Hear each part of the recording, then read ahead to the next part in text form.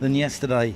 And Andrew, Rad and I are already about 3 stone lighter than when we arrived this morning. So, very good morning to the voice of Northamptonshire cricket and the man loved not only in the Tudor Rose County but also all around the country. Morning, Radders. Morning. What an introduction. Morning, Dan. Morning, everyone. Yes, it's I don't know about losing 3 stone. I think it's probably a very good idea if that was the case, for me anyway. But yeah, it's another warm one. There's a bit more sort of, what do they call it, horsetail cloud around today, fair weather cloud. But it is another beautiful morning, and it was. It took it out of me just walking around from the far side of the ground to the car park to here this morning. It's a serious hot one. What I suppose Kent will be hoping is that this the sun is going to bake that pitch a little bit more, maybe help it just to have a few inconsistencies. We did see that little bit of low bounce yesterday from time to time, and Darren Lehman, our Northamptonshire head coach, when I was talking to him last night, he made the point that the odd one was keeping a bit low, the odd one was turning, and they I think quite anticipate that given the weather conditions that may become more pronounced, but he also said it still seems pretty flat, so well, we'll see. Yeah, well, this morning Northamptonshire are going to resume on 140 for 1. Ricardo Vasconcelos, 13 away from a century. Talking of losing weight, I remember a friend of mine, she was out in India and she was been through all these diets over the years, and she suddenly looked outside, having rained overnight, and thought, how much weight would I lose if I drank straight out of that puddle? So, yes. Anyway, yes. Back to the cricket, and what could be. We don't know. We've had a chat off air, and we don't know whether this could be an intriguing day's cricket or whether it could be possibly the dullest day of the season. Well, yeah, I'm basing the thought that it might be a little bit more interesting on the chat I had with Darren Lehman last night. Now, he might just have been flying a kite or having a little tease, but he did say, because I was saying to him, surely it's just a question of, batting through today and see what happens. He said, well, yeah, the main objective obviously is to avoid the follow-on and get some batting points. But he said then, who knows, we may open it up. Now, as I say, he may just have been having a little tease with a little twinkle in his eye. But we were talking yesterday about the chances of whether Northamptonshire were going to have any chance of winning this game. Well, if they're not going to go on and do the Alan Lamb route and go and get 800 and then try and put Kent under pressure in the last couple of session and a half tomorrow, then probably the only way they're going to do it is to declare behind and put the onus on Kent to try and set something up for tomorrow afternoon. That presupposes that Northamptonshire are not bowled out, which, as we say, the pitch might just have a little bit more help today, we'll see, and B, that the weather is fine all day tomorrow. I did see there was a thought that we might get a few sort of thundery showers at some point tomorrow, and 3, that Kent are actually, Adam Hollyoake and Daniel Bell Drummond are actually prepared to risk losing in order to give themselves a chance of winning. Middlesex were last week, gave a generous declaration which Northamptonshire knocked off and took the points, thank you very much. Kent may have a different view, but I think it's not, the game isn't dead and buried yet, let's put it that way. Yeah, generally Smokes plays it attacking. He's generally quite, he'd rather win games than draw games, or I'm not saying he'd rather lose games than draw games, but he will give it every possibility. Well, I think he and Darren Lehman are very much cut from the same cloth in terms of wanting to try and make a game of it whenever possible. Yeah, it's that Australian mentality, isn't it? Not liking draws. Yeah, so Matt Quinn is going to take us away from the pavilion end. My interview with Harry Finch last night was quite interesting. He seemed to think that there were signs that it was starting to break up. Now, whether, again, that's a little bit of kidology, I don't know, but it might be a good thing for the game if that happened. Well, we did see the odd one last night keep a bit low, so it's there are possibilities. So it's going to be Matt Quinn to bowl the first ball of the third day's play from this pavilion end. Slip and a gully in bowls to Vasconcelos, who's on 87, and he pushes that up to mid-off. We were serenaded this morning by an excellent, I say jazz band, I'm not sure it was jazz really, it was more sort of standards. Songs of my youth, Alexander's Ragtime Band, which was very big just before the First World War when I was a boy. And has anybody seen my gal? And it's good stuff. I thought it was a bit of Chopin. No. It was some good vocals as well. They played Soul Limbo, of course, the BBC cricket theme, so very good. Here's Quinn in bowls to Vasconcelos. First runs of the morning as he drives that away past cover. Only a single, in fact, as it's chased back towards the boundary to our left by Ekansh Singh, who was certainly impressed in the field last night. Impressed with the bat as well. Well, he did play beautifully, didn't he? 88 to Vasconcelos, Northamptonshire to 141 for one. First target, 417, which they need to avoid possibility of being asked to follow on. But as I say, Northamptonshire also be keen to get some batting bonus points if they can. Vasconcelos going past 7,000 runs across all formats for Northamptonshire yesterday. Here's Quinn running into bowl to Calvin Harrison, and Harrison angling the bat, takes it down behind square on the offside, backward point, chases back towards the lime tree, and they're through for his first run of the morning. Harrison to 42, Northamptonshire to 142 for one. It was a very artistic bit of photography this morning, Dan. I noticed you took a picture of the ground from under the lime tree. Ah, well, you know, one tries to be creative now and again. Very, very nice. It's award-winning. I'll just do this ball, and then I know you need to update listeners to BBC Radio Kent. Here is Quinn. In and bowls to Vasconcelos, who pushes it out to mid-wicket. And there is no run, stays at 142 for one. Yeah, I've just got to do an update to BBC Radio Kent.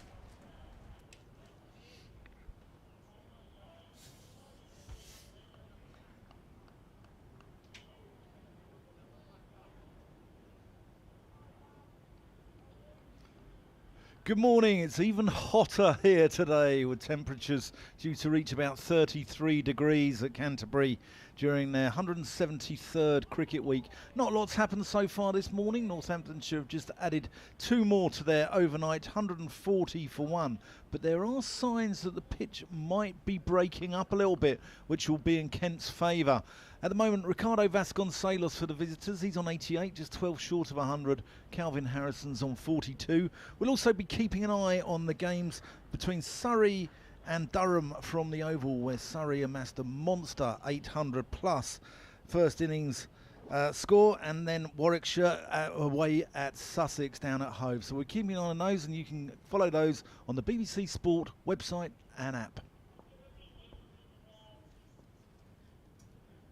Here is Quinn to finish the over round the wicket to Vasconcelos. Pushes forward, down to backward point, and that is the end of the first over of the morning with a single to both these batters. 142 for one. Northamptonshire Vasconcelos is 88, and Calvin Harrison is 42. Yes, yeah. I was a little bit later than I would want to be on parade this morning. The traffic around the ground was around the city centre in Canterbury was particularly heavy this morning. Yeah, it can be, but I just sort of come up the back. I come up the back of the old Dover Road, actually, and the new Dover Road. Oh, so it's local knowledge, you see. Yeah, indeed. We've got some special guests joining Radders and I over the day. We've got a lovely lady called Tanya Nichols, who's been behind the events and sort of the infrastructure of Cricket Week here. It's the 173rd Cricket Week, so we'll hear from Tanya at some point this morning, and then we've got the return, having joined us on the first day, of Kent wicketkeeper Molly Davis, who commentates on the Kent women's stream as well, and she's excellent. Nathan Gilchrist from the Nackington Road end.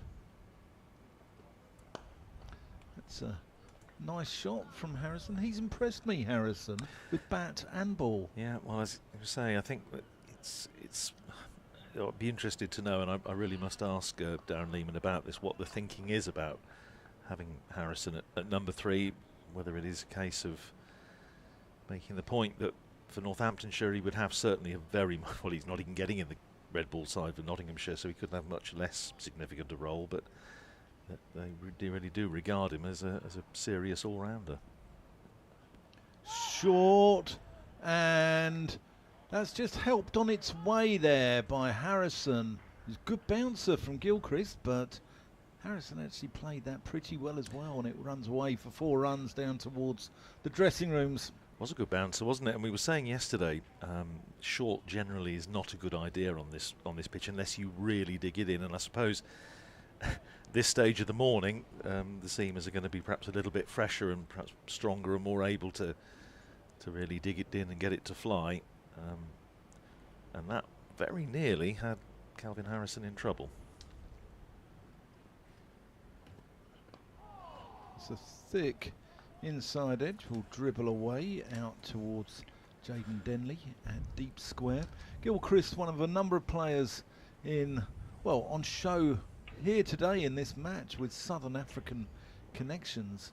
He was born in Zimbabwe, grew up in South Africa. Ben Compton is another one, to Wenda Miyeye. Calvin Harrison. Yep, born in Durban. Yep, he's one. Ricardo Vasconcelos, born in Johannesburg. Yep. Went to school in Joburg, same school as Ryan Rickleton. Justin Broad, born in Cape Town. Yeah. So although a German international. Yeah. It's like Grant Stewart for Kent, who's sadly missing this game, who is the most Western Australian chap you want to know, but he's on an Italian passport. As that just moves a little after it's past the stumps, and Finch does well to go sprawling away up the hill. I did take the opportunity to ask Darren Lehman about the whole Kookaburra ball thing. Obviously that's been very much a talking point, not just here, but pretty much around the whole of the county circuit in the last few days, and he was not in favour. He said it's not suitable for English conditions.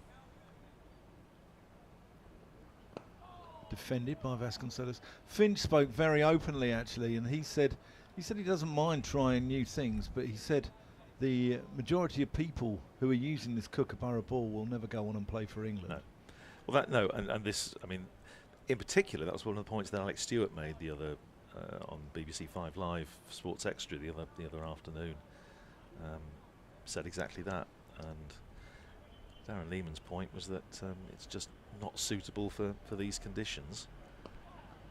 Turned into the leg side by Vasconcelos. No more than the Duke's ball is suitable for Australian conditions. He said they did use it in Australia, and he said it went all over the place, and games were finishing in 2 days. That's what we like, Radders. Well, it's what you may like. I'm not entirely a fan myself, having. You're on a staff salary, Radders. Well, this is true. This is true. But it's still not a lot of fun when you have a game as Northamptonshire did 4 years ago now at Chelmsford, which was over before lunch on the second day. Was that towards the end of the season? Last game of the season. Yeah. It was a bit grim. Yeah, that's not good. Here is Quinn, not grim, running away from us to bowl to Calvin Harrison on 47, and Harrison drives, pleasant looking shot out into the covers, and there is no run. I'll mention this before I forget, but I will also give it a mention later on. Sunday, and this is predominantly obviously for Northamptonshire listeners who are going to be in the vicinity of Wantage Road, double header of course at the county ground on Sunday. T20 games for the men and women's teams, both against Worcestershire, and Steelbacks Foundation are going to be very, very active on that day. Got lots of things planned. Here's Quinn in bowl, short, pulled away by Harrison.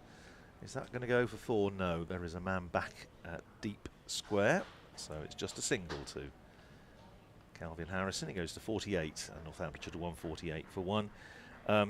Basically looking to raise funds to continue delivering a lot of very valuable initiatives right around the county. We were talking about various initiatives here yesterday. The wonderful schools out day that we had yesterday, with hundreds and hundreds of school children from lots of local schools around. Well, they say the Steelbacks Foundation have got some really valuable initiatives as well, as Quinn is in bowls to Vasconcelos. Plays it up to mid-on, and there is no run. Also, they've got lots of donated playing and training kit from players that will be on sale. So if you possibly can, and you're in the vicinity, then why not go along on Sunday? You get 2 games of cricket, and you can help the Steelbacks Foundation do some very, very valuable work for cricket in Northamptonshire. And thanks to Trish for the details. We will mention that later as well. Here's Quinn in bowls to Vasconcelos. Clips it out to mid-wicket. Good stop. Vasconcelos just thinking about defying one of the great tenets of the game, which is that you don't run on a misfield. It was Ben Compton who stopped it but didn't stop it cleanly. But wiser counsel prevailed, and Vasconcelos stayed where he was. 148 for 1 on another baking morning here in Kent. Remember, you can drop Radders and Iron Line on Kent Cricket at bbc.co.uk. Quinn in his 9th over bowls to Vasconcelos, who's playing that back down the pitch, and there is no run. This already Vasconcelos' highest score of the season. Yes, you were saying about how people can get in touch. There's also, if you particularly want to, but the Kent one works fine, it gets to both of us. There is also northamptoncricket.co.uk should you be so inclined. Yeah, would love to hear from everyone, anyone and everyone. And the ice cream van's here as well. Oh. That's good news. Not that I think we shall have the advantage of it today. Here's Quinn in bowls to Vasconcelos. He's getting very watchful, playing it out to mid-wicket, and there's no run. End of the over, 148 for 1.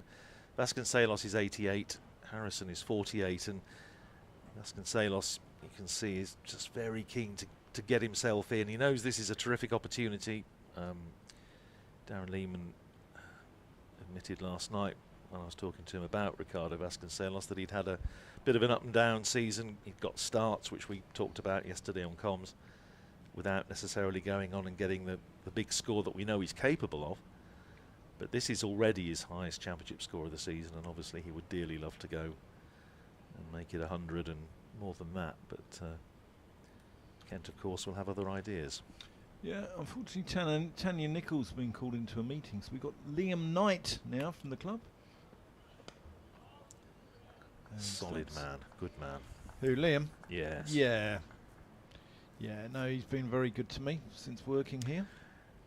I think it might have been Liam who coined the Watling Street Derby line. Yes, it's him and Fred Atkins in the office as well. Yeah. They've got some wonderful little sayings. They've got the Derby v Surrey. The winner gets to keep Clackett Lane services, so it's known as El Clacketto. And the one against Sussex on Friday night is War of the Wheels. Yeah, saw that. So that's pushed up to mid-off. Being a bit slow, I saw it come up on the scoreboard the other morning, War of the Wheels, and it did take a minute or two to work out what they were talking about, but it's a very good title. But yeah, Watling Street, the Watling Street Derby. Yeah, yeah. Who gets control of the A5 or A2 down here? The old Roman road. As that is pushed back to the bowler, which went from Dover up through London, up the what's now the A5, and all the way to Holyhead in North Wales, didn't it? Those passes through sort of South Northamptonshire, South and West Northamptonshire, up past the Hayfords and some of the villages along there.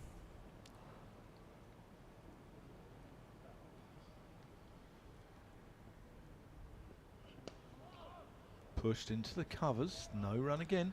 Makes me think of when we were out in pre-season tour in Grenada with Northamptonshire quite a few years ago now, and Sussex were out there, and we were playing them in various one-day matches at St George's, at the old St George's ground before it was badly damaged in the hurricane and rebuilt. And how long ago it was, because Nick Cook was umpiring when he was still actually coach. It's pushed into the offside. He was a man who didn't like rain, did he, Nick Cook? Nick was, he was then obviously assisting Bob Carter, who was director of cricket. And he got roped into umpiring, which was rather ironic considering, of course, later he became a very well-respected umpire for many years. And I got roped into scoring because they didn't have a scorer with them. And we coined the Carib Cup, this time it's personal, between Northamptonshire and Sussex. That's a nice shot, but so straight it actually hits the stumps at the Nackington Road end, and I think that might have saved Kent 4 runs, actually. Certainly saved him a couple, I think. Yeah, Nick Cook was, first sight of rain, he was off. He didn't want to washing off his spray tan, did well, it? Nick was at the Former Players Day, the Beast. He was at Former Players Day at Northampton a couple of weeks ago. And in fact, I noticed looking at the pictures from Leicestershire's Former Players Day last weekend that he was there at that one. So I must ask him to sort of compare notes and let me know if they do anything that's different to what Northamptonshire do. Anyway, Talking of Leicestershire, his opening gambit. Yeah, go on. Sorry. No, his opening gambit to me was, and I'll clean this up a little bit for a family audience. Hello, Radders, glad to see the diet's working. But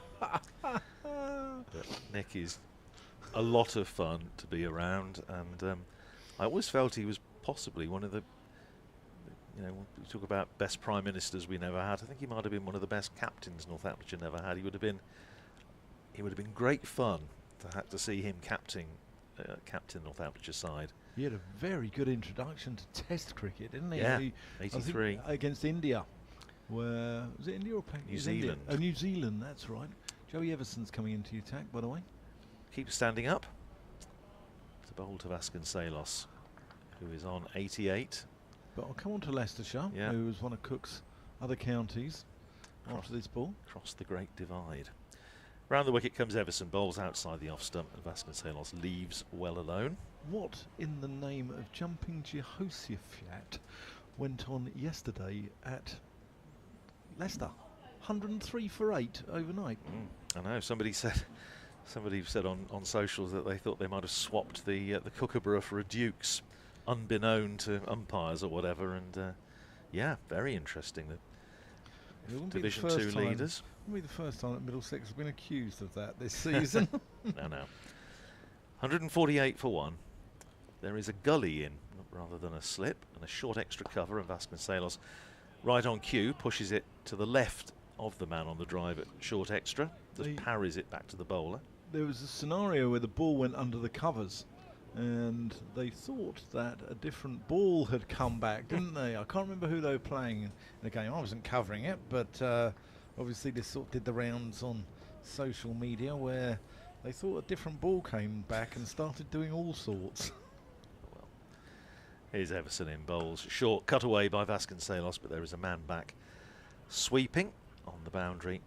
Keeps it to a single. Vasconcelos to 89. Northamptonshire 149 for 1, and you would imagine that until such time as we see if there is a little bit more help in this pitch, Kent will do, I would imagine, what Northamptonshire did and what Liam Guthrie pointed out to us when he did the interview the other evening, that they've got to be prepared once the ball gets older just to be boring, in his words, and just try and get wickets through creating pressure. By creating pressure and stop Northamptonshire from getting away. Northamptonshire did that pretty well with Kent on the first day. Here's Everson in bowls, driven by Calvin Harrison. Thought he might have got it through, but can't get it past mid-off. Nathan Gilchrist, resplendent in floppy white sun hats. A few of those out there today. 1, 2, 3. Yeah, had a nice little chat with Joey last night, just in the car park. He's one of the gents in cricket. Here's Everson in and bowls to Harrison, who clips it out to short mid-wicket, and there is no run. A lot of conversations in car parks, don't you? Yeah, I do. Dread seeing you coming when it's get in the car quick. This sounds really wrong, doesn't it, to listeners? But no, I had a good chat with Joey, and remember, Joey Everson is a ginger-haired lad. he's taking his life into his hands on days like today.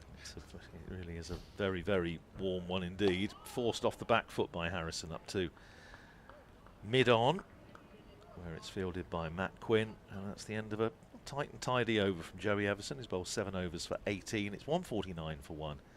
Vasconcelos is 89, and Calvin Harrison is 48. These two have put on 124 for the second wicket. Yeah, the only person out, Luke Proctor, who was strangled down the leg side. Caught by Harry Finch off the bowling of Matt Quinn. And I think Kent fans will be really pleased to see him back in the attack. Gilchrist. Or DJ Giller, he's a DJ in his spare time. Is Do you he know really? that, right? No, I didn't know that, no. Yeah. So it takes his mind away from cricket. He's known as DJ Giller. Here he comes. Oh, is that caught behind? Ooh, they fancied it, Kent. Might have been bat hit ground, I think. Yeah, I mean, his bat was a long way from the body, so I don't think it could be anywhere else. No. But I think bat might have hit ground, but I got the impression that they were a bit more interested behind than Nathan Gilchrist was, but anyway. Yeah. Rob Bailey. He's the man who counts. Yep, and he says not out. DJ Giller, goodness. Yeah.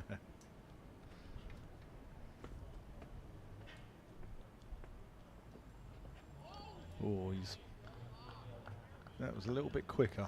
Does he do requests? I don't know. I'll ask Has he him. got anything by Petula Clark? Bit downtown Bit or downtown, something? yeah. Or the version they sing down here, Downton. Yeah, very good, Radders, very good. Well, it's 20 minutes into the day. That's the last of the humour you'll get from me. But we've still got another 6 hours to go. That's along the lines of my Madeira cake joke Yeah, yesterday. I did enjoy that. I haven't shared that with my son yet. I'll enjoy that.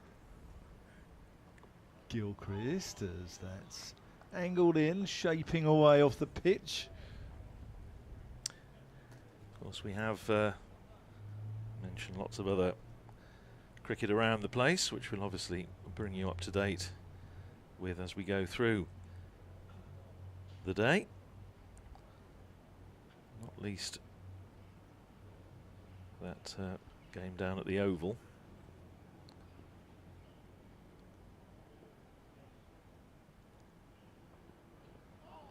As that's gone into the gloves of Finch. I saw a text actually before we come on to that from our colleague Martin Emerson, who had a email from a lady who was listening to him and Mark Church from the Oval whilst giving birth. Good heavens above. Yeah. Well, there's a thought. Yeah. Well, it possibly might determine the life choices of the child. Hopefully a keen supporter of county cricket. Needs all the keen supporters it can get at the moment. Or of Sunderland Football Club. Well, yes, it's a risk they have to take, I suppose, isn't it? Yeah. Here's DJ Giller.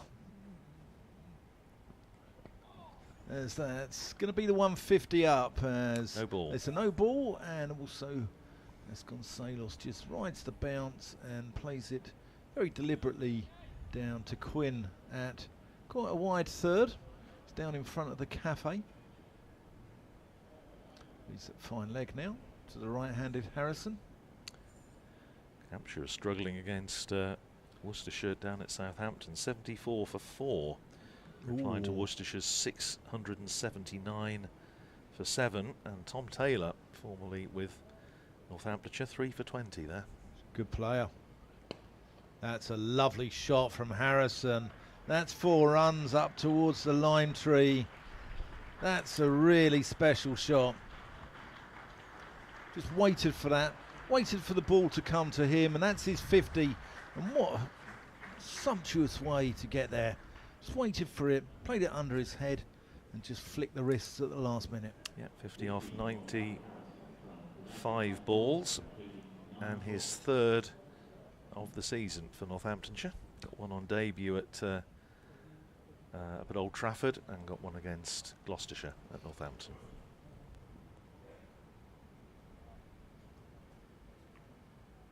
Gilchrist.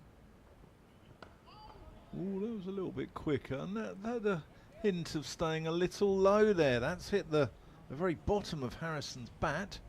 Well, what's else happening around the country, Radders? Somerset 379 all out down at Taunton against Nottinghamshire, who are 235 for 4. Jack Haynes 47 not out. Ben Slater made 124 yesterday at the Oval in reply to Surrey's decent total of 820 for 9.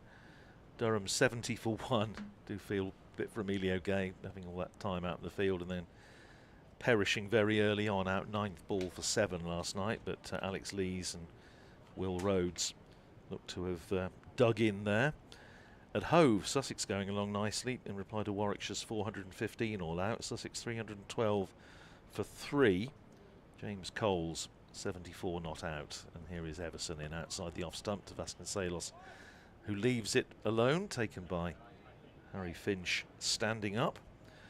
At York, Essex 368 all out. Yorkshire 169 for 4. Adam Lythe is unbeaten on 72. In Division 2 at Chesterfield, Lancashire 139 for 3 in their second innings against Derbyshire. Keaton Jennings out for 58, but Lancashire lead by 2-4-5. In comes Everson and driven by Vasconcelos out to extra cover, and there is no run. At Cardiff, Glamorgan 259 for 4, replying to Gloucestershire's 380 all out.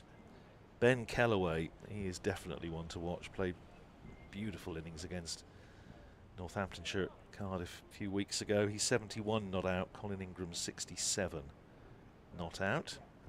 Everson round the wicket, bowls to Vasconcelos, pushes that out past extra cover. There is a man back sweeping, so it's just a single. One more to Vasconcelos takes him to 91, and Northamptonshire to 157 for 1. And at Grace Road, Middlesex 534 all out yesterday, and Leicestershire 126 for 8. So Roman Walker just holding Middlesex up a bit, but 4 wickets for Sharma. As Everson is in, bowls and driven by Calvin Harrison up to mid-on, where fielded there by Matt Quinn. Sharma's on debut, I believe, isn't he? Navya Sharma. Yeah, he was in the squad at Northampton, but didn't play. Yeah, he's from Sunbury Cricket Club, who produced some very good players over the years for Middlesex, despite them playing in the Surrey Championship. Toby Rowland-Jones, David Nash. Here's Everson in, bowls and pushed up to mid-off by Calvin Harrison. There is no run. I shall get out of the way in the moment and allow Liam Knight to tell us exactly what's happening. Good job somebody knows. Yeah, we've had an email from Bernie Owen, actually, who says, as day 3 begins, can we now consider the use of a Kookaburra anything but a complete success? He says he's still in therapy after yesterday's quip about Radders and a Mankini. Forward goes Harrison, plays it out towards extra cover, and Ben Compton fields end of another over. 157 for 1. Vasconcelos is 91. Harrison is 52. My legal department are onto that one, as you can imagine. Bernie, you were right. You only had to listen to it. I have to sit next to this. So, yeah. It's an appalling calumny. 157 for 1, and I shall make way for Liam Knight. Yeah, you'll be pleased to know that he's ditched the Mankini today, and he's just got his Speedos on.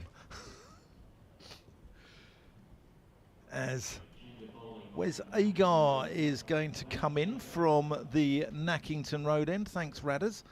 And a big warm welcome to Kent's media manager. I think that's his title. Liam Knight. How are you, Liam? Rather warm. How are you, Dan? Yeah, it's a tad warmer in this box, isn't it, than in your office? I'm not sure about that. I think it's warm everywhere today. Yeah, so we're going to be talking about Canterbury Cricket Week after. I'm just going to do an update in a minute for BBC Radio Kent as Agar comes in, and that's just pushed out into the covers to Ben Compton. Signed a 3-year deal this week. County cap, 66 runs. Decent day at the office, that, isn't it, Liam? Yeah, not too bad for Compo. Obviously fully deserved his cap. Signed the contract. It was a good day for him on day one, and a good day for the members and supporters as well. I think they were pleased to see him tied down for at least 3 more years.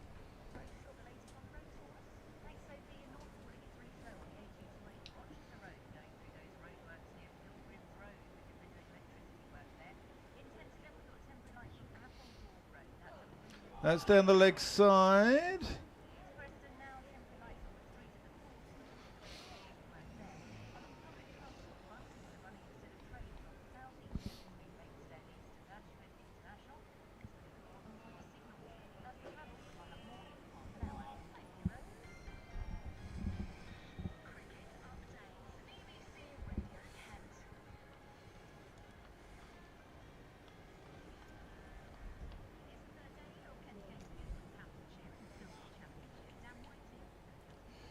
Well, Sophie, I'm very jealous of you in an air-conditioned studio as I'm sweltering here at Canterbury and wondering if we can do a job swap as Ricardo Vasconcelos nails a cover drive for 4 and moves on to 95. Northamptonshire are 161 for 1, having been 140 for 1 overnight, added 21.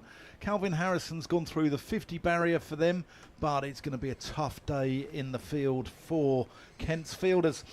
Meanwhile, we'll keep you up to date later on what's going on at the Oval after Surrey scored a monster 800 plus in their first innings, and also Sussex's game against Warwickshire at home. And remember, you can follow these games on the BBC Sport website and app.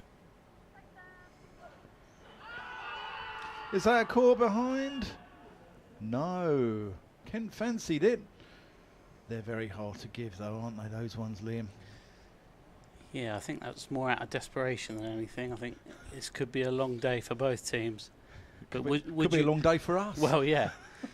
Would you rather be out in the field or under a lid today, though? I don't know what's worse, to be honest. In the field. In the field, I think. Yeah, yeah.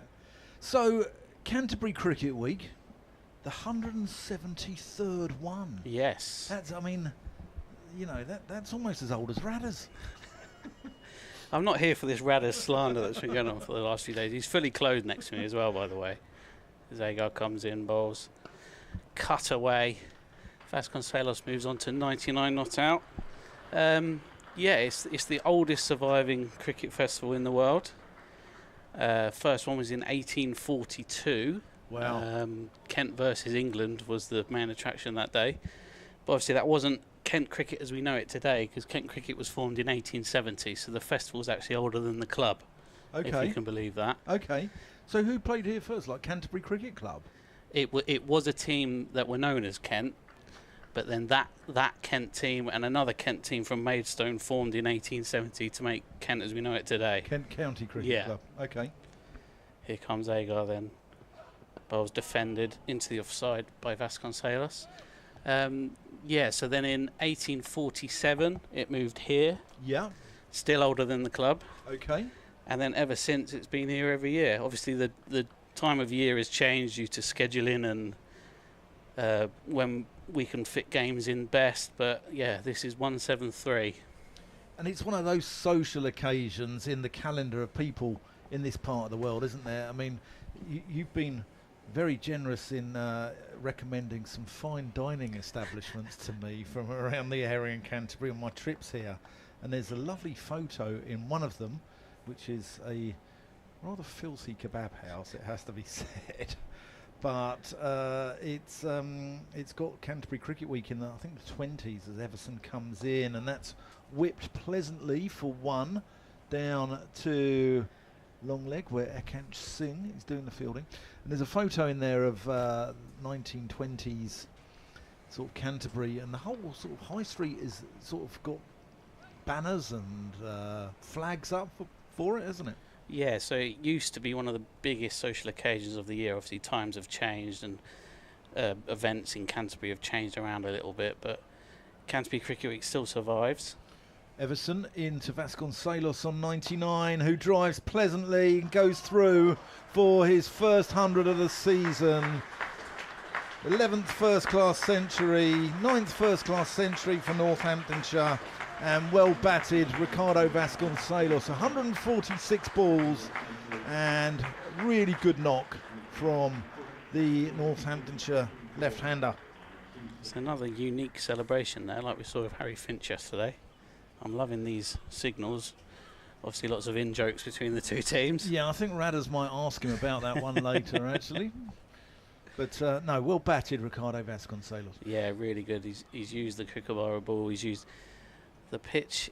It looks like there's footholds there, but to me, it's not breaking up. I don't think there's anything in it at the minute. Everson to Harrison. Ooh, that kept a little low, perhaps, but Harrison equal to it. So, this year's Canterbury Cricket Week, you started off with a women's game against Gloucestershire on Friday. Yeah. Yeah. And then obviously the 4-dayer. Yep. And there's a third game, isn't there? Yeah, so Friday this week is obviously the War of the Worlds. Yeah. In the Vitality Blast Rivals Week, which is very exciting. Everson in, and Shot. that is quality. Absolute quality from Calvin Harrison. That's not even a half volley. He's just nailed that through the covers. Yeah, so we started off Cricket Week with the Kent women against Gloucestershire women. First time they ever participated in Canterbury Cricket Week, let alone opened it. So that was a big deal for the players, all the coaches and the staff. They've sort of understood the gravitas of the week. Of the horses. Of the horses, yeah. That's a nickname given to them by themselves when they won the lot back in the early 2010s. Well, I did say to Molly, because we've had Molly Davis on air, the Kent wicket keeper, and I did say I saw one of your games against Gloucestershire where you won at a canter. That's never been said before, Dan. Well done. No, I'm sure, as that's just pushed into the offside. Yeah, I'll keep trotting them out. Oh, no. I think I might go in a minute if this carries on. So, the War of the Wheels, for those who aren't aware, is the derby against Sussex, which is here on Friday, and there's still tickets available, I believe, isn't there? They are selling incredibly fast, though, so I'd get them sooner rather than later. As Everson is in, that's a pleasant shot, but Everson slows it down by sticking a mitt out. 171 for 1, having played close on 40 minutes this morning. Vasconcelos on exactly 100, Harrison on 57. My name's Dan Whiting and I'm here with Liam Knight, the Kent media officer. Radders is having a well-deserved break. So the planning that goes into Cricket Week, is it a logistical nightmare?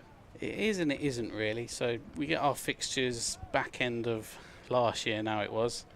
We obviously identified this nice little period where there's a couple of T20s and a first-class match here as Cricket Week. And then since then, Tanya Nichols, our events and venue manager, has been working really hard to make sure that every day has something different. We need to honour the traditions that have been here for centuries now. Yeah. But at the same time, we need to make it a bit more applicable to the modern game. As Wes Agar starts his next over from the Nottingham Road end. Comes in, bowls. Bit of a fuller one. He just beats the outside edge of Vasconcelos there. Vasconcelos holds the pose. That's a good seed. There's a few teapots in the field. That must have been close. And you had the jazz band here on Sunday. Yeah, the Invicta Jazz Orchestra. Yeah. Led by former ticket manager James King. Okay. So he's now left for pastures new, but he was the conductor extraordinaire and saxophone player of that band. So they went down really well. And who was the band on this morning? Because Radders was enjoying a bit of, I think there's bossa nova going on there. Or Here comes Wes Agar then, second ball of his over. Comes in past the umpire. Another full delivery. Has he taken the edge there? The umpire's given it. Yeah, Wes Agar makes the breakthrough. That's Wes's first wicket in red ball cricket this year for Kent. He's worked hard and he's got his reward. The whole team rush over to congratulate him. Wes Agar makes the breakthrough. Vasconcelos goes for exactly 100. yeah, 146 those two put on. And Vasconcelos is the slowest trudger off a cricket pitch in first-class cricket in the country. I mean, I'm not running in this heat, so I don't blame him. No, but he's like it. He was like it first game of the season when it was about 10 degrees at Northampton as well, after Keith Dudgeon removed his poles. But yeah, he's one of the slowest people to remove themselves from the crease. He's like prizing a barnacle off a rock. That was a lovely delivery from Wes, though. It was a repeat of the previous ball as well, yeah, wasn't it? Pretty much, yeah. I think Wes has copped a little bit of stick in red ball cricket this year from Kent members. And I don't really know many harder workers. He loves Kent. He's called it his second home now. He really wears the shirt with pride every time he plays. So I'm pleased for him. I'm sure all his teammates will be pleased for him. And he's in that wicket column now. Yeah. Red ball cricket. Vasconcelos getting a warm round of applause from the Kent public as well. People appreciating good cricket, and there were some lovely shots from him in his innings, which brings out James Sales to the wicket, who again is a fine player. Got 100 recently, although he's missed a few games as well with back issues. So going back to Canterbury Cricket Week, you had Schools Day out yesterday as well, which I thought it was just lovely, wasn't it? So this is what I'm talking about when I mean the traditions have changed slightly. So Schools Day Out is now in its 12th year this year. Traditionally, I say, 12 years in, it wasn't in Canterbury Cricket Week, but it just made absolute sense that we give as many school kids as we can from around Kent, they weren't just from the Canterbury area, right, a taste of red ball cricket, because at the end of the day, they're the lifeblood of the game going forward. So they are. I think all of us in the office are in agreement. If one child was here yesterday and really enjoyed it, it makes it all worth it, doesn't it? Yeah, that's exactly the words Radders and I used yesterday. And, you know, you're doing your job, aren't you? If one kid wants to come back, and why shouldn't they want to come back? You know, it was a lovely day yesterday in the sunshine, safe environment for them as well. And I just thought it was beautiful. And I think what you're doing in the office there in trying to capture the next generation should be applauded. Yeah, again, it's a lot of work from our community team for many months, getting all the school kids in. It's no mean feat checking them all in when they're here as well, because obviously everyone needs a ticket, so the ticket guys have been working hard as well, and it just pays off when you see as many that were here yesterday. Here comes Wes Agar then. Changes his angle slightly, it's left alone by Sales. Bit of theatrics there from Daniel Bell-Drummond, don't mind that a little bit. But yeah, no run. He creates theatre, doesn't he? He does, Daniel? and I love it. Yeah, I love when they go up in the field, creating that bit of psychological warfare almost, and that's something that we haven't really seen the last few years, but this year especially they're going up for everything. They're with it with every ball, and that sort of pressure will get you wickets eventually. Yeah, there were 1,500 kids here yesterday as well. Yeah, and it was a really good report by your friends at BBC South East Today that was on the evening news last night, just showing how much the kids were enjoying it as well. Yeah, brilliant. Here comes Agar then. Bowls full again, defending the offside. They're going to take a quick single. No shy at the stumps there. Well played. Good cricket all round. Yeah. Now, media-wise, obviously, you know, we've worked quite closely over the season whilst I've been covering Kent, and as you just mentioned, it's a new chapter in Kent's sort of story, isn't it? With Adam Hollyoake coming in, he's been fantastic to work with, hasn't he? Yeah, he's obviously top player in his time, so he's already got that sort of aura about him. He's a good coach, he's a good motivator, and I think it's something that's, like you say, it's completely different from previous coaches. Obviously not knocking them before. Matt Walker won 2 trophies in his time as head coach, so it wasn't like we needed a complete change, but I think Adam's given that new perspective on things, and he's really sort of freshened up the environment. So Agar comes in again. Slightly longer run up, I think. Here he is, past the bowler. Driven into the onside.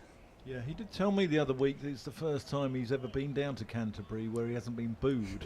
So he said that line at the club's AGM in November, and it got as much laughs as it deserved. It got a rapturous round of applause. Yeah, I think the pantomime element is something that everyone enjoys, players and fans. He's brilliant. He's been absolutely fantastic. And I had a little chat with him last night, and he said how much he's enjoying the role. You know, going well in T20. Could be better in the Champo, but you know, there's plenty of time to go in the Champo, and it's still quite tight in the table. Here comes Agar then for the last ball of the over. That's a similar sort of shot played into, I think that's Joey Everson under the floppy, no run. Oh, it's a no ball. It's not the last ball of the over. So Wes will have to bowl that last ball again, but this is a tidy over apart from the no ball. Yeah, so I think Adam's been he's been a breath of fresh air, hasn't he? Yeah, he does things slightly differently. I think man management is a big thing for him. I think the psychology side of things, he's studied that hard, and I think he treats all the players with respect. I think he treats them like everyone could win a match on their own on their day. And I think things will change as Rothesay comes in again, left alone. Lovely bit of theatrics again. Yeah, that's the end of the over. He's a very amusing man as well. He's quite funny. You were there the other week when my other half came down here, and I introduced her to all of you, and he was absolutely charming to her. Now, I started the interview and stumbled on the word Spitfire Ground St Lawrence. I said, let's start that again. And he was saying, don't get nervous now in front of the missus. He's normally a one-take wonder. He is, yeah. He's very good at interviews, is Mr. Hollyoak. Yeah. But Daniel Bell-Drummond has also been somebody who's been very open and honest and media friendly as well. Yeah, I think all the players, I think there's no sort of hiding behind things. They'll say it how it is. I think they're well aware when things aren't going quite right. I think one of the negative things that come out, especially online, is that sometimes they don't care or they don't put the effort in. That's rubbish, really, isn't it? No, they don't. They do care. They're consummate professionals, aren't they? Yeah, I think all of them want to do well. Obviously, you're not going to win every game, but as you said, in the T20s, we've made a strong start. Yeah, it's Joey Everson. That's been just defended. Yeah, I've seen both games against Gloucestershire. Kent winning in Bristol, Gloucestershire winning down here in a game that was interrupted by the sun for 10 minutes. Right, I'm going to put on record now that only happens when Sky Sports are here, because they make us play on a specific strip which has the stump mics in, right? And that is the only strip that gets affected by the windows at the back of the Frank Willis stand. So everyone's saying it was our fault. It wasn't our fault. That's good bowling there by Everson, bowling wicket to wicket. Sales playing a little bit around that front pad. That's what he's aiming for. Yeah, I mean, I just think it happens. I think, it's one of a... I think it's probably the only east-west strip in the country now, because Derbyshire turned theirs around, didn't they? And Old Trafford turned theirs around. So I think it is possibly the only east-west strip in the country, but I think that's one of the charms of coming down here. Everson in, and that's down the leg side. They're asking for... Well, it's more of a polite inquiry, actually. So that's down the leg side. I think it's come off the pad. Whatever it is, it's a fine take from Harry Finch. Just imagine if you swap the strips round here now, though, bowling up the slope. Yeah. Yes. Yes, indeed. Indeed. I thought Kent at Gloucestershire, at Bristol, were excellent. That again is defended to oohs and ahs and theatrical accompaniment from the slip cordon. Yeah, I thought they played it really well at Bristol. I think they saw off David Payne, who's probably one of the best white ball bowlers in the country at the moment, and they were conservative against him, just watchful, and then milked the rest of the bowling, and scoring 208. Oh, that's a good leave from James Sales. Junior Jumble? Yeah, it was our highest T20 score ever at Bristol. So, yeah, like I said, there's a plan for every match. Sam Billings is a astute captain. He's been there, done it. He's won pretty much every trophy you can win in T20 cricket. And when the plan works and the tactics are right, you can just see it. The same with the win at Essex the other week as well. It was perfectly executed. Defended again. Good over from Everson. Shy at the stumps from Miyeye. Hits the stumps. But that's a really good over. Maiden from Joey Everson. Northamptonshire 174 for 2. Harrison 57. Sales on 1. The man out this morning, Ricardo Vasconcelos, just after he reached his century, was caught behind by Harry Finch off the bowling of Rothesay. My name's Dan Whiting. I'm here with the Kent media manager, Liam Knight, and what I'll do is I'll do the news update at 12, and then Radders can come and join you, Liam, if you're all right to stay. Absolutely. Yeah? Yeah. Harry Finch last night, you were with me when we interviewed him. He spoke about the wicket possibly breaking up a little bit here. Do you see any signs of that at all? I don't personally, but Finch is much closer to it than I am. Yeah. So you can see some footmarks. It might be one of those things where the sun's been on it and just gets those cracks in. Here comes Agar. Defended well by Harrison. Darren Lehman intimated it in his interview with Radders as well last night. He said that it was spinning more prodigiously than it has before, and the odd one keeping a little bit low, but nothing's exploded off the surface yet, has it? Nothing's gone through the top. No, I think the wickets are so good here. Obviously, Adrian Long and the team win awards for their surfaces pretty much every year at the moment, so I don't think it's one of those where there's going to be massive cracks by the final day and uneven bounce. But there might be something in it, maybe. Here comes Agar, left alone by Harrison through to Harry Finch.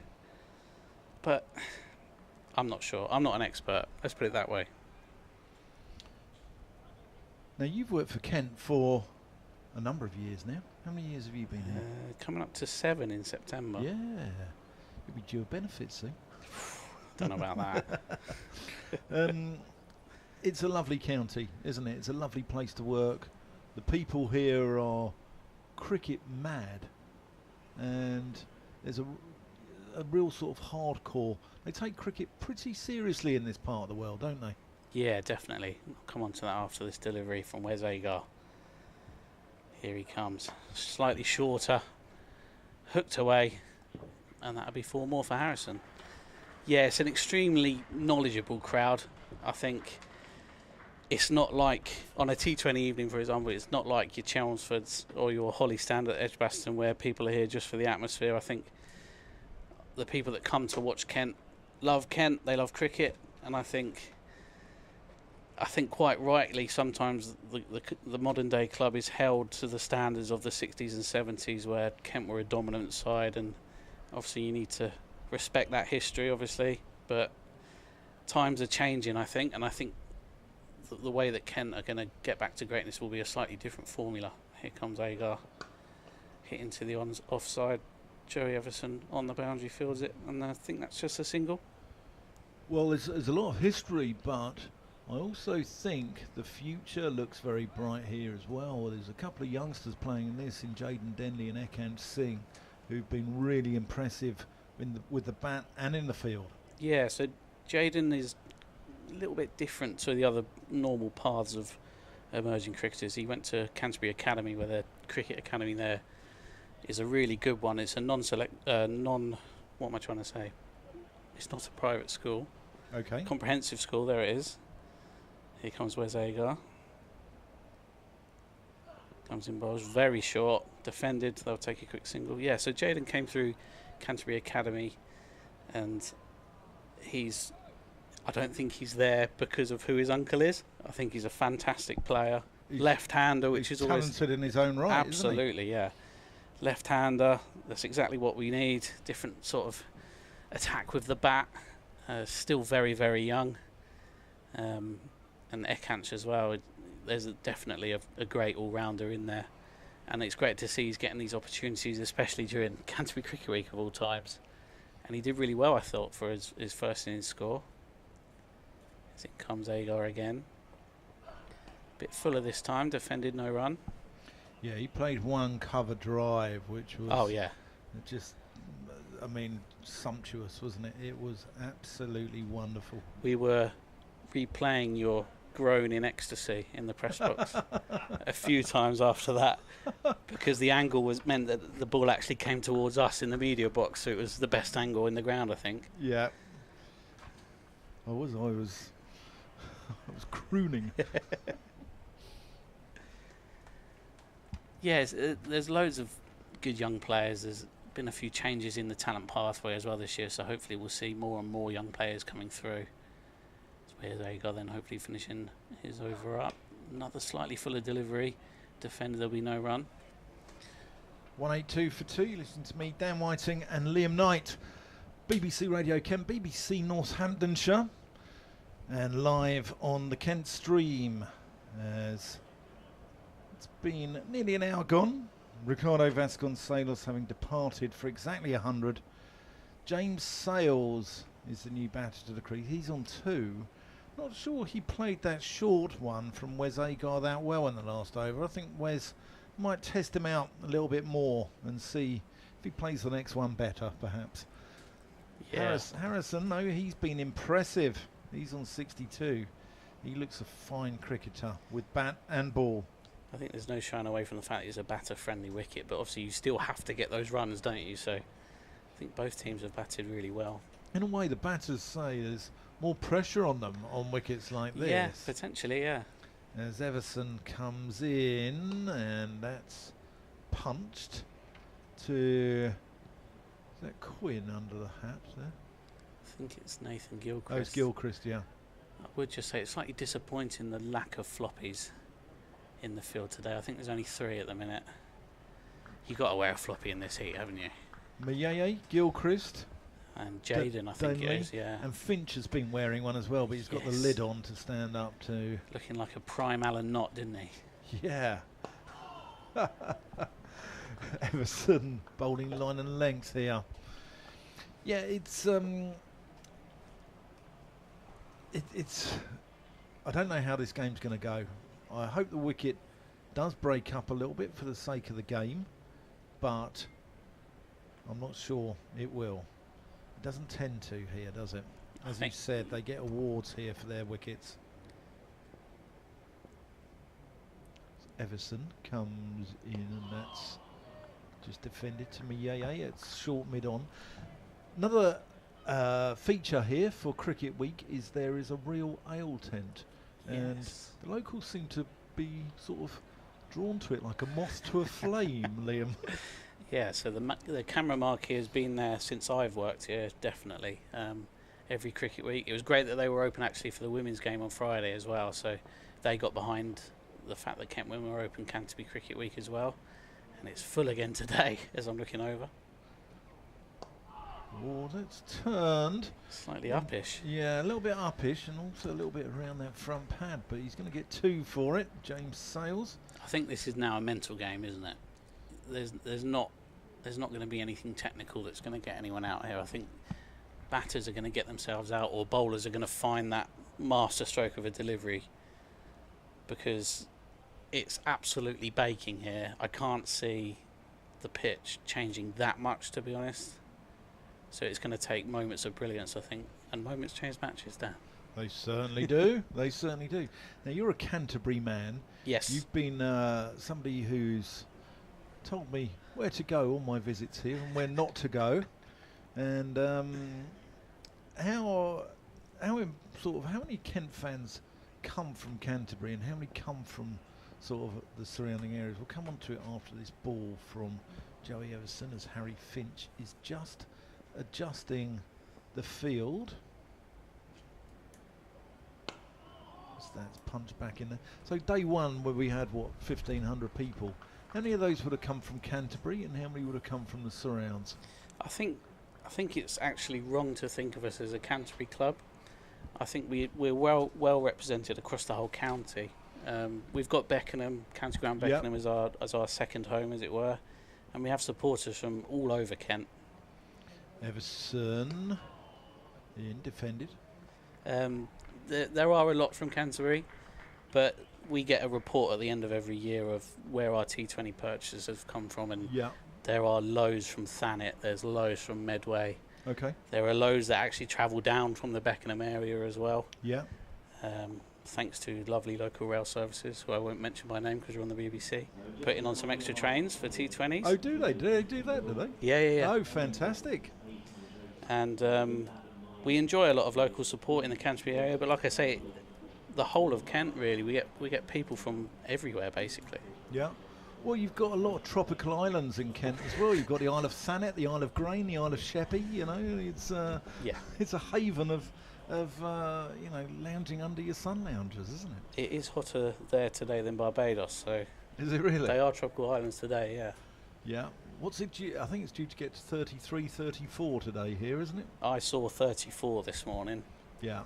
and I would not like to be up here with you guys when it reaches that 34 degrees, because this is an absolute sweatbox, Dan. I know, but we're troopers, Radders and I.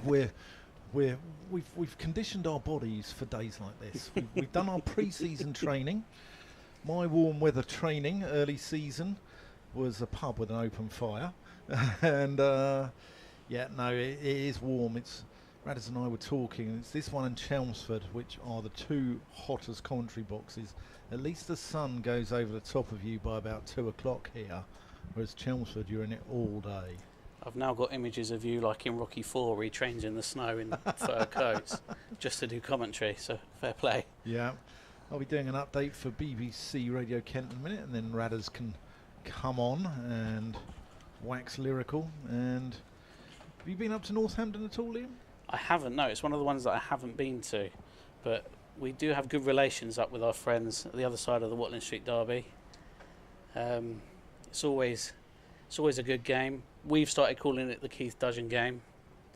Yeah. In memory of Kent's most lowest average bowler of all time.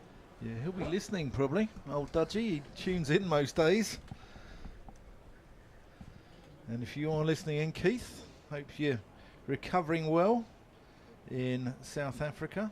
It's lovely to see on his social media accounts that he's always in a Kent hoodie when he posts photos and videos. Yeah, no, he was only here for one game, yet his heart was really into Yeah. the club, wasn't it? Yeah, It was amazing, you know, how... it was such a shame, because I think he would have been a cult hero in these parts. I mean, he was slightly bonkers, but in a good way. You know, coming out to do his interview with me in his slippers at Northampton.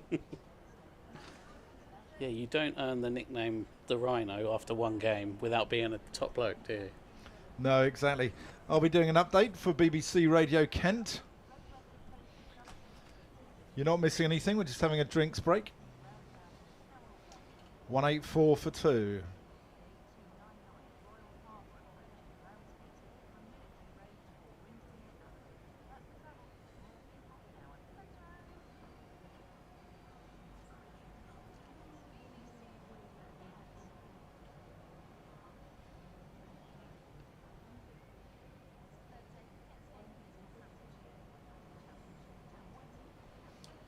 Well, Sophie, I'm still jealous of you in that aircon studio, it's got to be said. But lo and behold, we've had a wicket here at Canterbury as Ricardo Vasconcelos reached his 100, and then about 3 balls later was caught behind by Harry Finch off the bowling of Wes Agar for exactly 100.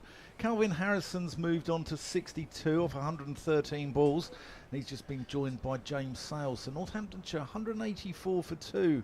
But if Kent can winkle 1 or maybe 2 more out before lunch, they'll feel they've had the better of the day. We'll be keeping an eye on this game all day, as well as at the Oval, where Surrey have got a commanding lead over Durham, and Sussex at Hove, who are hosting Warwickshire, and they're going along rather nicely. All these games available on the BBC Sports website and app.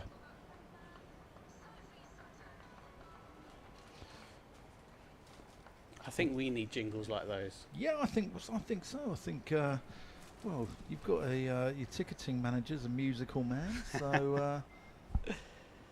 So Matt Quinn then comes in from the Nottingham Road end. And there'll be a single. Will they go for 2? Slight misfield, they'll come through for that too. At the start of Matt Quinn's 10th over in the innings. So if Radders jumps in where you are, Yep. Liam, and you jump in where I am as Quinn is bowling from the Nackington Road end.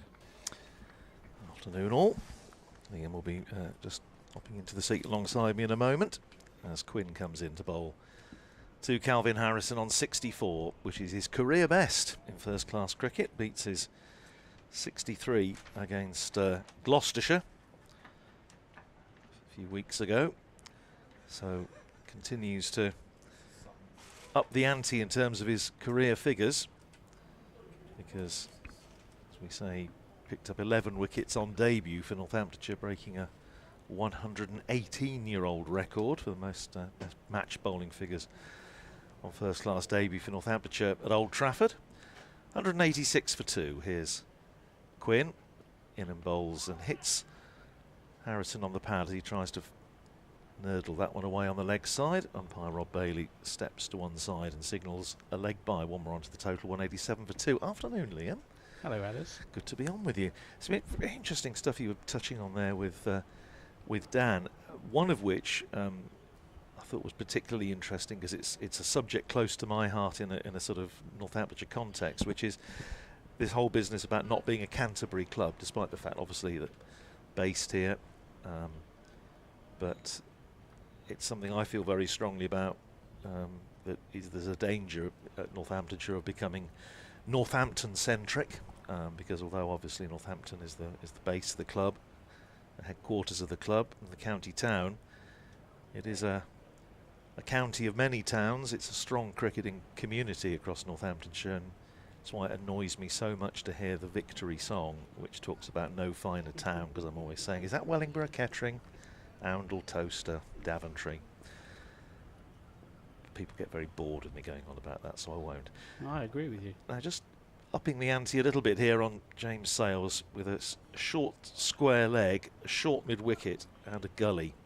There's one thing that the Kookaburra Games have done, and it's not a great deal that they've done in a positive sense, in my opinion, but they have made captains think a little bit about field placings. We saw this in the Middlesex game up at Northampton last week with a sort of Carmody field, an umbrella field, but all in front of square rather than behind square. And here, Daniel Bell-Drummond thinking that James Sales might just lift one as he tries to clip it away on the leg side. Has got a short mid-wicket and a short square leg and a more conventional mid-wicket as Quinn is in and bowls to him. He turns that away down to long leg for a single, takes Sales to 5 and Northamptonshire to 188 for 2. And it was interesting, Howard Milton, you put some stuff out that Howard, the Kent statistician, had prepared, and was saying that Northamptonshire over the years have played Kent at 13 different grounds within Kent, which I thought was a remarkable statistic. Yeah, so I think that's part of the reason why we can't say that Kent is a Canterbury club. Historically, we've played at loads of grounds around Kent, and you can't just say that. I mean, nowadays, of course, with funding and sort of maintenance costs. Here's Quinn in and bowls to Harrison, who defends back up to short mid-wicket. That's the end of Matt Quinn's over. 10 overs, 2 maidens rather, 1 for 29. It's 188 for 2 with Harrison on 64 and Sales on 5. I think if we were able to play at more grounds, we definitely would. I think nowadays you have to sort of look after your own grounds. Obviously, we own the St Lawrence, which is partly actually one of the celebrations of Canterbury Cricket Week. I was reading a historical programme from Cricket Week from back in, I think it was the 1920s, where they said that Cricket Week is a celebration of the fact that Kent Cricket owned this ground, and it said, and I quote, "Nobody, not even the monarch, can tell us what to do during Canterbury Cricket Week," which was astonishing, really. Isn't that wonderful? That smacks of a bit of Lord Harris to me, actually. Is one of the great autocrats of cricket, and of course one of the great names here at Canterbury. Yeah, but you know, Northamptonshire obviously I think are in a very similar boat in that they used to play. Even in my time, I sort of 50 plus years watching Northamptonshire, but in those days they were still playing at Kettering and at Wellingborough School, and of course down at Luton as well. So Matt Parkinson's coming on from the pavilion end. He comes in, bit of flight on that one. It comes up a little bit at Sales, defended, and there's no run. But I think the reason again that Northamptonshire haven't played at an outground, a home first team game at an outground now for over 10 years is just that they spend a lot of money on the headquarters ground. Here comes Parkinson again. Another flighted delivery, slightly fuller, played into the offside, and there'll be a single there. Yeah, I think we're quite lucky that Beckenham isn't really an outground. It's more like a second home ground. And a lot's been said about Surrey women playing there, but obviously we are getting reimbursed for that, so that's no mean feat. And it's a terrific facility as well, absolutely. So why wouldn't they want to use it? And Parkinson comes in again. Another flight, even fuller this time. There's a chance of a catch maybe. Driven into the offside. Jaden Denley tidies up. There will be a single. Yeah, I mean, it's one of those, it's so close to central London. The touring teams absolutely love it. So ICC World Test Championship final, Australia have trained there for the last 2 years. And I don't want to say it's a cash cow, but there is money there. Yeah. As Parkinson comes in again, full again, defended. Akant Singh does the fielding, no run. But we were looking back over in the dreaded turquoise file about just even since the war where Northamptonshire have played Kent, and they've been all over the shop. Folkestone and Dover and Gravesend, Gillingham, Maidstone, of course, the moat. Parkinson again. Comes down the wicket, does Sales at that one. There's no run. Lost his shape a bit there, didn't he? Sales coming down the pitch. Needs to be careful. I think the amount of flight that Parkinson's using here is that he doesn't really see much in the pitch at the minute. No. As he comes in again. Slightly shorter. Bit of a thickish edge maybe. And there's no run. End of the over. There was a comment I was saying about to Dan earlier on. I had a chat with, obviously, with Darren Lehman at the end of yesterday's play, and talking about how this might pan out. And obviously Kent will be looking to bowl Northamptonshire out and potentially enforce the follow on, or at least think about it. But Darren Lehman was saying, and well, the extent to which it was a little tease or not, I'm not sure, but he said, you know, if Northamptonshire obviously want to get some batting points, need to avoid the follow on, and he said then, who knows, we might open the game out a little bit. So we shall see. I think, as we were saying earlier on, Liam, I think Adam Hollyoak and Darren Lehman are very much cut from the same cloth in terms of wanting to get positive results. I don't think draws float their boat particularly. Here is Quinn starting a fresh over to Harrison, who's pushing forward, rolls out into the onside for Bell Drummond to field, and there is no run.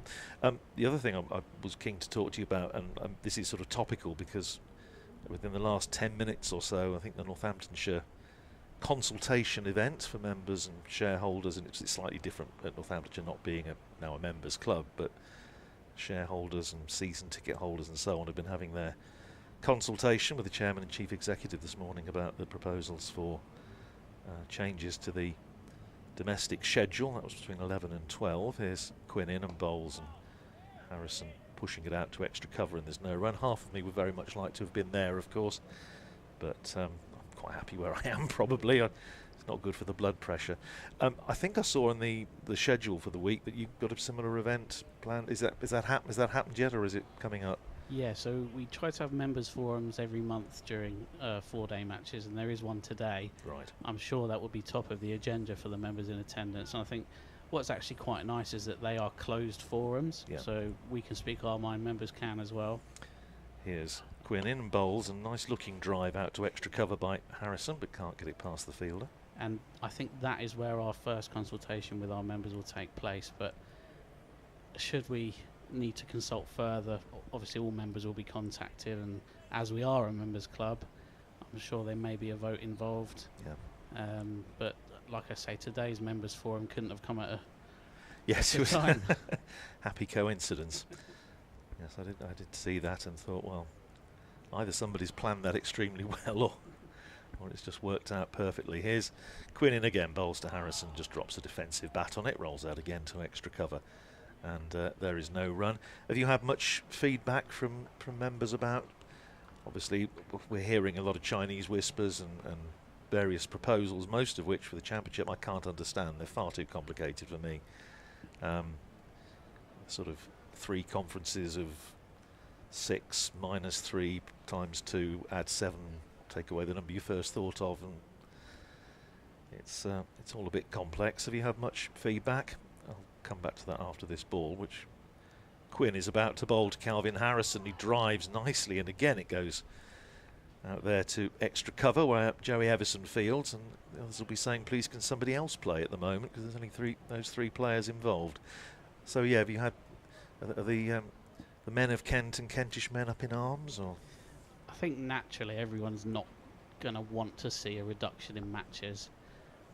There obviously are lots of factors involved, player welfare, the schedules are manic, and if that means that we play one less championship game to make the other games a better standard, then I can see that point of view as well.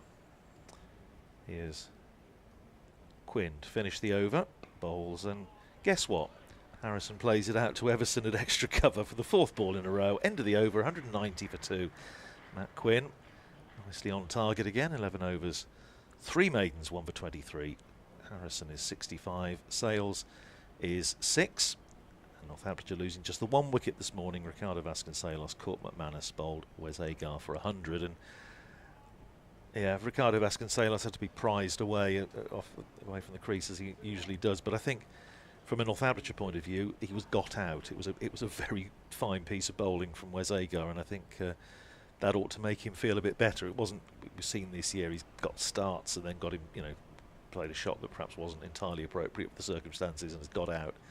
I think he was got out this morning, and Northamptonshire know what a skilled practitioner Wes Agar is with the Cluberly ball, because they fell foul of him at Northampton a couple of years ago. So Parkinson again with this Kookaburra ball, nice flighted deliveries, came up at Sales a little bit again, defended to under Mie on the onside. Yes, I think one of the concerns that, certainly just looking at sort of social media and so they're talking to Northamptonshire supporters, come after this ball, Matt Parkinson doesn't give you a lot of time to expand.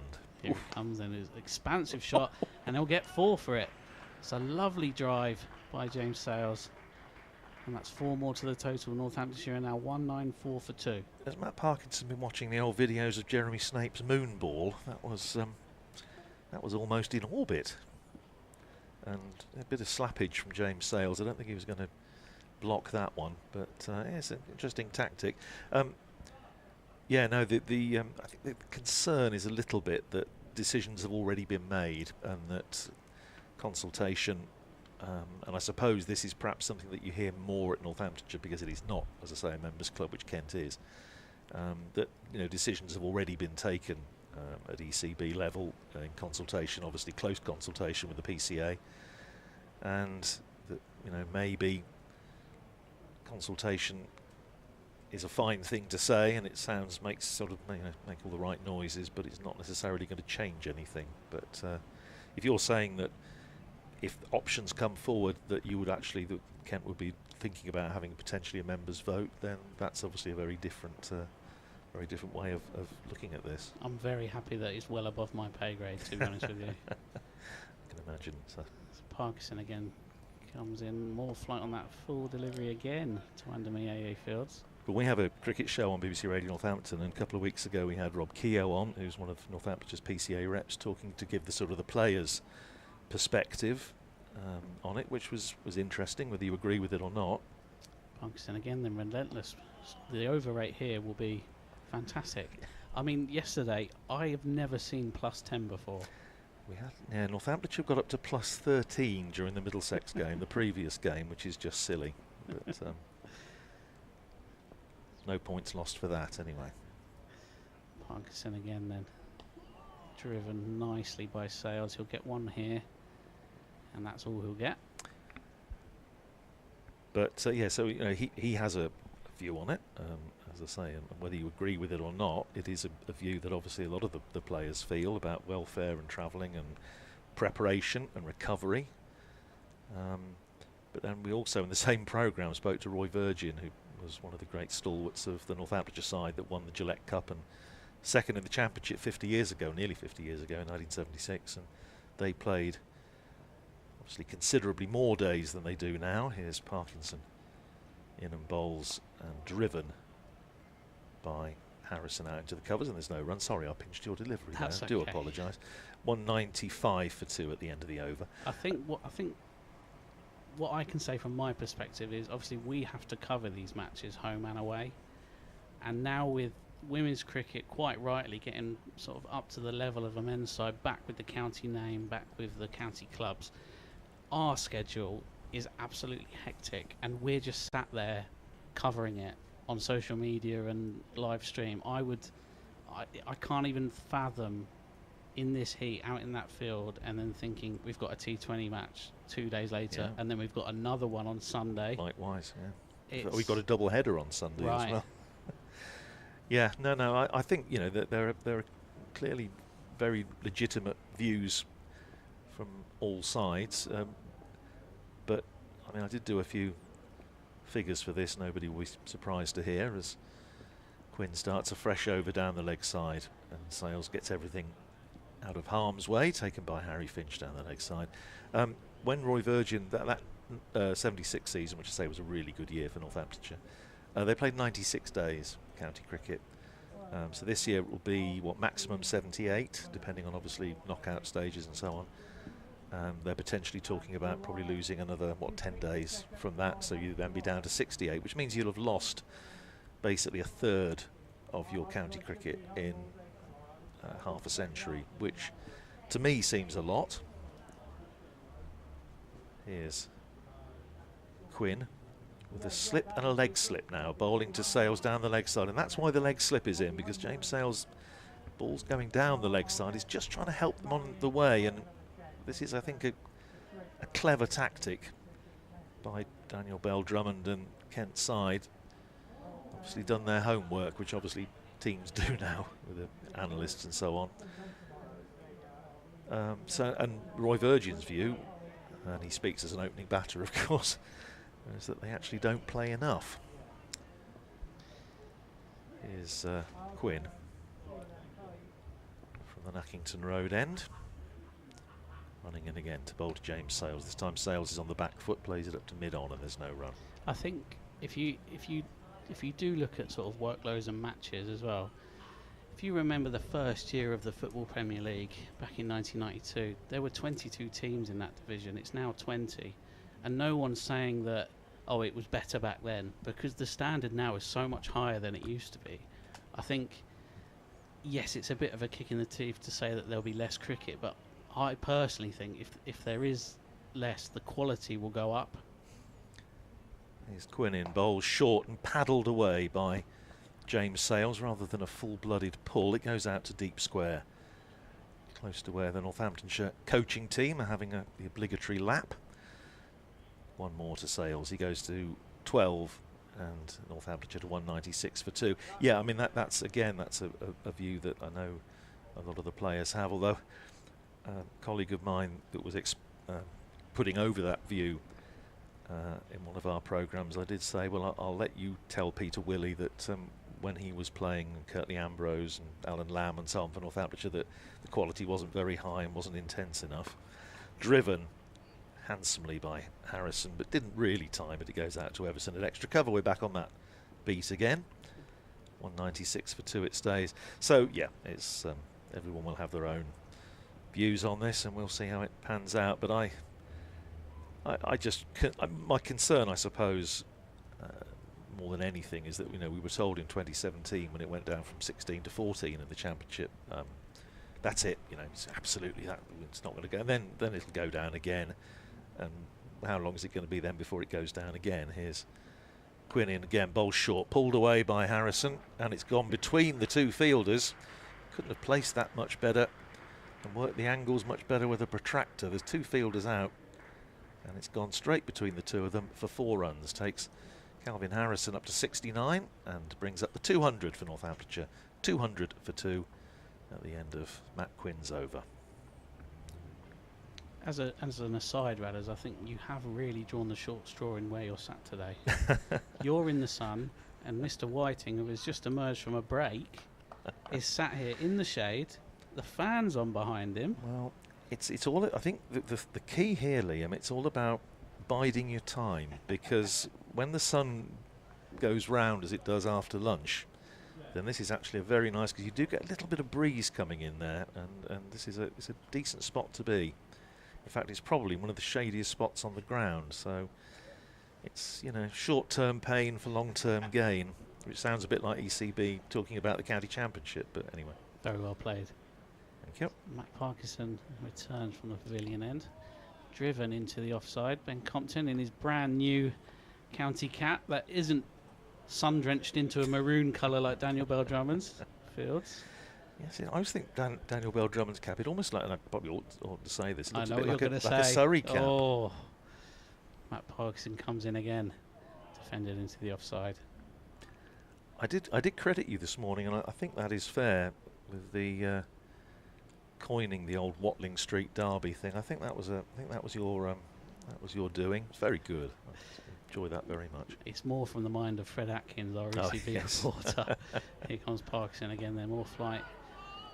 There's shouts of a slight chance there. Yeah, it was just a little bit hint of a leading edge, wasn't it, from James Sales, and it bounced before it got to Parkinson, but a little bit of encouragement for Matt Parkinson.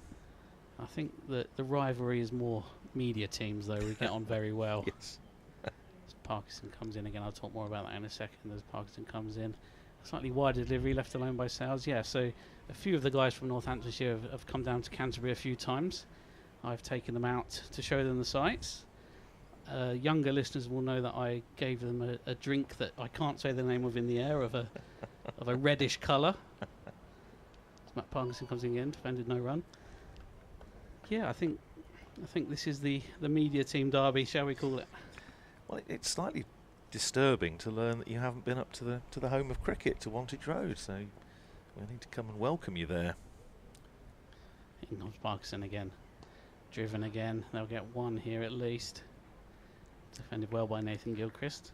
My only piece of advice, Liam, if you come up is if they offer you, do you want to do the Welly Road? Probably best to decline if you've got anything to do the following day. It's doing the Welly Road, the Wellingborough Road, which runs very close to the county ground into Northampton Town Centre. There are any number of pubs, bars, eateries, whatever, and it's a sort of traditional, almost like a rite of passage for new players and so on, going down the Welly Road.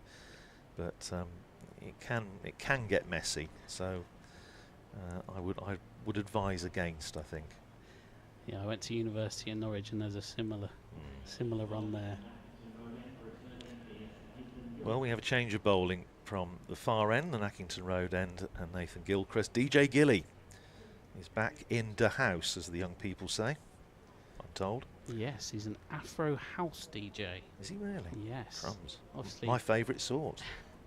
Zimbabwean roots. And they're actually quite good songs. They're on SoundCloud. If anyone knows about SoundCloud, you can listen to DJ Giller. Does he play any Matt Monro? I'm sure if the price is right, he'll play anything you want, Radders. Here is Gilchrist, starting his 11th over. No wicket for 35 so far. Got about half an hour to go until lunch. 201 for 2. Here is Gilchrist, with the trees at the Nackington Road end behind him. Bowls to Sales, pushes it out into the covers, just finds the gap between backward point and extra, and they come through for a single. Takes James Sales up to 14. Northamptonshire to 202 for 2. Sales scoring a century last time out for Northamptonshire against Middlesex in the win there. Delighted that Harry Finch has got the floppy on. Yes, you're a fan of these, aren't you? See, well, it won't surprise you to learn I'd like to see the Northamptonshire caps out there in number. Gilchrist in again, bowls and lovely looking extra cover dive, and for once Joey Everson doesn't field cleanly an extra cover, and to be fair to him, I think it might just have bobbled a little bit in one of the wicket ends. It's not terribly easy in there. Anyway, it allows Harrison to come through for a single. He goes to 70. 203 for 2. I think Watling Street rivalries aside, the Northamptonshire caps are very nice, aren't they? Well, I think so. I mean, they are. We were saying yesterday they are completely distinctive. There's no other caps look like them. Here's Gilchrist in, bowls to Sales, who comes across his stumps, plays it out to mid wicket, where Bell Drummond fields. I mean, when I started watching Northamptonshire in the early 70s, before the days of looking on your phone to see who'd won the toss or whatever, you'd arrive at the ground and you might not know who was batting or fielding, and of course as soon as you went through the gate you knew, because they'd either be the batters with the maroon caps on or the fielders. Gilchrist in again, bowls and Sales defensively up to mid-on, and there is no run. So yeah, and of course the cap players' caps now, a safe save being the most recent one to receive it, with the gold piping on, which I think look rather smart. I know not everybody is a huge fan, but I rather like them.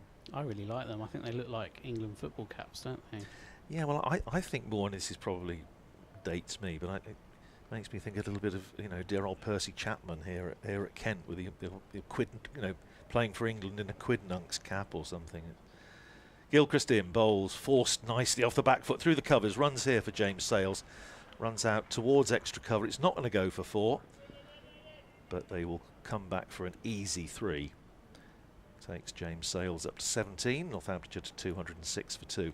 The other thing I was going to ask you, Liam, because you mentioned academy and obviously, you know, young players coming up. I suspect a lot of counties will be coming up to sort of 25 years of their academies, because I think the first ones were started, if memory serves, at the back end of 2000 with the 2001 season.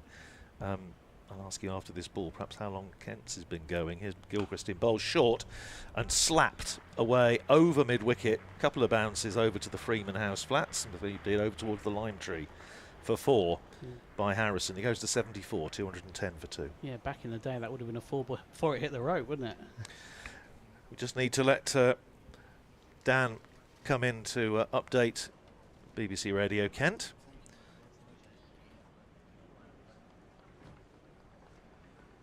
I'll just do an update for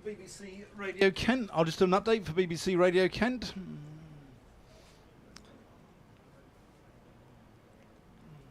Strong finish to the over for Northamptonshire. Harrison, 74 not out.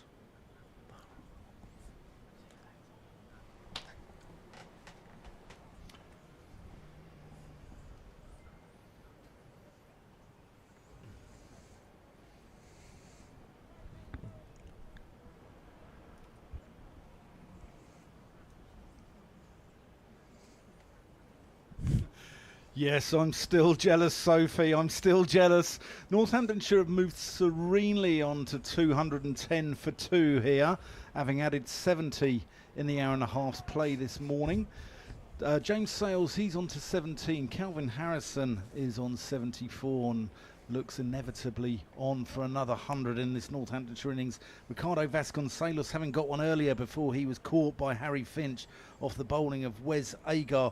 We'll also be keeping an eye on the games at the Oval, where Surrey are entertaining Durham, and a breezy Hove.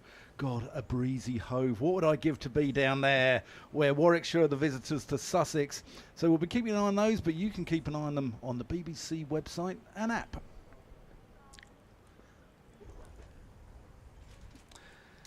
There's Matt Parkinson in and bowls and driven over the top of extra cover by Calvin Harrison. If it's up there, I think he's going to try and get after it. And as Liam was saying a few moments ago, Matt Parkinson is certainly intent on giving it some air, giving it a chance.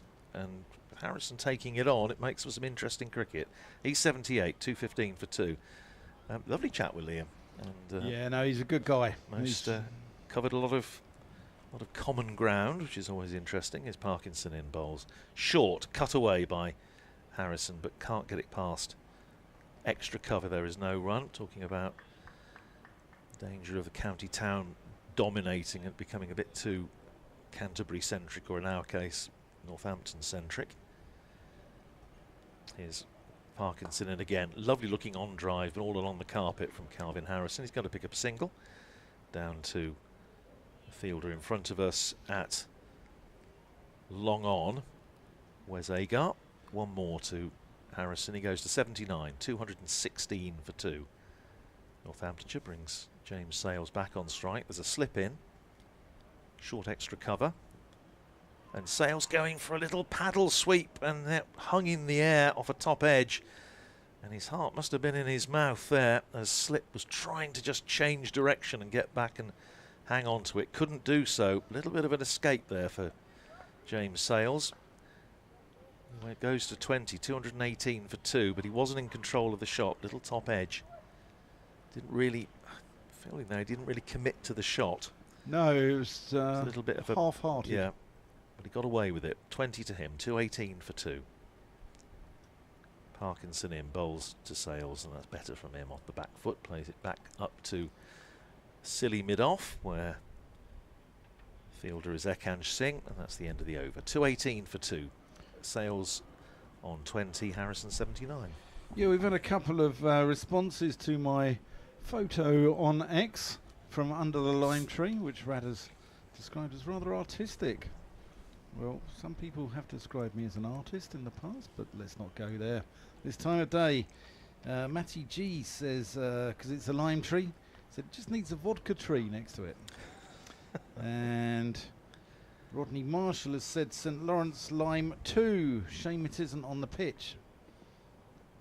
Niners has said, was that the umpire's view when he gave Proctor out, caught behind yesterday? Now, that's in the air, but it's gone all, no, it hasn't gone all the way, it's gone for 4, but that was close to Ben Compton. Again, I'm not sure Harrison was in total control of that one, but he's got away with it. Pete Finch has said it's warm today, seriously warm, on the sun-kissed Isle of Sheppey, one of those 3 tropical islands here down in Kent, along with Thanet and Grain. And we've had an email in regarding Wes Agar, as that's just defended out to mid-on, saying, is he injured? He should know how to bowl with this Kookaburra better than anybody else in the side. It's only bowled 5 overs. Nigel has wondered about his fitness, saying he doesn't look quite on song. Well, I think Wes is fit, he's out there, and I think he's giving it everything he can. But yeah, keep your emails coming to kentcricket@bbc.co.uk, as that's just... Oh, well fielded. Yeah, well done by Denley. Saves the boundary down at fine leg, and they'll scamper through for 2 to Sales. Yeah, or you can drop us a line on X to Old Man Rad, at Old Man Rad, sorry, or at the middle stump. Yeah, Wes Agar, we were saying, I was on with Liam, Northamptonshire know what he can do with the Kookaburra ball, because he did it at Northampton 2 years ago. Certainly did. And the thing about Vasconcelos, his dismissal, is tends to beat himself up a little bit sometimes, but he was got out today. It was a good bit of bowling. Yeah. Short and pulled, and that's been dropped, I think, by Wes Agar. It has been a fantastic catch. It would, but again, Harrison not in control of that hook shot.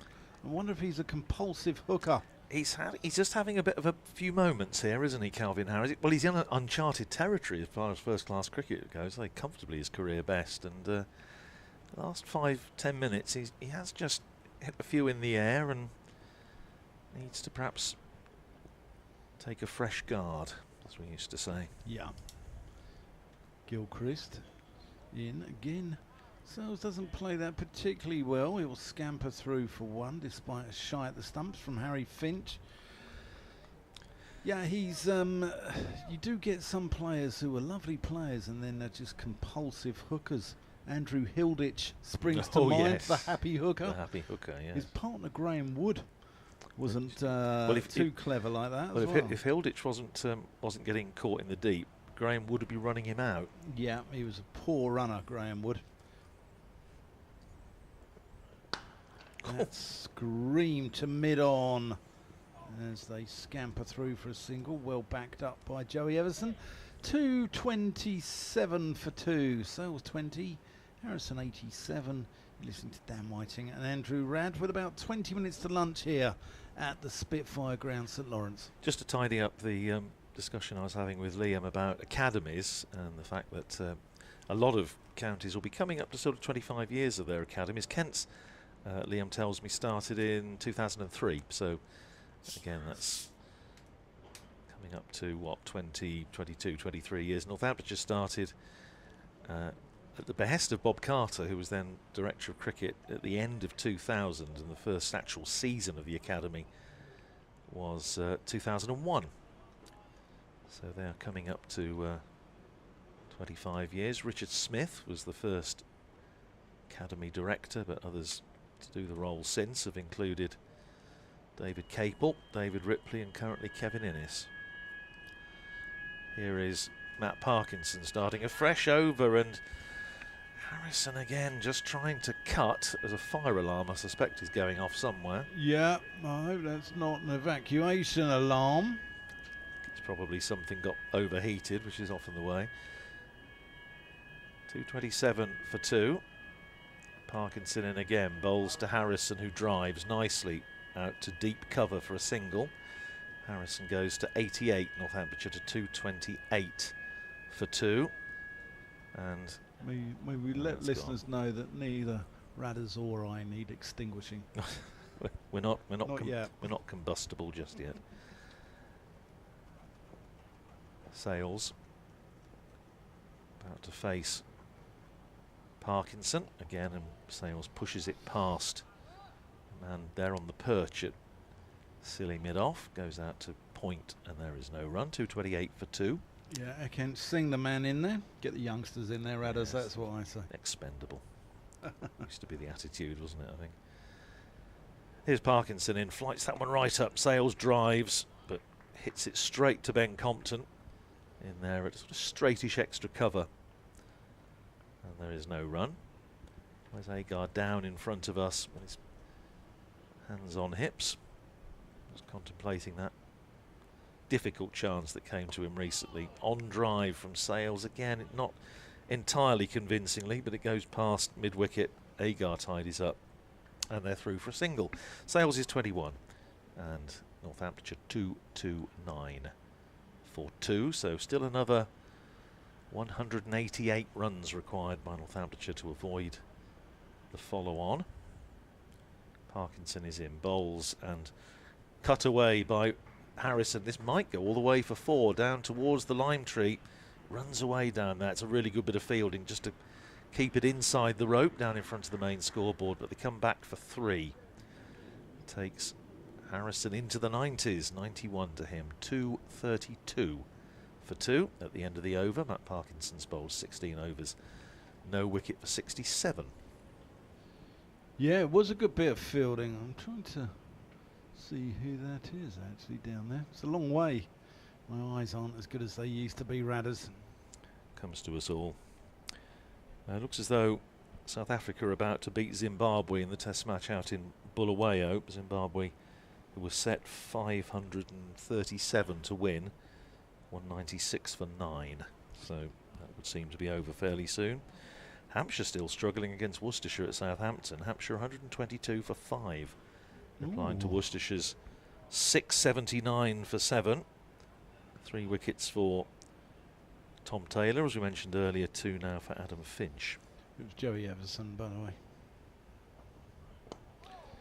That's ball full of length, whipped away by Sales. Moves on to 22.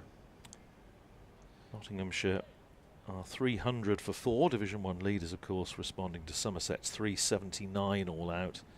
Down at Taunton, Jack Haynes 79 not out. Ishan Kishan, their newest overseas signing, is 33 not out. Yeah, well, Nottinghamshire have used Worcestershire as a talent pool in recent years, haven't they? Joe Clark, Dylan Pennington, Josh Tongue. Jack Haynes. That's turned round the corner again.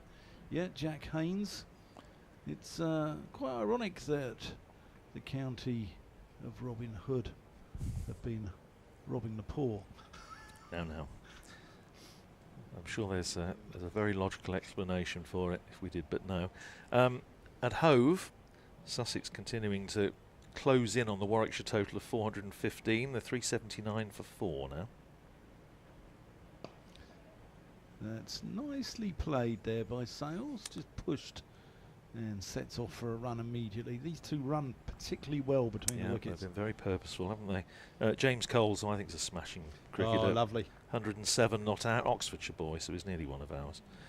Yorkshire 222 for 4 against Essex at York. Adam Lythe 84 not out off 256 balls. Ouch.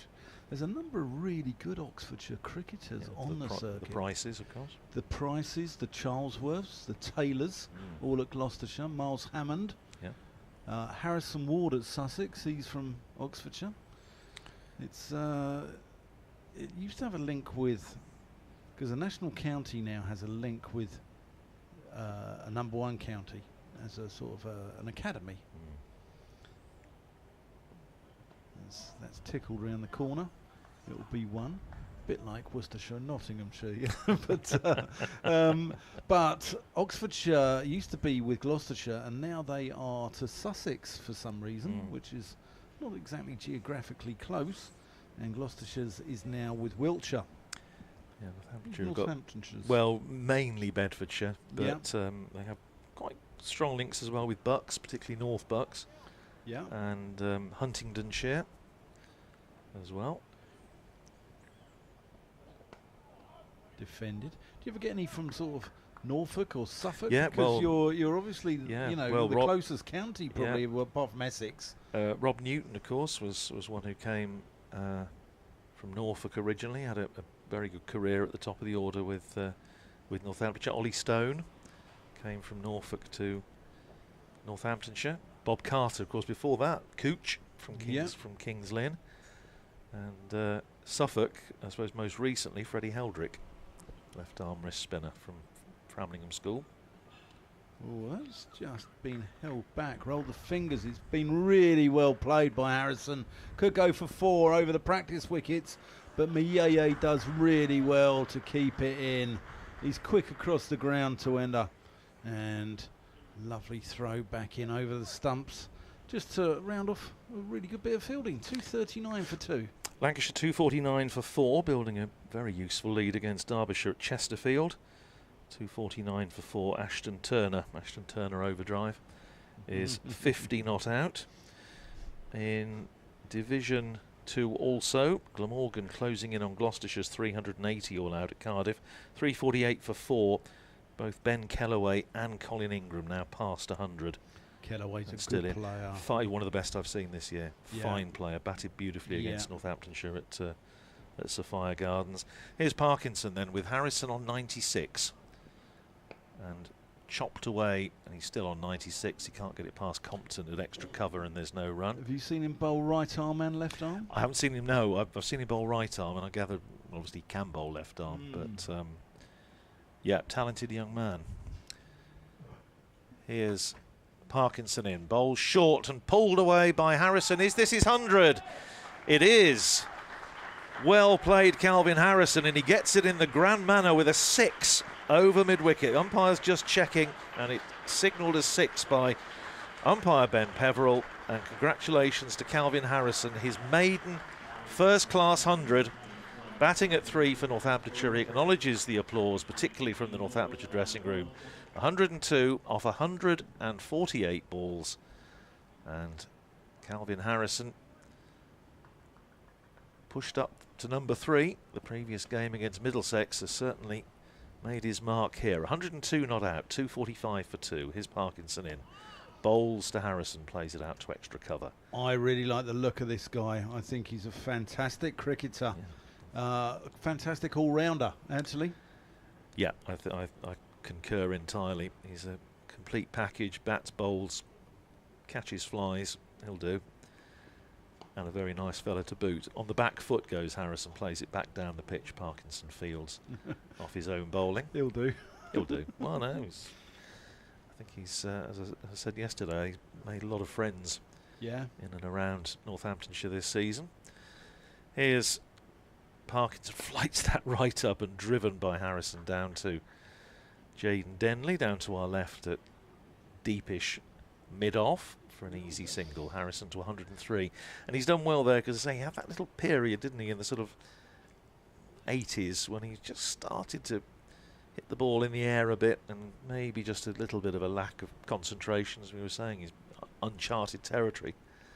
But just kept his composure and has done really well here and got through to 100. Second century of the innings, of course, after Ricardo Vasconcelos' 100. James Sales on strike.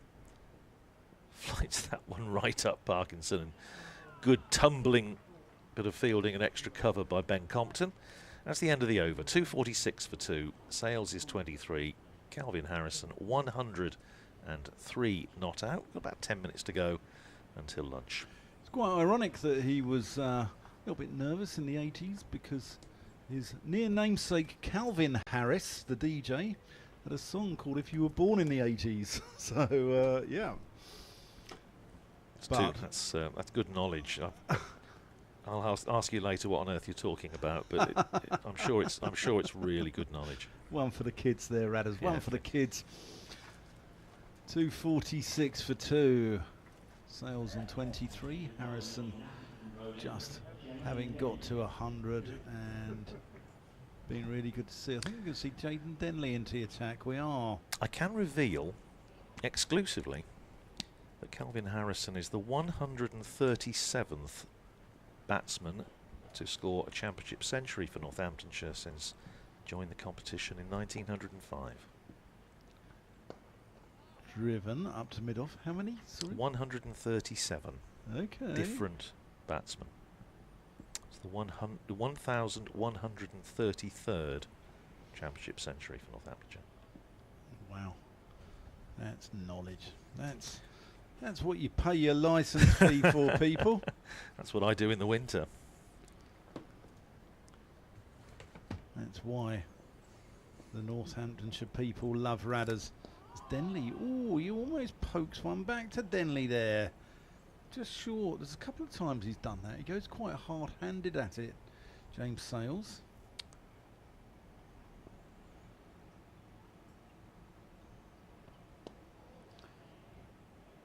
That's better. Softer hands. The old Nanette Newman. Crikey. Good grief. Takes you back, Radders, doesn't it? Absolutely. Cut away. For younger listeners, Nanette Newman advertised a certain brand of washing up liquid. Was always on about how soft it made her hands. He's married to Brian Forbes, the actor and director. So when a batter plays it with soft hands now, Nanettes. known as a Nanette Newman. Oh, that's just followed Sales. That's an arm ball from Denley. No, Nanette. Yeah. Old musical when I was a boy.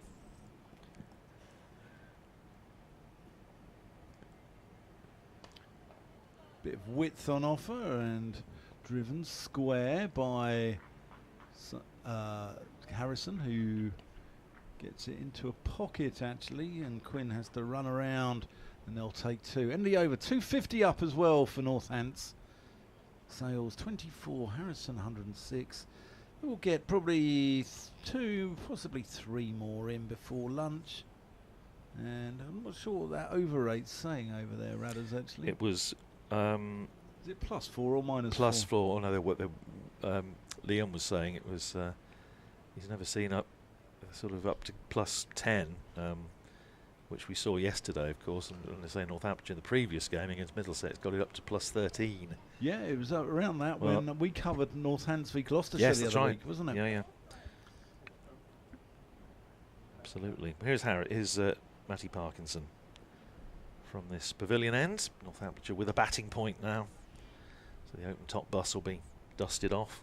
Go around Northampton. First ball is pushed out to extra cover by James Sales. The thronged Abington Park. Oh yes, they'll be gathering outside Northampton Guildhall. Punched off the back foot by James Sales this time, but fielded by Parkinson off his own bowling. Parkinson certainly not afraid to give it some air this morning, and that's driven stylishly by Sales out to Mayeye, who now finds himself at deep mid-off, and there is no run. Query coming through on socials, any chance of Calvin Harrison joining Northamptonshire on a long-term contract? What a player. Well, I agree with your second point entirely. I think Northamptonshire would dearly love to. It's a question of what Nottinghamshire feel about it, because he is, of course, their player on loan. And he's still very much involved, and has been involved, as Northamptonshire discovered to their cost in a recent T20 game. He's very much involved with Nottinghamshire's white ball cricket, so discussions to be had, I'm sure. 251 for 2. Harrison on 106 to face Parkinson, and he pads that away. Pitches outside leg stump, so can't be given out LBW equally. Having not played a shot, he can't run, even though it deflects down past backward point. Fielded by Daniel Bell Drummond. So Northamptonshire have added 111 so far this morning.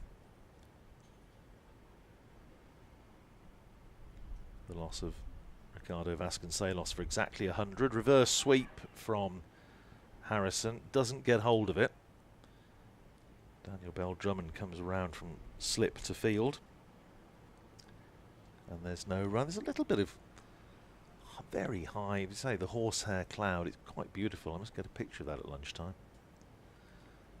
Parkinson round the wicket, bowls and driven by Harrison, but straight to Compton at extra cover. And that's the end of Matt Parkinson's over, his 18th, no wicket for 75. Northamptonshire 251 for 2. Harrison is 106. Sales is 25. It is a very pleasant cloud, as Turner said. Thanet has the most beautiful skies in all of Europe, and it's only just up the road. Leicestershire, incidentally, we were talking about this earlier, 173 for 9s. They're putting up a bit of resistance against Middlesex. Roman Walker is 30 not out, but they're still a very long way behind. Denley tossed up, driven, picks out Everson at extra cover.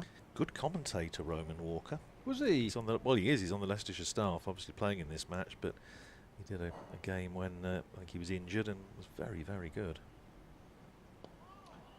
Defended. He's from North Wales, isn't He he? is. Is it Wrexham he's from, or somewhere like that? He supports Wrexham, certainly, but in football. But yeah, he was on with Richard Ray and myself. Very impressive. Cut. Bit of a chase around for Quinn, but it will keep them to 1. 137th championship player to score a championship century for Northamptonshire. I'll buy you another bottle of water if you can tell me who the first one was. Cut away. Earl Spencer. Well, it's a safe bet. We've had obviously three Earl Spencers as president of the club, but it's one of my favourite cricketers, Charles James Tomlin Poole. Got a century back in 1905. Punched. Just milking Denley a little bit here, Northamptonshire. And who was the 200th? Who knows? It's another 63 more players to go, so I'm not absolutely sure. Probably somebody who hasn't been born yet. Oh, sorry. Who's the 100th? Sorry. Oh, the 100. I have no idea. I'd have to go through all the list of players. I've basically got a season by season of everyone who scored a championship century, and then a list of all those that, in terms of how many they've scored. Most, and this is purely county championship, and of course Bob Willis Trophy during COVID. But Poole, say, got the first back in 1905. The most championship centuries for Northamptonshire, 60 by Dennis Brooks. Did play an awful lot of matches. Here's Parkinson. Last over before lunch. What will be the last over before lunch? Round the wicket he bowls, outside leg stump, kicked away by Harrison. Alan Lamb made 53. 41 for the late Wayne Larkins, and one of the men out there, Rob Bailey. 32 Mushtaq Mohammed, and 30 for Jeff Cook. Here's Parkinson, flights that one right up, and Harrison, not to be tempted in the last over before lunch, plays it back down the pitch, and there is no run. Here's Parkinson again, bowling to Harrison, and again he kicks it away as it pitches outside leg stump. Most championship centuries in a season, and this we were talking about this yesterday, it was back in 1990, the year of the small seam. Yeah. 24 championship centuries for Northamptonshire in that season. Here's Parkinson in again, and again kicked away by I'll go. Calvin Alan Harrison. Fordham scored. 1990, yes, you definitely have. Forders got Lamb? 4 that year, and Lamb also got 4. Yeah, I'll go for Capel. Capel got 2. Here's Parkinson in again, bowls, and again kicked away by Calvin Harrison. 1 ball to go in the session. Ripley. 1, very good. Wayne Larkins I'll give you, because Yeah. so that leaves 2 including one who got 7 in that season, and he's out there. David Sales. Oh, Rob Bailey. Rob Bailey. Kicked away, last ball of the session. That is lunch. The other one, Nigel Felton. Nigel Felton. Very good. That's an excellent effort. There you go. Whiting's on fire. I haven't been reading his book in my spare time while he's been nipping out the commentary box, I promise you. Very impressive. That is lunch then. 255 for 2, Northamptonshire. So they've added another 115 runs in the session for the loss of Ricardo Vasconcelos, caught behind off Wes Agar for exactly 100. Calvin Harrison, 108 not out, his maiden first-class 100. And with him, James Sales on 27. And for Northamptonshire, satisfactory morning, I think. Yeah, definitely. The session goes to the visitors, and the deficit now is 311. And I'm wondering if they get their skates on this afternoon, might Kent be in at the sort of 10 minutes before the close of play tonight, potentially, as Darren Lehman cheekily suggested to Radders. Join us this afternoon and we'll find out if they're in a position to do that. We'll see you soon.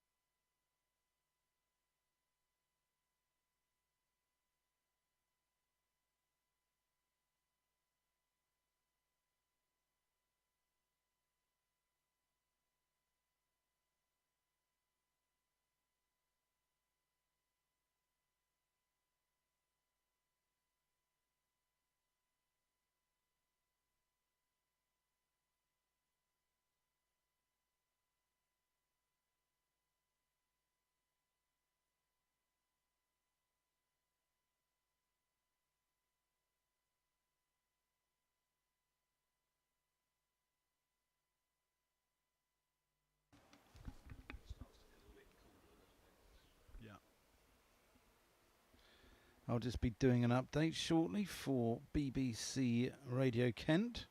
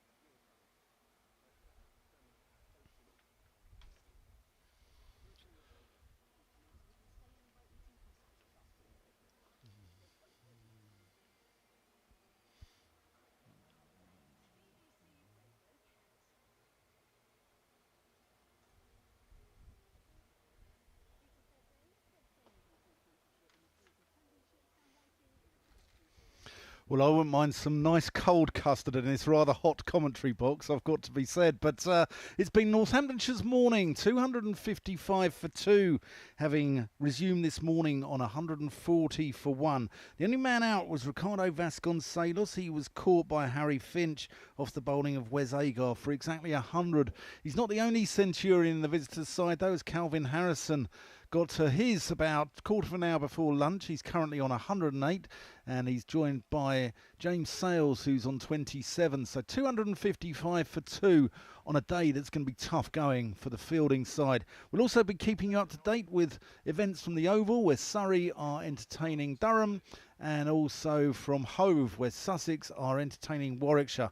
And you can follow all these games on the BBC Sport website and app.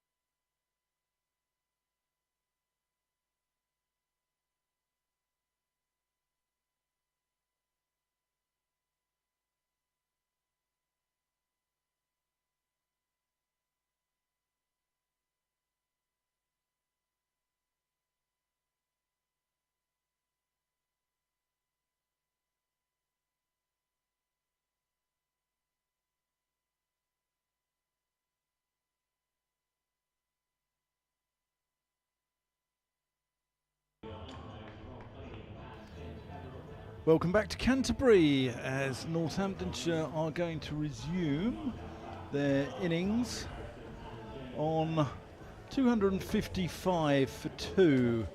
Calvin Harrison having gone to his century about 10-15 minutes before lunch, and a fine century it's been as well. Looks a lovely player. James Sales has joined him. He's going to be on 27. You listen to me, Dan Whiting. I'm with Andrew Rad. We've got a couple of special guests in this afternoon, and good afternoon to you, Radders. Afternoon, Dan. Afternoon, everyone. Yeah, good session, morning session for Northamptonshire. Ricardo Vasconcelos getting to his 100, getting out almost immediately afterwards, but as we were saying on commentary, the difference being this season Ricardo Vasconcelos has made any number of starts, and then there's been an element often of pilot error in terms of him losing his wicket, getting himself out to a degree. But he was got out today by a very, very good piece of bowling from Wes Agar, who looked really threatening, but we haven't seen a lot of him. But we're going to see a bit of Ekansh Singh now. He's going to bowl from the far end, Lackington Road end. Ah, good. Never seen him bowl. I've never seen him bat before this game, but no, nor have I. Bowls a bit of, according to the books, he bowls a bit of medium pace. Okay, I thought it was, for some reason I thought he was a slow left armour, but not sure Harry Finch would be 15 yards behind the stumps to a slow left armour. You'd hope not. You'd hope not. It's not quite in the spirit of Alan Knott, is it? Seeing as he stands up to Joey Everson. Yes, quite. Yeah, it wouldn't be in the spirit of Alan Knott, Leslie Ames, Godfrey Evans. And Hopper Levitt. Hopper Levitt, or a host of other fine Kent wicket keepers that have been around the scene. So Ekansh is going to take us underway from the Lackington Road end. And in he comes. Oh, and he's bowled a full toss first ball, almost a beamer actually. As we're going to have a special guest in this afternoon.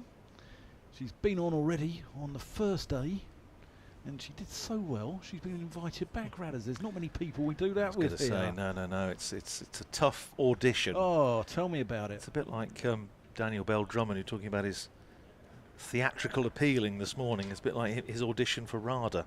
But now we've backed by popular demand, I think. Yeah, here is Singh, and Sales punches that into the offside and gets it into an area where Parkinson has to run around, and he'll get 2. And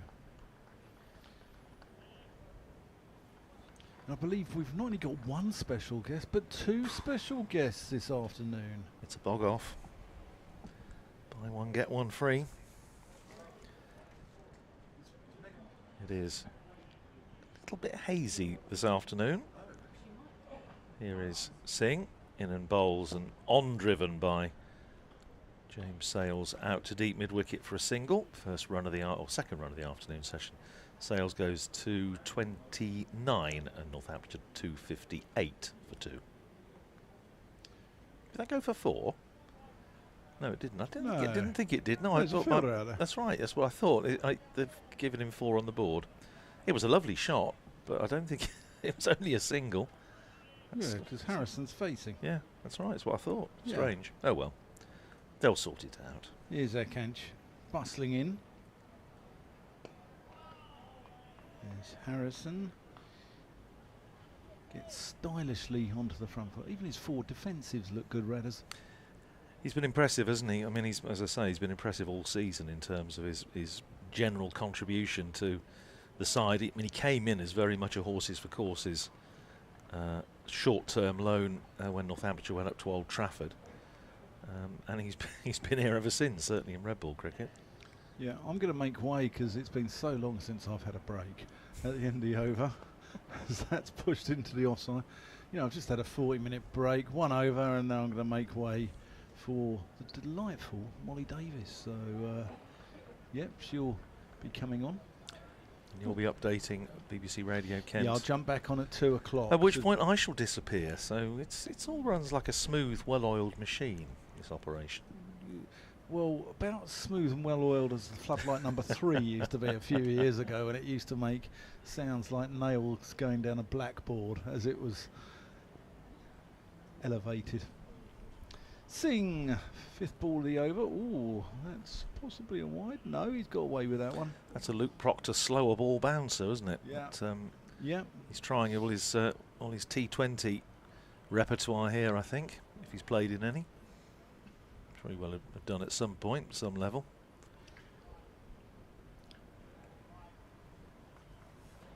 Quite a longish run, actually, isn't he, for a relatively, that's a gentle medium pace. That's no criticism, but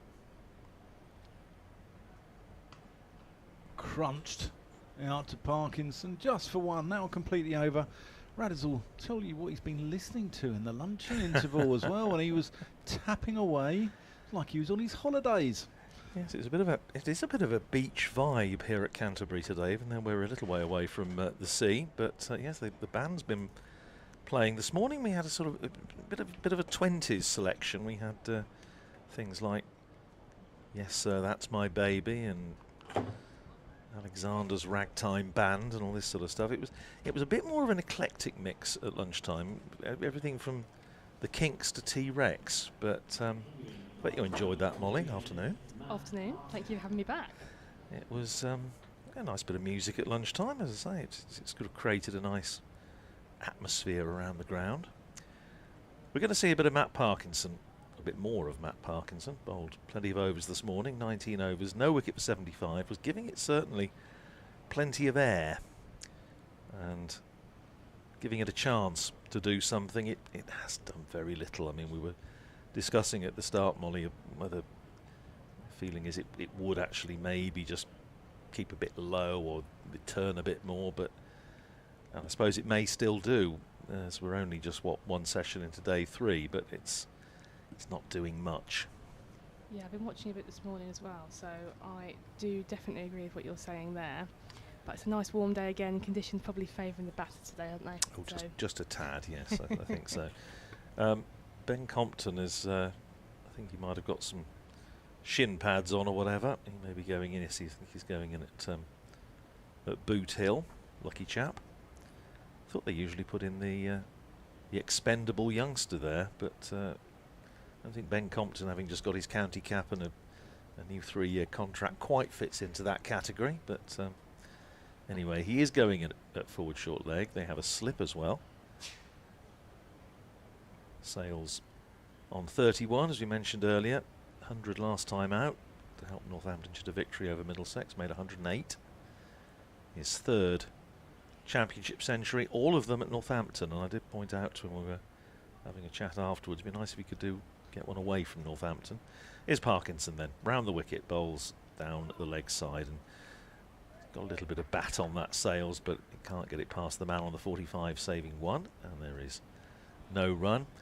There's a little bit more high cloud around this afternoon, the sunshine a little bit hazy, but it's still very, very warm. Camera tent still doing brisk trade, I think. Here's Parkinson in again, pushed out into the offside by James Sales, and there is no run, but Canterbury looking an absolute picture. Ground looks beautiful. It's lovely, isn't it? Yeah, it's just great. I'll chat with Liam this morning about the Canterbury week and much else besides. Round the wicket comes Parkinson, and that does turn. That turns past the outside edge. So I suppose it's indicative of the way this game has gone over the last couple of days, where if the ball beats the bat, it's almost like we need the big flamethrowers that you get at the T20. But well bowled, Matt Parkinson. Round the wicket he comes again, flights that one right up, tempting Sales, and he just drops it into the offside, and they come through for a single. Sales to 32, Northamptonshire to 263 for 2. I have to say, I think one of the loveliest corners of this ground, and I did take a picture of it last night, is the lovely memorial to Colin Blythe over the far side of the ground at the Nackington Road end. Little obelisk there with a inscription about Colin Blythe, great Kent and England bowler who was killed in the First World War. As I mentioned on socials last night, once took 17 wickets in a day against Northamptonshire. Round the wicket comes Parkinson. Reverse sweep from Calvin Harrison. He got hold of that reasonably well, but he's only going to get a single down to deep point. Harrison to 110, Northamptonshire to 264 for 2. Yeah, I wonder if even, and that of course was on uncovered pitches, and but you wonder if even Colin Blythe would have managed to do anything like that with a Kookaburra ball on this sort of surface. But no, it's a very good point. But from a Kent point of view, Parkinson beating the bat there is good signs. Well, it is. Yeah, no, but he's bowled pretty well, I think, given it a chance. Driven down to mid-off by James Sales.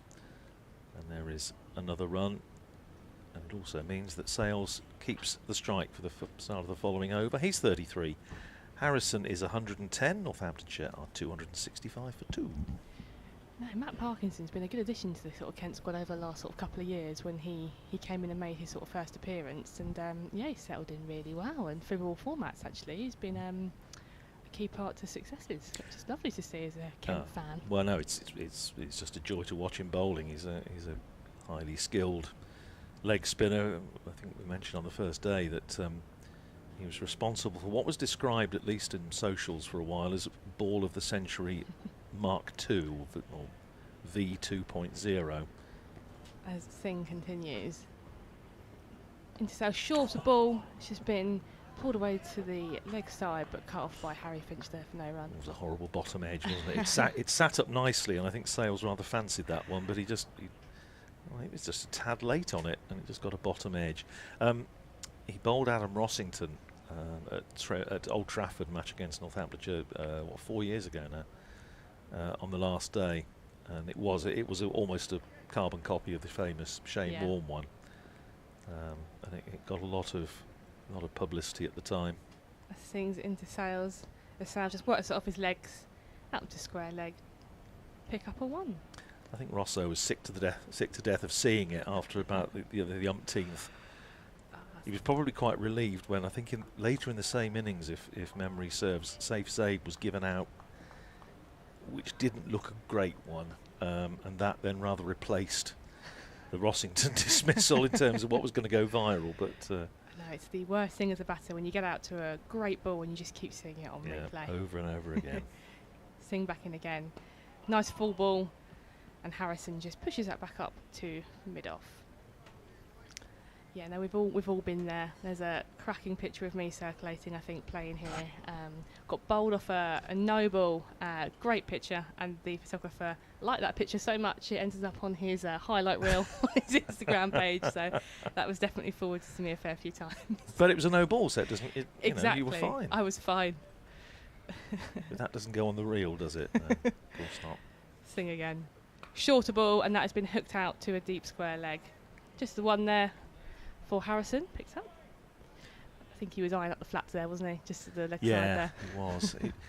I thought we said, but I don't know whether you were able to see this bit of the play this morning. But Calvin Harrison just went through a little bit of a sticky patch, didn't he? Around sort of 80s, and we were saying uncharted territory. Never made his highest score in first class cricket, 63 before this innings. So it was almost as though he just slightly lost concentration.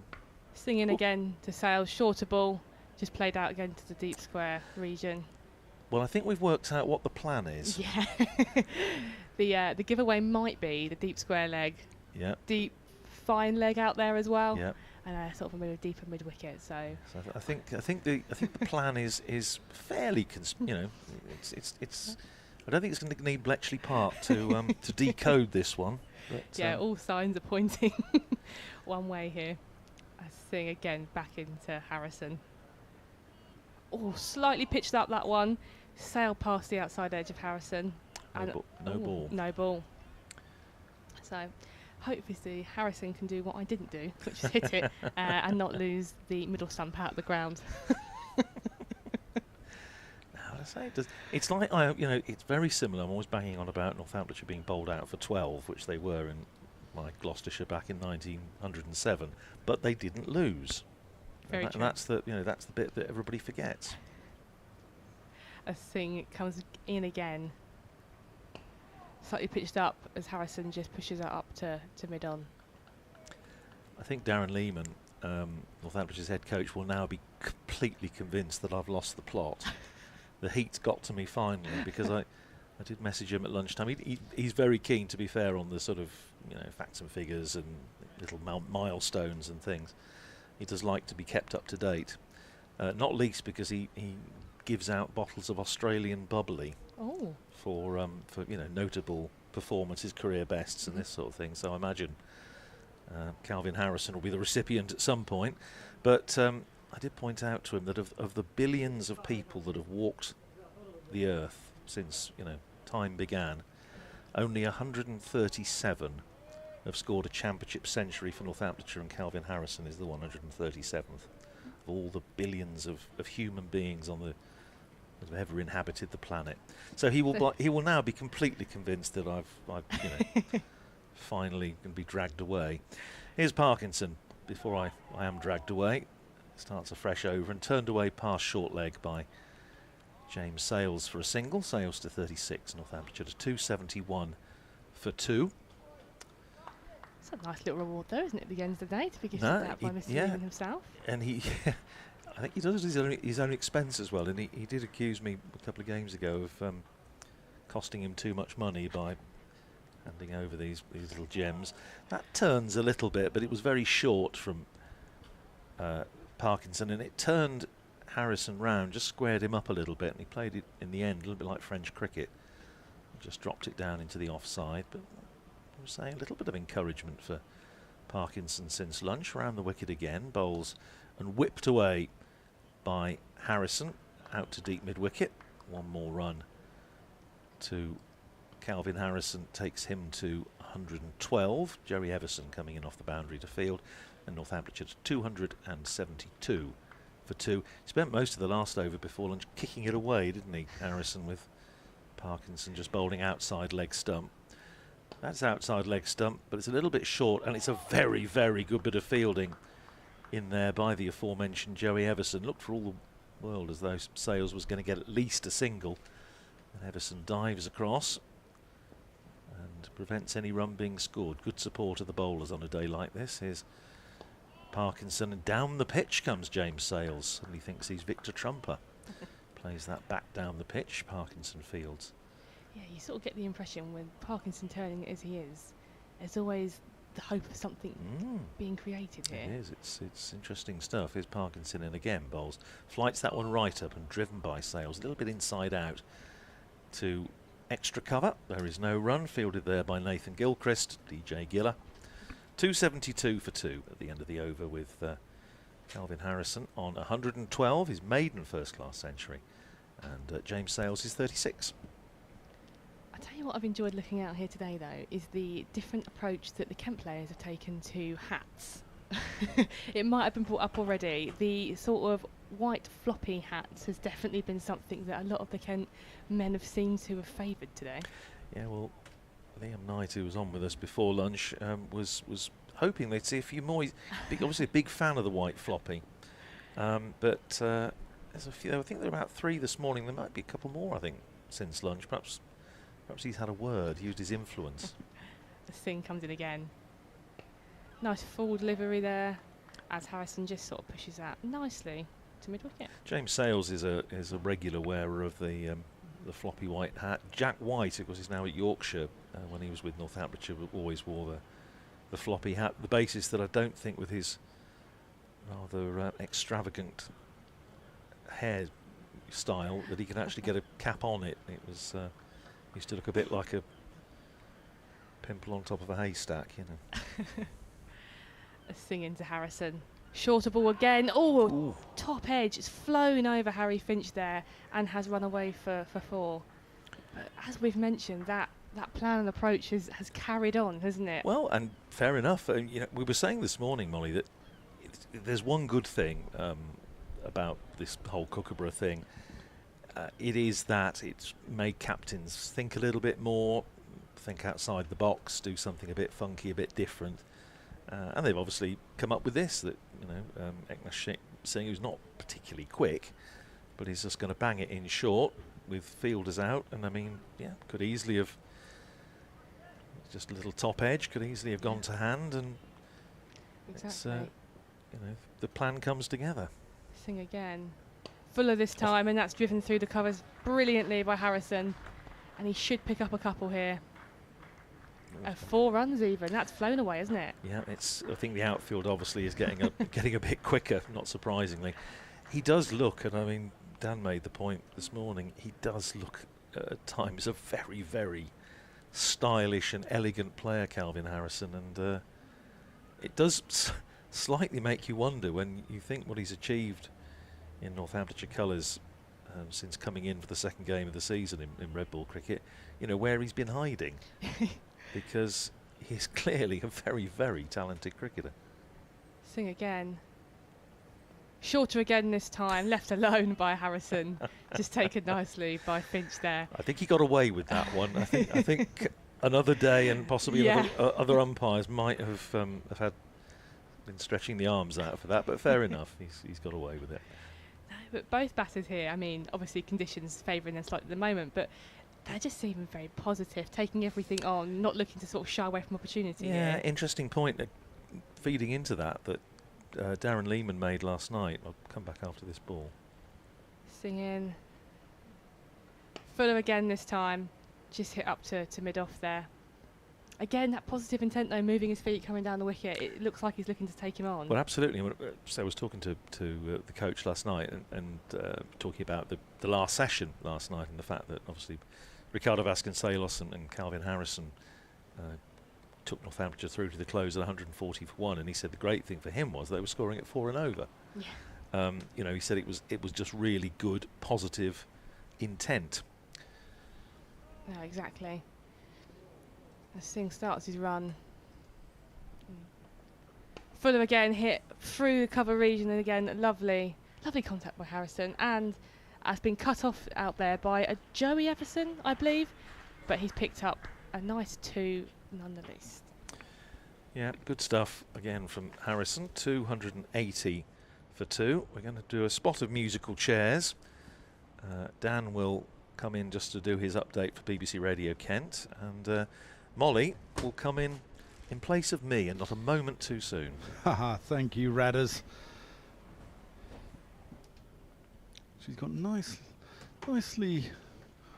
and manicured nails than you anyway, Radders, so...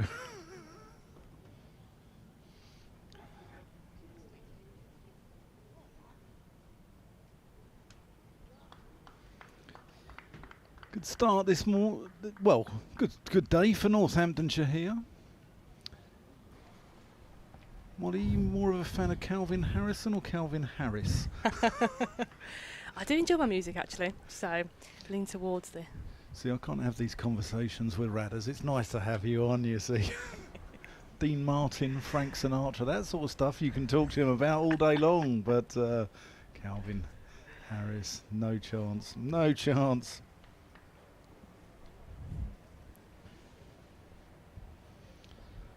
Parkinson from the pavilion end.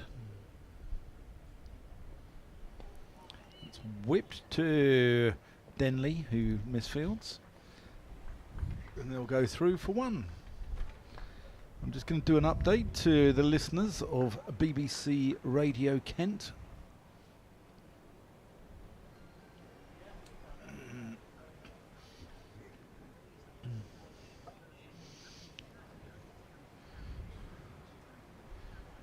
Well, an extremely hot one here at Canterbury, and the Kent fielders are toiling. And as I say that, they've just taken a wicket. Calvin Harrison is out for 122, caught by Jaden Denley off the bowling of Matt Parkinson. You've joined us at a really good time. So that makes Northamptonshire 283 for 3 in response to Kent's 566 for 8. Meanwhile, at the Oval, Durham are battling to save a draw. Surrey got a whopping 820. Durham are 152 for 3 in response. And down at Hove, Sussex going along very nicely in their game against Warwickshire. The Bears 415, Sussex 405 for 4. James Cole's got 100 and he's been joined by John Simpson on 30. You can follow these games on the BBC Sport website and app. Lovely innings from Harrison there, wasn't it? It was. It's great to watch. I've just caught the afternoon here, but He just seems so positive, I was saying earlier. It was great. Yeah, a sad end really, because he played some sparkling shots, didn't he? He really did.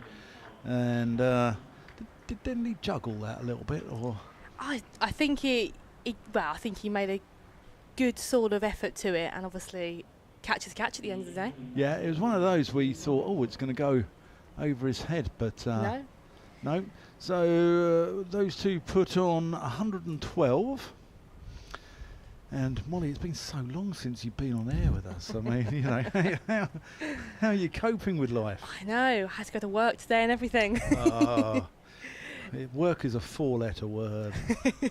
No, but it's been good to come back in the sun and watch some cricket. And sort of going back to what I was saying, from a Kent perspective there, with Matt Parkinson, he's making it look like something could happen. And he did. He did make it happen for Kent. It's ragging a little bit out there, isn't it? It is.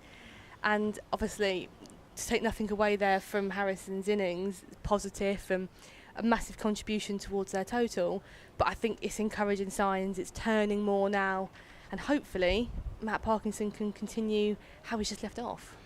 Yeah, well, Harrison's been replaced by the New Zealander Tim Robinson. I'm looking forward to... I've never seen him bat. He's big mate of Harry Finch's. Harry Finch is going for dinner tonight, so hopefully Harry won't be giving him too many verbals from behind the stumps, because his dinner date might be cancelled. Parkinson in, and that's kicked away by Robinson. Yeah, they've been... I think Finch played out in New Zealand with him. So he said he had dinner lined up with him tonight, if he doesn't give him too much stick from behind the stumps. I'll come on to my next question to you.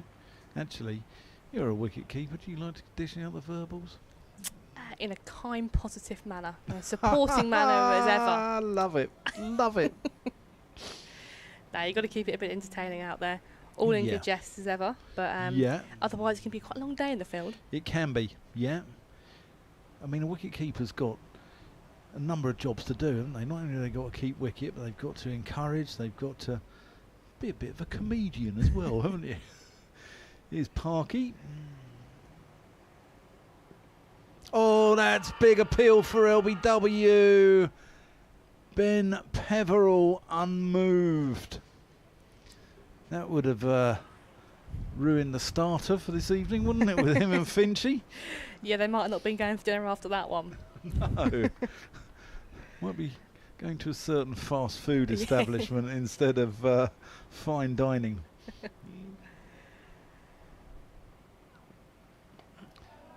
That's been punched into the offside. One more ball left. Yeah, one more ball left in the over. I struggle to count to 6 these days, Molly. Likewise, last time I was on, I couldn't get to the end of the over without miscounting. Well, I'm not very bright at the best of times, let alone when you've been in the sun for about 6 days. As that's been pushed again into the offside, hits the fielder, rebounds, 283 for 3 at the end of the over. Sales 37, just been joined by Robinson, who's yet to score, and the 2 men out today, Northamptonshire Centurions, Calvin Harrison for 122 and Ricardo Vasconcelos for exactly 100. My name's Dan Whiting. I'm joined by Molly Davis on BBC Radio Kent and BBC Radio Northampton. And Molly, you enjoying the commentary as well, aren't you? You enjoying being a commentator? Yeah, indeed. It's nice to have a different sort of perspective from the game. Usually out on the field, so it's actually nice to watch it from this angle and sort of talk about it. I mean, I could talk about cricket forever, so it goes hand in hand. Yeah, and it's actually with people who have tuned in who, you know, like when you talk to your mates about it, they get really bored, don't they? But with actually people who want to listen to cricket occasionally. Yeah, exactly. It's lovely to hear people that want to hear what we have to say, albeit a bit of waffle from me. No, very good, very good. Anyway, you take away this over from Wes Agar. Yes, change of bowler from Kent here, which feels like obviously a tactical choice here from Bell Drummond, and it'll be interesting to see if they go for that same shorter ball tactic as Singh was producing the over before, as Agar starts in his run to Sales. Pitched up there from Agar, just worked off the pads to a mid-wicket region for no run there. Well, first ball would prove me wrong, wouldn't it? He's pitched that one up, so maybe not the short ball technique. There's double bluff. But no, the deep field and the leg side are still there. A deep square leg and a deep fine leg as well. So you'll learn in your commentary career, Molly, that you'll come out with really profound statements, and then the guys out there will go and do completely the opposite. You'll say things like, "Oh, Sales is looking good today," and then next ball he'll play a dreadful shot. As Agar's in again, full ball, just defensively pushed to the cover region. I'm wondering if this is reversing a little bit. The ball's reverse, bit of reverse swing going on out there. 71 overs old, this ball, and Agar is a protagonist of reverse swing. Yeah, I feel like obviously with Parkinson's wicket and breakthrough he got the over before, maybe a change of approach here to see if Agar can come in and just create the other option from the other end. Yeah. As it looks like he's starting his run again. Again, bit back of a length, has an appeal, but I think it's hit the pad or missed everything taken there by Finch. Yeah, maybe just flick the trousers. Yeah. But nonetheless, again, a bit of a hopeful appeal there from Kent. Yeah. Well, you've got to ask, haven't you? Exactly. If you don't buy a ticket, you don't win the lottery. It's there. The ones that get me are when the inner ring is silent and that person out at deep cow corner has the almighty appeal. For an LBW. Yeah. Yeah. It looked great from cow corner. Sales sets himself.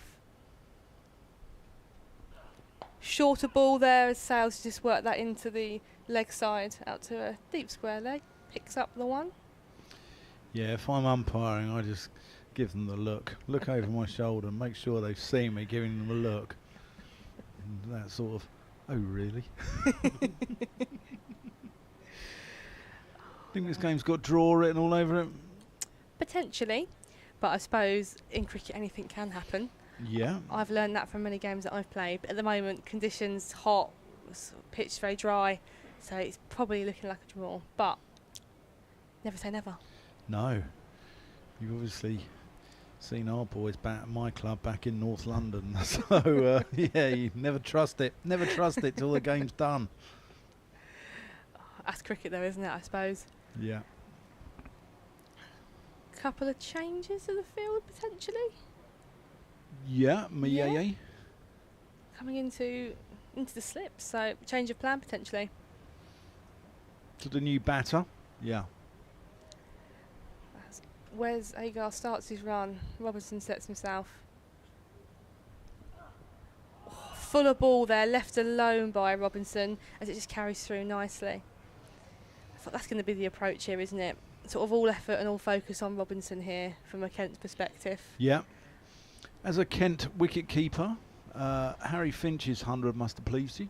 It's always good to see, isn't it? Fellow keepers, everyone wants to see each other do well. Wicket Keepers Union and all that sort of stuff. Yeah, it's a good club to be a part of. Yeah. Yeah. Especially the Kent one anyway. As Agar again trundles back through. Again left alone by Robinson, just sort of flying past where that full stump would be. He's pitched it up there, I think, obviously, looking for the outside edge. Yeah, well, it's a county known for its wicket keepers, isn't it? It is. Yeah. So vast history here in Kent wicket keepers, in men and women's game, actually. Yeah. So, yeah. Radders has been on about a chap whose name is on the wall downstairs amongst the Cap players called Hopper Levitt, who I'd never heard of. And we're wondering if he was Hopper due to his wicket-keeping style or whether he picked hops from the fields, which, you get round here. Or we don't know why he was called Hopper. If anyone can let us know, drop me a line on X to @the_middle_stump or to @oldmanrad. So, yeah, drop us a line there, or you can drop me a line to, I'll give you the address in a second. As Parkinson looks to continue from the pavilion end here to Sales. Yeah, in he comes. Sales drives out to extra cover. Yeah, you can drop us a line to kentcricket@bbc.co.uk and you can ask Molly, you can ask Radders, or you can ask me any question within reason. It's a attempted sweep and Sales gets himself into a little bit of a tangle. But save the tough ones for Radders. The really tough ones for Molly and the easy ones for me. There's got to be a few good sort of nicknames floating about out there. The ones that you don't see coming. They're always quite good, actually. Well, we were discussing these the other day, actually. So that's defended.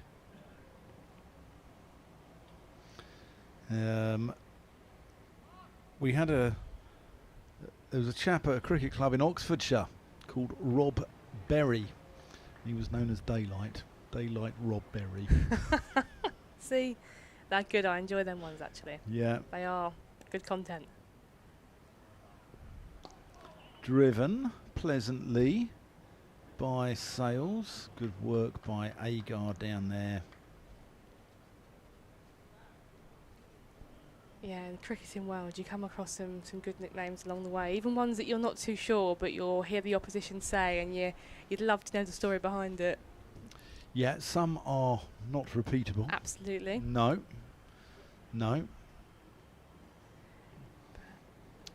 The Kent women's team seem to be pretty standard with nicknames, actually, just the abbreviation of your name, but I'm sure there'll be a good few gems that come out. What's yours? It's just Moles. It's quite simple. Moles? But yeah, I take that. Yeah. Parkinson comes in. Oh, that's almost poked to Ekant Singh at silly mid-off. I had the nickname of Sevi back in the 80s. I was skippering our ones and I was having a particularly bad season with the bat. So I dropped myself down to about number 6 in the order as that's defended. And with Mr. Ballesteros being the non-playing captain in the Ryder Cup, because the boys didn't think I was contributing much, I was known as Sevi. So, yeah. It's a well thought through nickname. Yep, yep.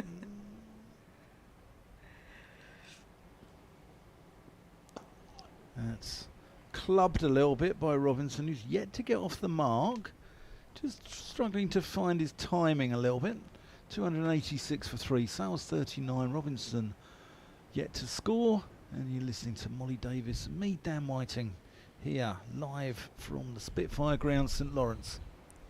Yeah, I feel that obviously Robinson searching for that first run to get off the mark, but out of fairness to himself, he's had sort of the last 2 overs from Matt Parkinson from the pavilion end here, where he's been doing a little bit, been turning, so it looks like it could be some potential hard work at the moment when Parkinson seems to land that ball in that area that seems to make it turn around a corner. But it is Wes Agar to continue again. I'm wondering even if they take the new ball, whether to continue with Parkinson, because the new ball turns quicker, doesn't it? It spins more sharply. Yeah, it does indeed. It'll be interesting to see. As that is just pushed to a short cover there by Sales. But no, again, change of plan. Agar's slips come out here for Sales, looking probably just to maybe a different option here to what they'll be doing to Robinson. But no, Kent look pretty chirper for being out in the heat. Yeah. Far more chirpy than Radders and I in this commentary box, it has to be said. It's been tough work in here last few days. No, I can imagine. Mid-30s, probably hotter in here as well. Agar again, shorter ball, just been played sort of behind the backward square region by Sales. Picked up by a young Denley, I believe. Yep.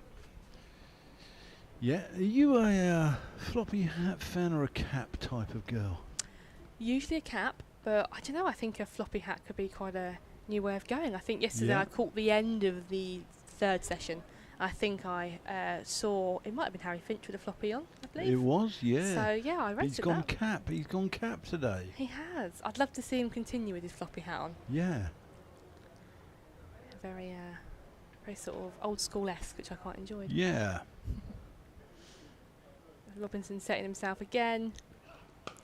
And that's hit firmly to cover. Well fielded in the end. He still can't get off the He mark. still has a great shot as well. Yeah. Any other day, either side of the field, that's probably raced away from 4. But it was a good bit of work in there in the cover region. Parkinson. Was it Parkinson? Yeah. Yeah, he's doing a lot at the moment, isn't he? Bowling, fielding in that cover region as well, so he's done well to stop that. Yeah, I did ask the question to Liam Knight, actually, in the media office, why Daniel Bell-Drummond's cap is maroon. And I wondered whether, it's something like, does the skipper get a different type of cap or anything like that? And again, Robinson's just pushed that back to Parkinson. Can't seem to split the field there, so still searching for that run to get him off the mark. But good work by Agar. And it's a simple reason that it's just the sun. Yeah, just Yeah. the sun. I think some cricketers can be a bit superstitious, actually. So when they get rid of sort of like hats or spikes, etc., a few people that I've played with in the past have had the same hat for years because they seem to feel that gets them runs or they play better. Yeah. So it is interesting. So maybe that's why he does it. Yeah. Are you a superstitious cricketer? Not really. No. A couple of our teammates are. Agar again, shorter again. Robinson's just ducked to get out the way of that one. What do they do? What are the superstitions?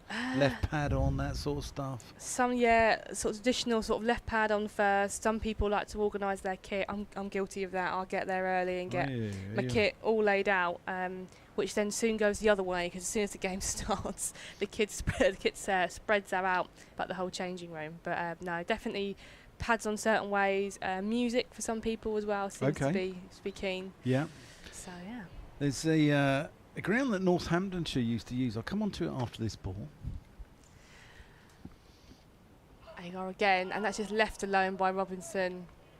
Bit tad fuller maybe, but you're left alone there, and that completes the over. So Northamptonshire are 287 for 3.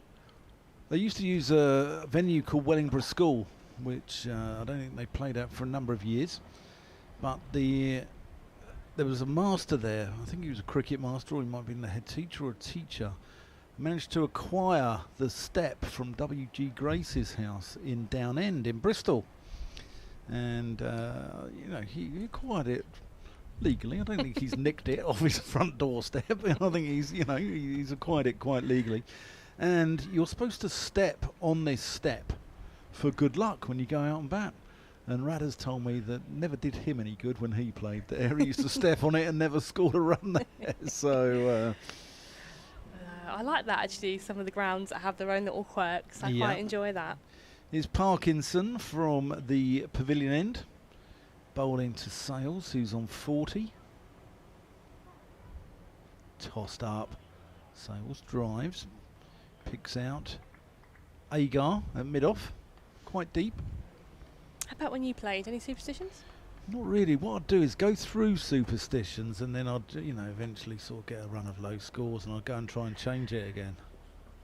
Ooh, that's well bowled by Parkinson. Just having Sales in too much. So you go left pad on or left boot on or whatever, or, putting your pads on before your thigh pad or your box or whatever. And then you'd sort of have a run of low scores and you'd go back to how it was before. That's driven pleasantly and he'll get a single. Yeah, so not really. It's a load of mumbo jumbo if you ask me. Yeah, I definitely think people change them up quite a lot. I see that a hell of a lot actually. People just changing superstitions as the season goes through. Yeah. I umpire now though, but Parkinson comes in. And I had a bowler the other year, and as an umpire, if the ball goes out into the covers, you go side on just in case the fielder has a throw and you've got a better view of a potential run out. But the bowler always had this thing about walking on the left-hand side of an umpire. That's Robinson off the mark. Oh, Sales gets a run out. He's barbecued him. And Robinson, so desperate to get off the mark, has run James Sales out for 41. And that's the 4th Northamptonshire wicket to fall. Not a good run there, was it? It was probably risky, to say the least. However, I suppose when you're searching to get off the mark, that's probably what was going through his head there. But good bit of fielding there from the Kent fielder. Now Sales has to walk past Robinson, who offered a little word there, but his head has gone towards the ground.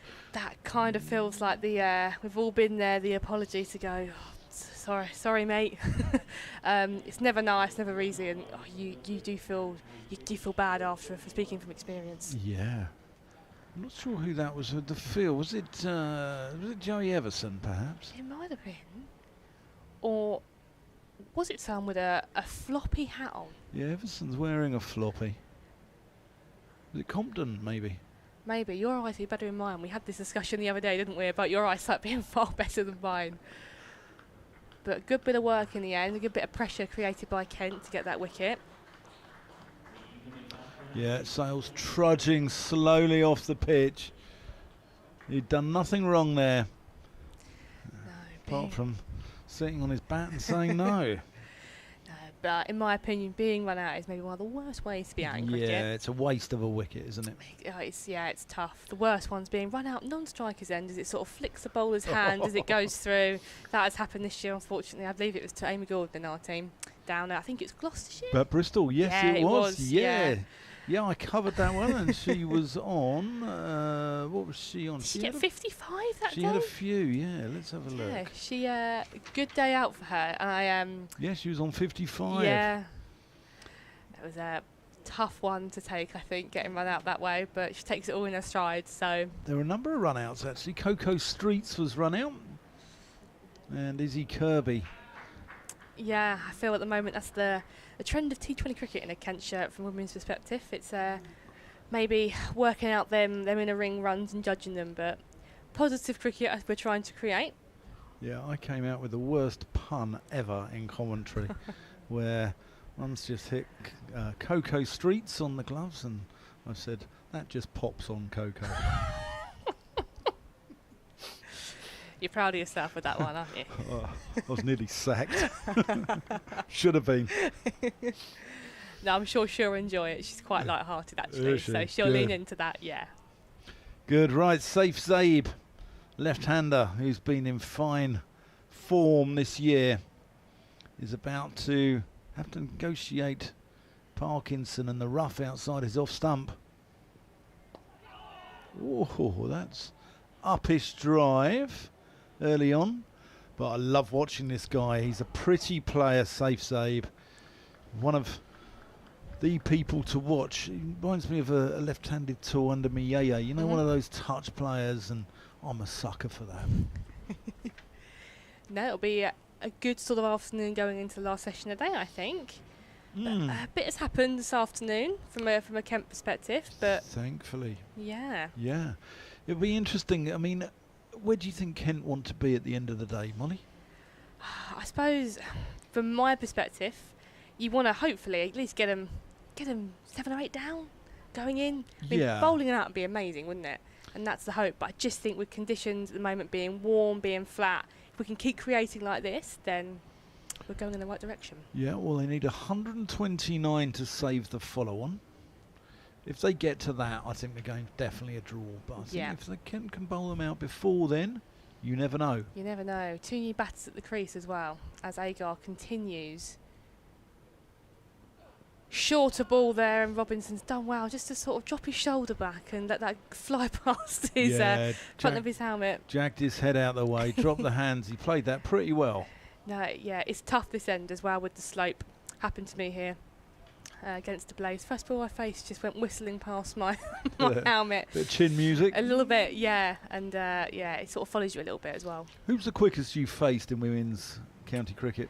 Years ago in a club game, I had the privilege of having Anya Shrubsole bowl downhill at me at Bath. That was a fun highlight. It's quite a quick wicket at Bath as well. Agar in again. pitched up, but just been played into that mid-wicket region there. It's lovely ground, right in the centre, isn't it? Right in the centre of the city. Have you ever faced Izzy Wong? I have, but that was back in age group days. So Okay. not as a senior cricketer, but very quick back then. Yeah, she's quite sharp, I thought. Yeah, quick on the circuit. But yeah, as a senior player, I think Anya Shrubsole grew up there with one of the quickest. And this year here, Cassidy McCarthy actually was the one that had that ball whistling past my head. So she's going to be up there as well. Okay. So as Agar starts again into Robinson. Pitched up, but tucked into the leg side there by Robinson, just for the one. And he's off the mark. We've worked with a couple of the women at Essex now on the BBC. Radders has worked many a time with Jo Gardner Yep. at Northampton, and she's now moved to Essex. And she's a brilliant fielder, absolutely superb fielder, and gives it a whack with the bat as well. And I've worked on a couple of occasions with Eva Gray. Yep. Who's really good bowler. She's not quick, but she just is on the money every ball. Yeah. Yeah. Good cricketers that you just mentioned there. And familiar with some names obviously throughout the circuit as well. So yeah, it's good to see what's coming through as Agar's into safe zone. Again, just been sort of pitched up, but dropped the hand slightly. It's played that through to the third man region and just picked up the single. Yeah, there's a really good bowler at Essex as well called Esme McGregor, who I think is decent. Have you played? Well, they're tier 1, aren't they? So yeah. So no, I haven't come across many of the Essex team as it's still as they stand now, because it's obviously the 2 tiers. But yeah, throughout the sort of the system and the years that go, you do come across a fair few people. Yeah. Eva Gray, formerly of Surrey a few years ago. That's right. Yeah. So yeah, would have come across Eva back in the age group days and sort of early senior cricket as well. Because you were playing for Kent from 7, 8, 9? Yeah, many years now. As that has just been sort of pushed down the leg side there by Agar, and it has run away for 4, but there was a bit of bat on that, I believe, from Robinson.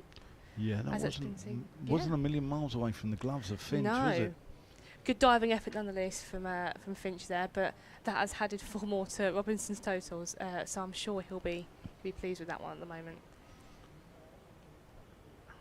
But no, again, seems to be all happening at the moment. Yeah, it does. You've joined us at a good time, Molly. Radders and I have sat here for 2 days with not a lot happening, and you come along and it's all go. Look at that. Yeah. No, it's been like a good afternoon, as I've said. Agar's back again. Again, pitched up, did a little bit, sort of died, didn't it, as it went through there? Scooted, didn't it? But Kept Robinson's a little low. He's kept that one out. Yeah, it seems to be, maybe just from my point of view, a little bit in at the moment. Obviously, Parkinson's got it spinning from this end, and yeah, that one's kept a little bit low. So, especially as a fielding team, you'd really like to see that. So, how's the floral industry this morning? It's been good. We've been up here today. We've done some flowers for Canterbury week here at Kent Cricket. So, yeah, been in and out in different working capacities this week. As Robinson sets himself. Agar dropped that a little bit short, but played nicely on the ground out to deep mid-wicket. Controlled pull shot that actually. Didn't try to hit it into the flats, but nonetheless that is the end of the over, and that brings the total to 297 for 4. Yeah, we'll get Radders back in an over. And we'll give you half an hour break, and you can come back on about 3:10. Sounds exciting. Take it through to tea. Well, the ice cream van looks vacant, so that looks like a good place to go, doesn't it? The only thing is, if we send you over there, by the time you bring them back, they'll have melted all over the place. I think it's one of those where you have to eat them right in the vicinity of the ice cream van, don't you, today? It looks that way. It's early 30s, isn't it, 34, they said. Oh. Yeah. Yeah. So I thought you guys down here, being a bit closer to the coast, are supposed to get like a little sea breeze going on. Parkinson in to Robinson, tossed up. Where's that gone? It's gone out to mid-off, long off, where Agar does the fielding. Yeah, Radders is up in Whitstable. I was thinking of Maybe driving over to Broadstairs, going and get fish and chips, sitting on the beach, on a sandy beach. That seems like a good place to go. Yeah. Some lovely little places you can go down here, sort of coastal-wise. Yeah. Joss Bay's very nice, isn't it? That's over sort of Broadstairs that way as well, isn't it? Yeah, that's over Thanet Way. You've got Herne Bay and Whitstable a little bit closer. Yeah. So. Parkinson. In, and that's a full toss, which has been paddled by Zabe. And he scurries back for 2. Yeah, there are some lovely little sort of bays around the area. Yeah, spoilt for choice down here. Yeah. Sort of, yeah. Love the beach, love going down, try and find little hidden gems that are down there. You're listening to Molly Davis from the Kent Tourist Board here. Parkinson. Oh, that's turned a lot. That's actually gripped. Big puff of dust comes up from the pitch. I think things are happening out there, Molly. It looks that way, doesn't it? And like I said, Parkinson sort of led that from the front coming back after lunch.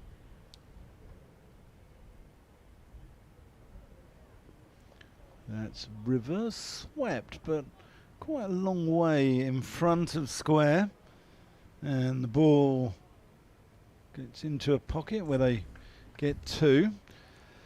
James Hockley's your coach as well, isn't he, in the Kent women's side? He's played his cricket here as well. Yeah, he did indeed. Lovely man. Is he? Knowledgeable man. Yeah. Oh, Zabe has to watch that all the way onto the bat, which he does, and pushes a single. How long's he been doing the Kent women's team? I think this year sort of full-time in the sense of from start to end of the season. I think this is his first year, but he's been in and around the Kent women's side for a couple of years now. But yeah, a lot of experience to pass on. And James Norden's been involved as well, hasn't he? So that's played out to long off? Yes, no, he has. I think a few years ago he's involved in the age group stuff around the academies. Good sort of seam bowling coach. I know the girls get a lot out of. So yeah, we're not short of knowledgeable coaches here at Kent. Yeah, James Norden's played for England in disability. He's not in the current series against India, but he saw him at Lord's last week where he's captaining Middlesex disabled side, who are the National Quest champions. So they won their strongest side in disability cricket, Middlesex. And James Norden's the captain there, and very good player he is as well. Yeah, really good player and a really nice guy as well, actually. Had the privilege of sort of working him a couple of years back on the county age group stuff, so it was good to see. Yeah, he is. He's very posh. Extremely posh bloke, but no, he's a lovely guy. No, he comes from a cricketing family, if I'm right. His brother, younger brother, I think I played cricket with back in the day. Okay. Well, Radders is going to join us. And Molly's going to go and visit the ice cream van, having toiled in the florist shop this morning, as that's crunched through the offside. And it's going to be 4 runs. That's a pleasant shot from Robinson. If you crossed Molly with our colleague from Trent Bridge, Dave Bracegirdle, you'd get Nottingham Florist. I'll get my coat, Radders. I'm out of here. I'm gone. You wanted dad jokes, Radders. You wanted them. Yes, I think everything in moderation, Daniel. Good afternoon. You were saying about Joe Gardner there. Yeah. Joe, as you say, terrific cricketer, wonderful fielder. Born on the Isle of Wight, like Danny Briggs. But she has another distinction, which I'm sure she won't mind me mentioning. Agar in, left alone. We've done quite a lot of commentary with Jo. She's very, very good on air, and she produces the most beautiful notes. I mean, I do mine in a way that I've always done them, just sort of match notes. So you've got all the teams and sort of basic stats. Jo does them in many colours. She's got one of these pens that have like different coloured inks that you can just put the little tab down and calligraphy handwriting. You're writing. Well, not quite go that far, but they are absolute works of art. Wonderful. Joe's, match notes, very impressive. Driven into the offside, no run. She looks like she's an organised, but you can Yeah, tell, she like, is, you know, yeah. from her schoolwork was probably really well organised. And whenever we've used her with commentary back in Northamptonshire. We don't see that much of her now. Of course, she's down with Essex in Tier 1, but now she always does the most thorough prep, and it's very, very nice to see. Absolute work of art. yeah, well, you know where the commentary box is at Essex. It's right behind the bowler's arm, perched up on the second floor as Agar comes in, and that's just pushed out into the offside. So I've actually had a bet with her. We've actually got a coffee on me if she can put one through the commentary box window. And she said, "You're on." Well, the nearest we've had this year was at Derby, when we had a couple. David Willey hit a flat 6, which we thought Phil Rowe and I were on together, and we thought that was going to come through the commentary box window. It just hit below, and Samit Patel put one through into the window of the stream box, which was next to us, on our left at Derby. Defended in the I say the new media centre. It's been there a while, but it's is Sam Patel still going? Oh heavens, yes. Yeah, Is he's he? playing for captaining Derbyshire in T20, and Obviously we don't see much of the Northern group. no. Well, down here. he played a remarkable innings against Northamptonshire, and a game that Northamptonshire just about held on. They made 194 for 6, which we thought was above par. 83 not out off 50 balls, Samit, and looked as though he was going to take Derbyshire home until Ben Sanderson bowled a superb over right at the death. Last ball of the over, and it's driven nicely, but Agar comes scrambling across. It's actually Quinn bowling that over, and Agar went scrambling across, cuts off what was probably a 4. Northamptonshire 308 for 4. Zabe on 6. Robinson on 12. You're listening to Dan Whiting and Andrew Rad. Drinks coming out. I remember Samit Patel a few years ago, because I mean he was Nottinghamshire through and through, wasn't he? Absolutely. There was a chap there who played for Zimbabwe called Brendan Taylor, who went out and had a few drinks one night, and bizarrely ended up sleeping in a random car. Luckily it was one of the Nottinghamshire members who lived maybe about 600-700 yards away from Trent Bridge, but he's got to unlock his car in the morning and found Brendan Taylor asleep in it. And all the jokes went out round at the time, didn't they, about Stuart Bed and Board and Samit Hotel. Let's ask for his autograph first thing. I tell you what, if I was Tim Robinson, I would want to be batting for a while. A, because obviously it's what his team needs, but more immediately because I don't think James Sales probably would want to engage in conversation with him for a little while. No. So I think if I was him, I'd just just maybe try and bat for an hour and hope that time proves a great healer, because it really wasn't a very good run. Yeah, well, luckily he doesn't have to see him tonight because he's got dinner booked. Yes, with I hear you Finch. with Harry Finch. Yeah. Well, I say it makes you wonder. He was supposed to be Tim Robinson in Chennai at the moment with an Indian cohort, New Zealand cohort out there at the Cricket Academy out there, Cricket Foundation, with Bob Carter, former Northamptonshire coach and director of cricket, and he finished up coming here instead. So he's probably might be a degree or two warmer than it is in Chennai at the moment, but it was more of a mad run than Madras. I tell you. It wasn't a great. It wasn't great, was it? The chap you were talking about, incidentally, about Wellingborough School, was a remarkable man called Murray Witham. Okay. E. Murray I knew you'd know. I knew you'd know. E. Murray Witham, and he was a master at the school, as you say, for many years, and was an absolute cricket nut, and was. There are so many stories told about Murray Witham. One of them is that he used to collect cigarette butts from notable cricketers of the time and store them away. He would reward pupils in his class who shared a birthday with a particularly notable cricketer. Oh, so me with Len Hutter, Yeah, I'd be all right. yeah, I'd be okay. Well, best best I've got is Roger Tolshard. Was not Yeah, I remember him. yeah, Leicestershire. Well, Leicestershire, yeah, decent cricketer. He got badly hit on I think 78, 79. He was taken on tour to Australia, Yeah, and he got horribly hit at short leg, didn't he? that's right. Good cricket, as you say. Played for Leicestershire for many years. But yeah, so he also brought in this tradition of writing the names of the teams that played in county matches at Wellingborough School, putting them in whiskey bottles and burying them under the ground. So in years to come, archaeologists presumably will come across these collection of bottles buried under the square at the Grove, which is the first team pitch at Wellingborough. Strikes me And, that young Murray had a bit of time on his hands. Well, I was lucky enough. A wonderful man of cricket called Harry Johnson, who was involved with the Northamptonshire League for many years, captained Earthlingborough for many years, and was a pupil at Wellingborough School and was involved with the old Wellingburians Association. Here's Parkinson, and say with a bit of company as he attempts to sweep. Oh, I think there might have been some bat on that. Maybe.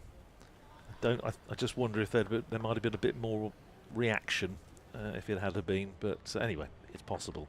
They have a leg slip and a forward short leg for Zabe, who is new to the crease. He's made 4 championship hundreds to his credit so far this season. Northamptonshire's leading run scorer in the championship. Round the wicket comes Parkinson. Short and cut away by Zabe to get off strike out towards deep point. The single takes him to 7, Northamptonshire to 309 for 4. But yes, the Grace doorstep, they were knocking down one of W.G. Grace's former houses in Bristol. And Murray Witham drove down one night and put it in the boot of his car and drove back to Wellingborough. The next ball is from Parkinson, is driven by Robinson out to short extra. And So he didn't nick it. well, he sort of appropriated it. I think it was presumably it was a sort of demolition site. I think. There's Parkinson in again. Uses his feet well, Robinson, and drives out towards mid-on, and that's a really good stop diving across by Jayden Denley. Saved 4 runs because it was well timed by Robinson, but so was Denley's dive, and keeps it to 1. Robinson to 13. Northamptonshire to 310 for 4. Parkinson round the wicket to Zabe, who sweeps, and it's going to pick up certainly 1. That's all they'll be, down to deep backward square. Favours either the sweep or the reverse sweep, save Zabe. He goes to 8, 311 for 4. And it was then suitably inscribed and officially unveiled in a match between Wellingborough School and the 40 Club in 1940, unveiled by Valence Jupp, former Northamptonshire and England player. Here's Parkinson to finish the over, bowling to Robinson wide outside the off stump and played away out to deep extra for a single, so Robinson will keep the bowling. 14 to him. Zabe is 8, Northamptonshire 312 for 4. Need another 105 to avoid the follow-on. And yes, as you rightly say, the tradition is that that you need to step on it. And Harry was always on about this. You need to step on it if you're going to score any runs. As I say, I used to play for a side called the Kangaroos at Wellingborough School, midweek side, and I trod on it religiously every time I went in. It did me absolutely no good. The nearest it did was when I was once out to a test bowler in one of those games. Who was that? Which sounds brilliant, doesn't it? I got out to a test bowler. Pom-Pom Fellow-Smith, JP Fellow-Smith, who played for South Africa in the early 60s. So when I faced him, he must have been mid-60s, I should think.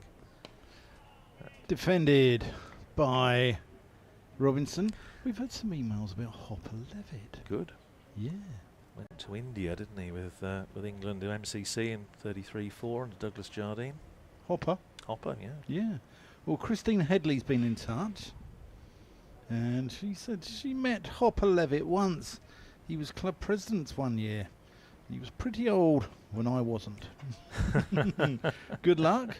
And we've had Jeff Simpson You said his nickname was because he and his family were hop farmers. Right. Defended by Robinson. And Bernie Owen has been in touch as well, and has said that he remembers this old tale regarding Hopper. Kent won the toss and batted. Levitt behind the stumps, so he must have fielded. But first ball was bowled, leg side 4 wides, and Hopper didn't move. Not even an inch. No one said a thing. Next ball was edged outside off. Hopper took off, pounced the ball, turned to the slips and said, "Not bad off the first ball of the day, eh, lads?" Oh, that's kept a little low. Robinson equal to it. Yeah, it's a good tale. He was supposed to be one who enjoyed himself. Yeah, well, he said, Bernie also says that the nickname of Hopper is what grows in Kent and goes into the beer. Well, I say, he played for England as an amateur, so he must have been half decent.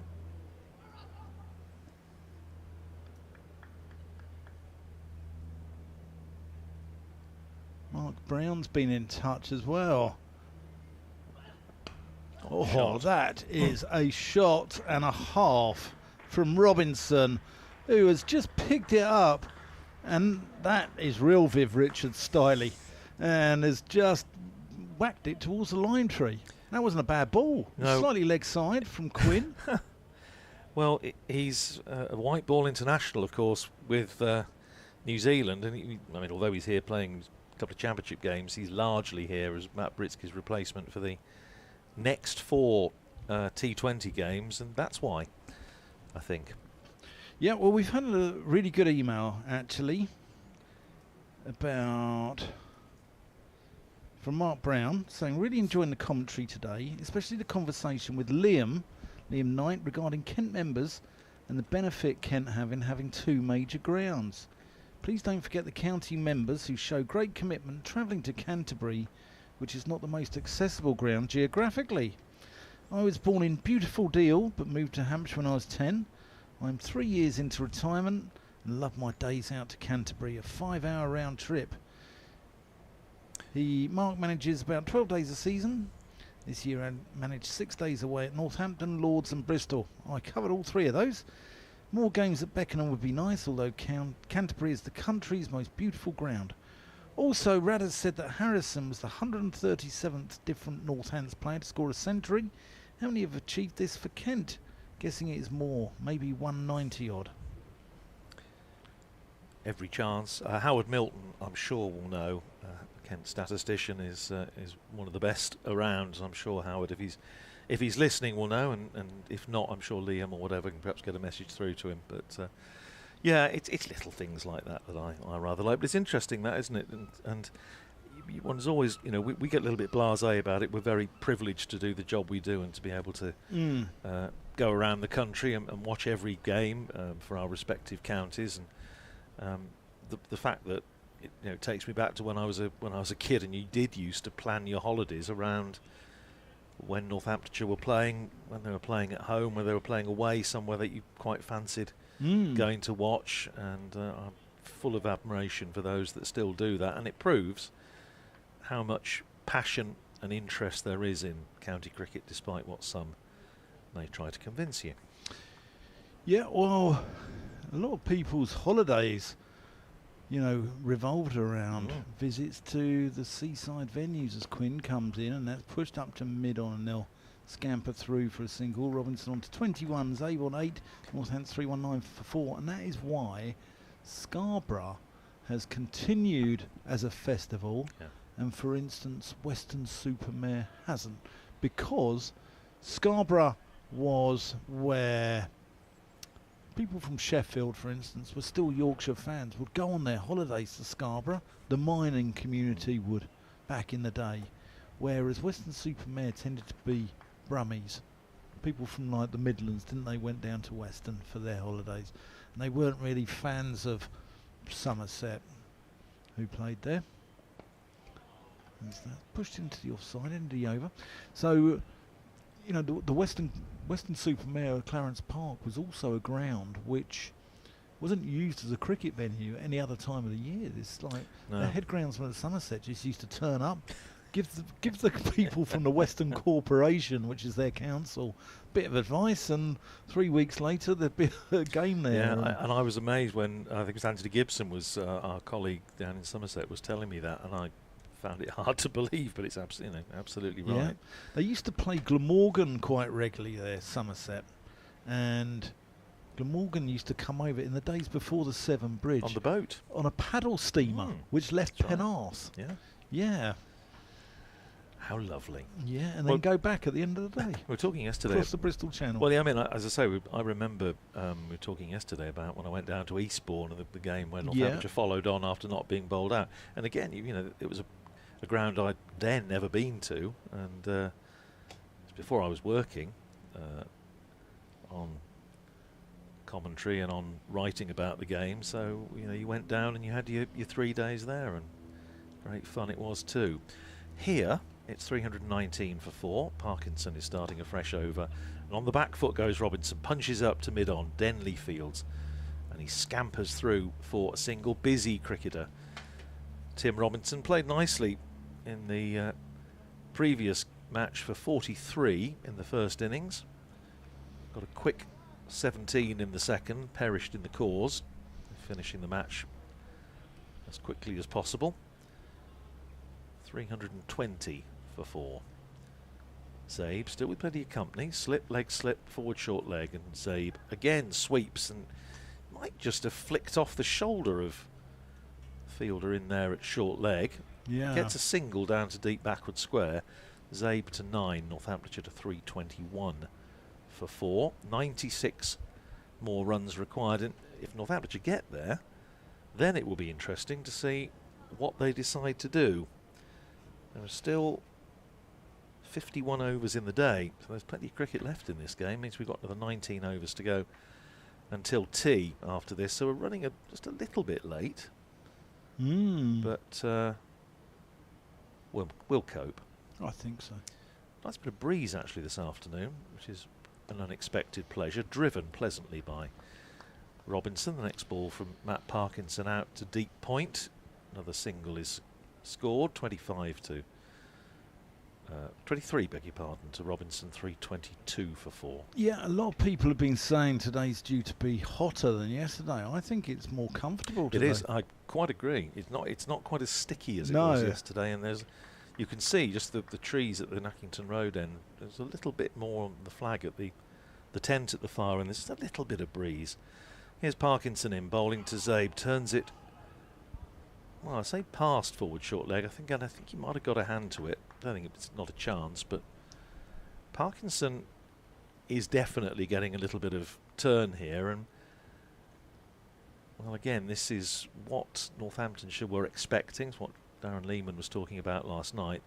Bounce, I don't think, has been too much of an issue. The odd one's kept a little bit low, but I don't think it's been anything too desperate. Now, this is good captaincy because they've got a man back at a sort of short backward square, about a third of the way back for the top edge sweep. Parkinson in, and so Zabe goes for the reverse sweep, and it goes out to extra cover, and there's no run. Zabe, as we always say about him, tends to play the orthodox and the reverse sweep almost with equal facility. Now that fielder is coming back up to leg slip.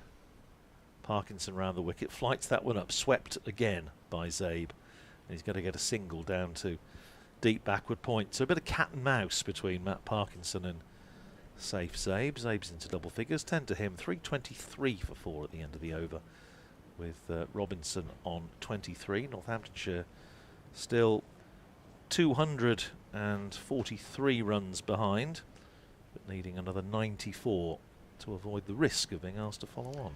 Did you ever go to Worksop? Radders, ever been to No. Worksop? No? Nope. Apparently Nottinghamshire used to play Yorkshire there regularly, again because a lot of the mining community of North Nottinghamshire and a lot of Yorkshire fans would come over from the coalfields of Barnsley and Sheffield, and they had to put a stop to that fixture in 1984 due to the miners' strike. Yeah. Where the Nottinghamshire miners went back to work and their Yorkshire counterparts didn't, and there was to say there was some ill feeling there is an understatement. Quinn in. It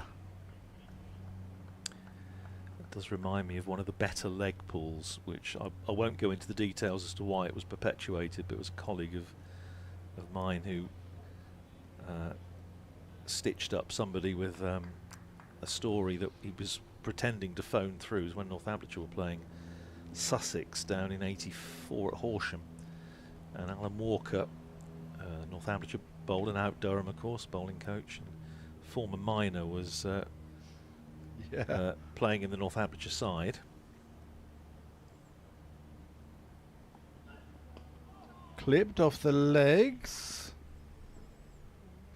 Time that nicely, is running out towards the boundary. They'll come back for 3, will they? Yes, they will.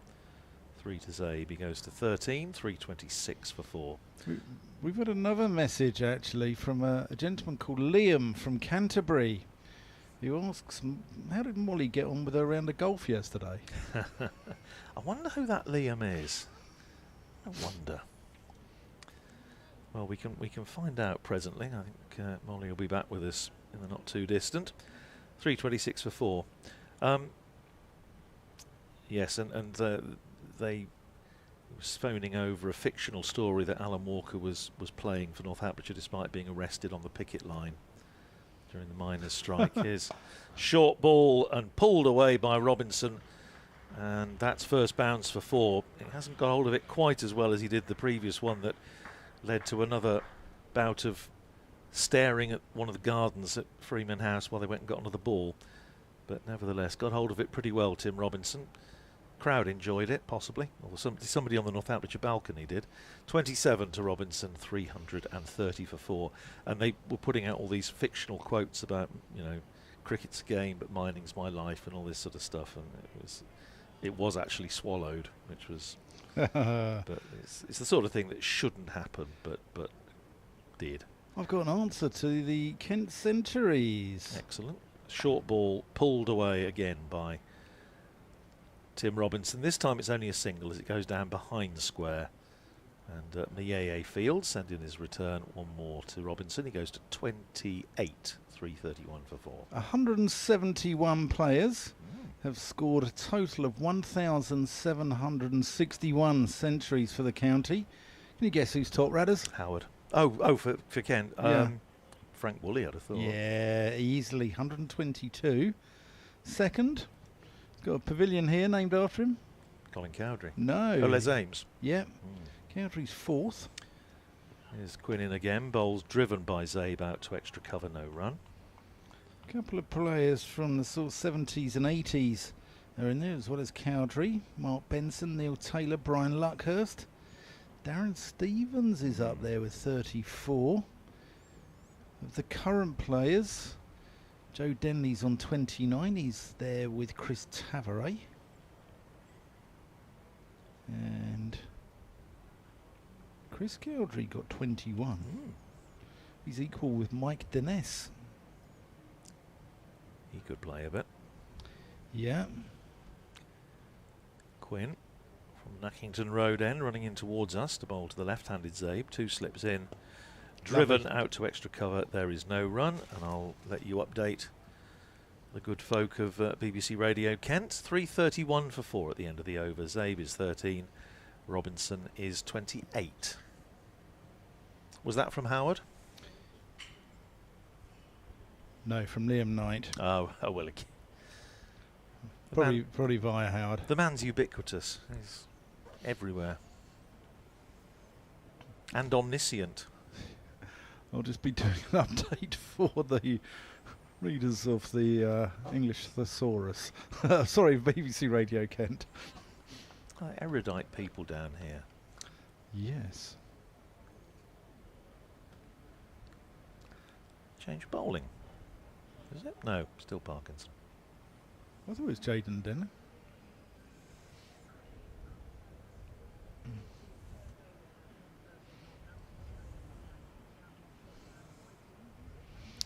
A much better afternoon for Kent. Northamptonshire started after lunch on 255 for 2, but they've lost the Centurion, Calvin Harrison, the second Centurion in this Northamptonshire innings. He was out, caught by Jaden Denley off the bowling of Matt Parkinson for 122, after Ricardo Vasconcelos was out this morning for 100. And then James Sales, who was proving to be a bit of a thorn in Kent's side, he was run out by his partner Tim Robinson for 41. That left it 288 for 4. There have been no further mishaps for the visitors. They've moved on to 333 for 4. Meanwhile at the Oval, Durham are making a good fist of holding out for a draw against Surrey. They're 196 for 3. And down at Hove, Sussex march on, 459 for 5. James Coles becoming the second Sussex batter to go through the 150 barrier. You can get an update on all these games via the BBC Sport website and app. There's Parkinson, floats that up. You have the current Kent players.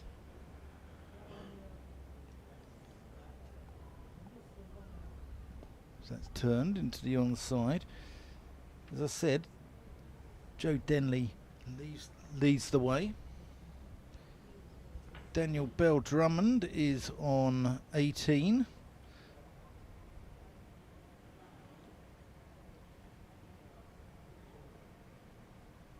.12 scored by Derek Aslett.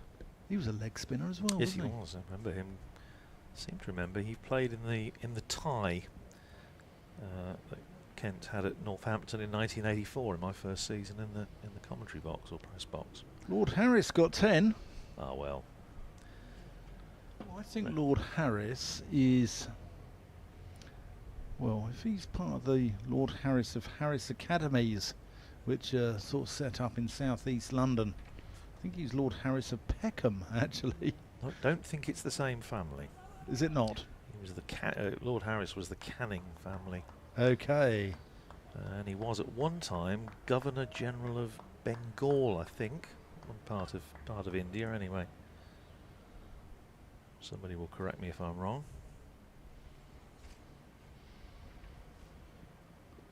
Reversed. Down to what would be third man, and runs away down towards the Nackington Road end. 9 centuries for a number of Sean Dixon, Alan Knott, Steve Marsh, Brendan Nash and W.H. Patterson. Not sure who he was. Do you know who he is? Like Captain Kent, going way back, I think. That's sort of a 19th century, I think. 7 centuries for Zach Crawley. Aravinda De Silva. There's Parkinson comes in. Defended by Zabe. Alan Elam, Mark Elam, J.M. Kemp. Who was J.M.? It was 70s. No, that was Nick Kemp, wasn't it? Justin Kemp, Justin Kemp. South African. Ah, Jack Leaning. I was thinking about the MC Kemp, who's, I think, one of the very early Kent Cap players down on the board on the way up the stairs to our commentary position, which I always very much enjoy looking at.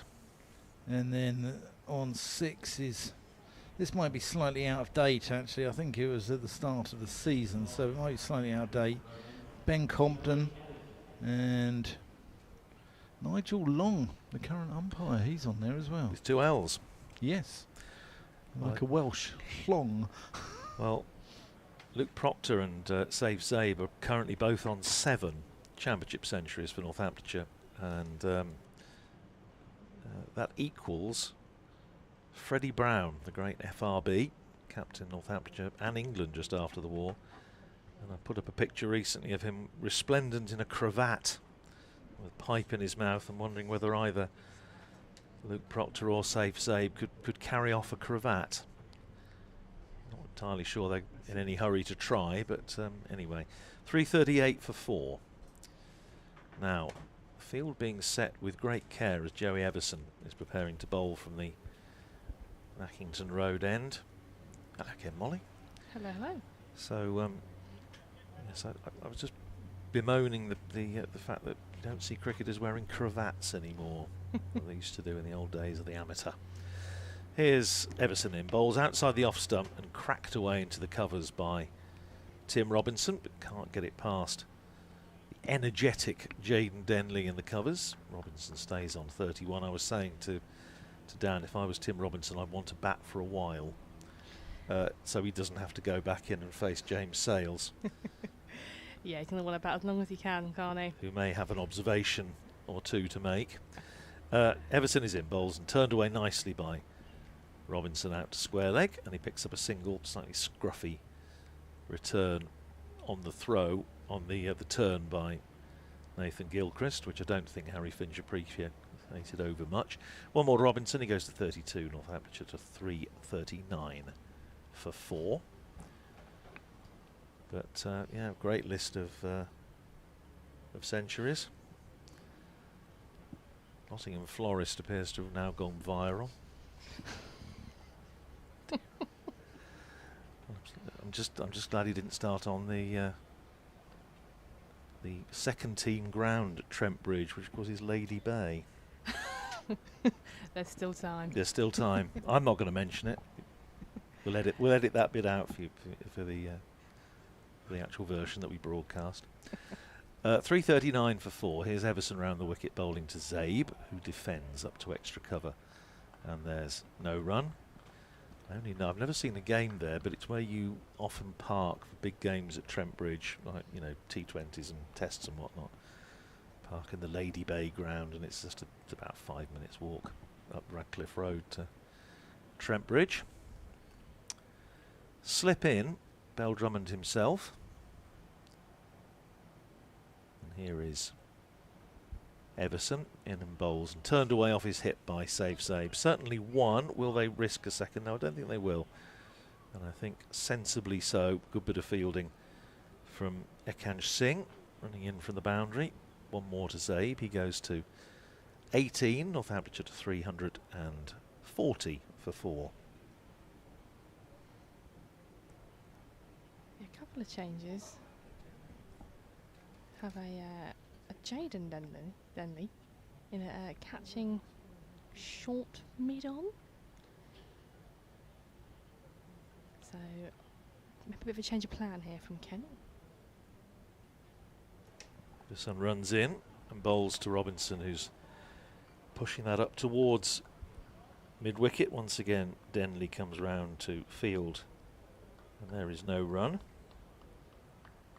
The new ball was due a little while ago. I don't think it's been taken. Just trying to see if no, it hasn't. They've still got the old ball, which is probably sensible, really, because they think it might just reverse a little bit, be a bit more difficult to hit. Forward goes Robinson, plays it up towards mid-off, and there is no run. And that is the end of another Joey Everson over. 340 for 4 at the end of it, with Tim Robinson on 31, Safe Zabe on 18. Northamptonshire need 77 more to avoid the follow-on. And I wonder, Molly, what's your feeling? We did touch on this earlier because Darren Lehman mentioned it last night. If Northamptonshire did avoid the follow-on, then they might think about possibly opening up the game. What would you do? It's a tricky one. I mean, if Northamptonshire want to get a result, and I think, as we were saying on comms this morning, I think both Adam Hollyoak and Darren Lehman like to get results, then probably the most, what's probably the simplest way of doing it would be for Northamptonshire to declare behind. Yeah, I feel both head coaches are going to want to try and get a result out of today. So Parkinson's in, and that's just reversed. Sort of backward behind square leg, a bit of fancy footwork out there. I'm not sure who that was, but has kept it inside the rope, and he's picked up a couple there. That's a good bit of fast bowlers fielding down there, isn't it? That's excellent. I'm trying to, is that a sub-fielder that's on? It looks like it could be Matt Quinn, but I don't want to put that name out there in case I'm wrong. Whoever it is, I don't think he enjoyed running around there very much. He's just Parkinson's back gathering breath a bit. Okay, reverse again. out to deep square leg, and that fielder has come back round to cut that off. It is Matt Quinn. It is Matt Quinn. It's good eyes. Yeah, very good. Yeah, Quinn it is. Yeah, we were saying the thing with Save Zabe is the orthodox sweep and reverse sweep for him are almost interchangeable. He plays them both equally well, and feeds into why he's having such a successful season. Got his county cap ahead of the Middlesex game. Parkinson is back into Robinson.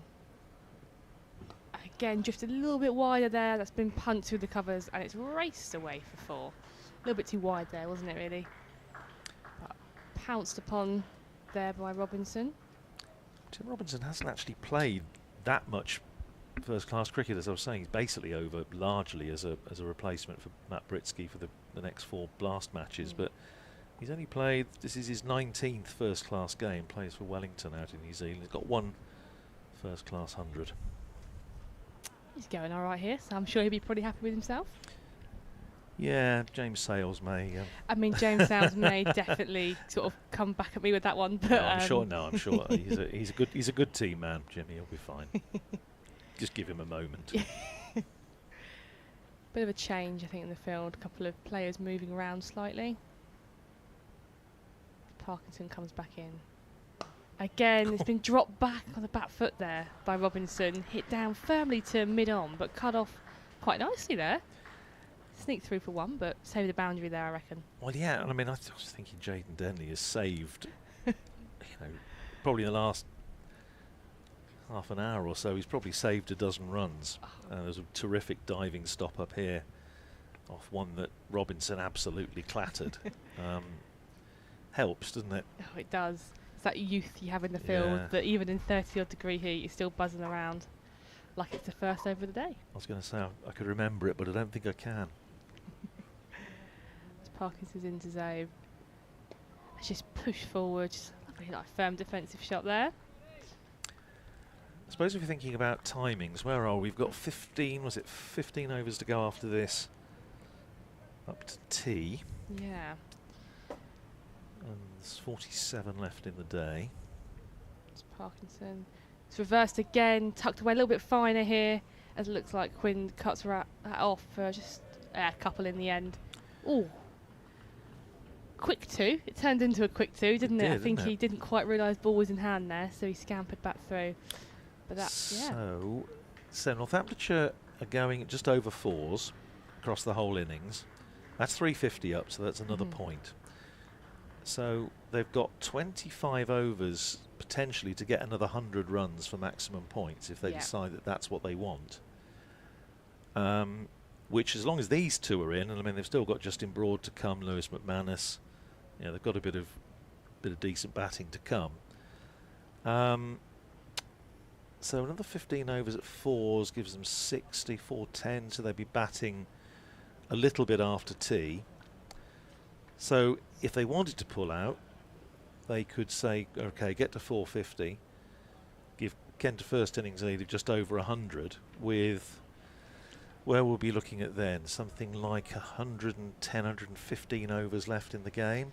Could be very interesting, but of course we need a full day tomorrow, and did see a little bit of rain in the forecast. Is Everson starting a fresh over from the Nackington Road end, left alone by Robinson, through to Harry Finch, who's standing up.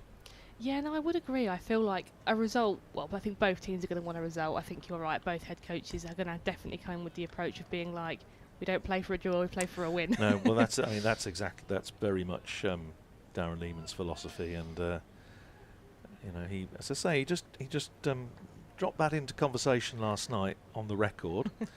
Is Everson in bowls, forced off the back foot by Tim Robinson, very well fielded at extra cover, and there's no run. So that's one possibility. It may be that Northamptonshire would even say, okay, well, as soon as we've avoided the follow-on, we might forego the 5th point, but I'm not I don't know.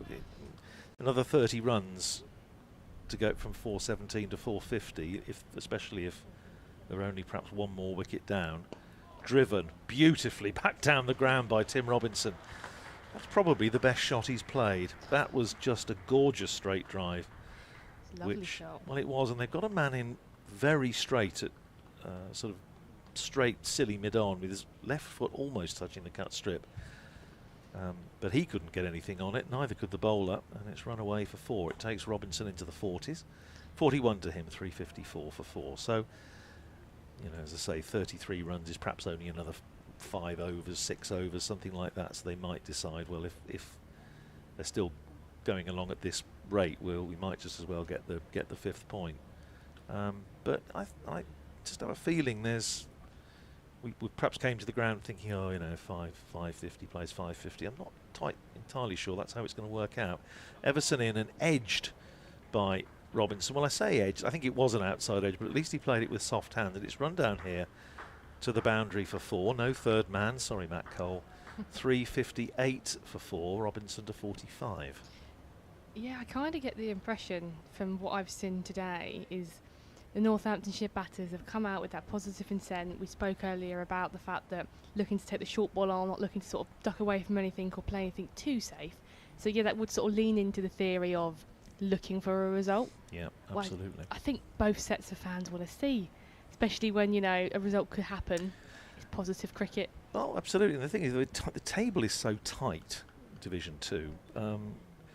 It looks as though Leicestershire, I haven't go back through some scores in a moment actually, because we haven't given the updated scores for a bit, but you know, were Leicestershire and Derbyshire to lose in this round, which is possible, then a win for one of these two sides could actually, you know, push them. I mean, we say Kent to bottom, but they're only a point behind Middlesex, 4 points behind Lancashire going into this round of matches. Could suddenly put them back into contention for promotion. Played down to point the next ball by Tim Robinson, and there's no run. So there's every incentive, and as I say, I would be surprised, given the personalities of Adam Hollyoake and Darren Lehmann, that they would just be prepared to let this game die. I don't think that's the way either of them operate, and good on them. It goes against the grain for both of them, doesn't it? Yeah. Which I suppose does create exciting cricket. So absolutely right. Here's Everson in, bowls, and driven beautifully by Tim Robinson. He's just blossoming a little bit now. That's going to run away, I think, for 4, and it does. To the front of the Leslie Ames Pavilion. 362 for 4. Takes Robinson to 49. And, well, as I say, these two really just starting to press on a little bit now. The overall run rate for the innings is 4.2. So it's interesting. One of the Darren Lehmann comments is that he likes brave cricket.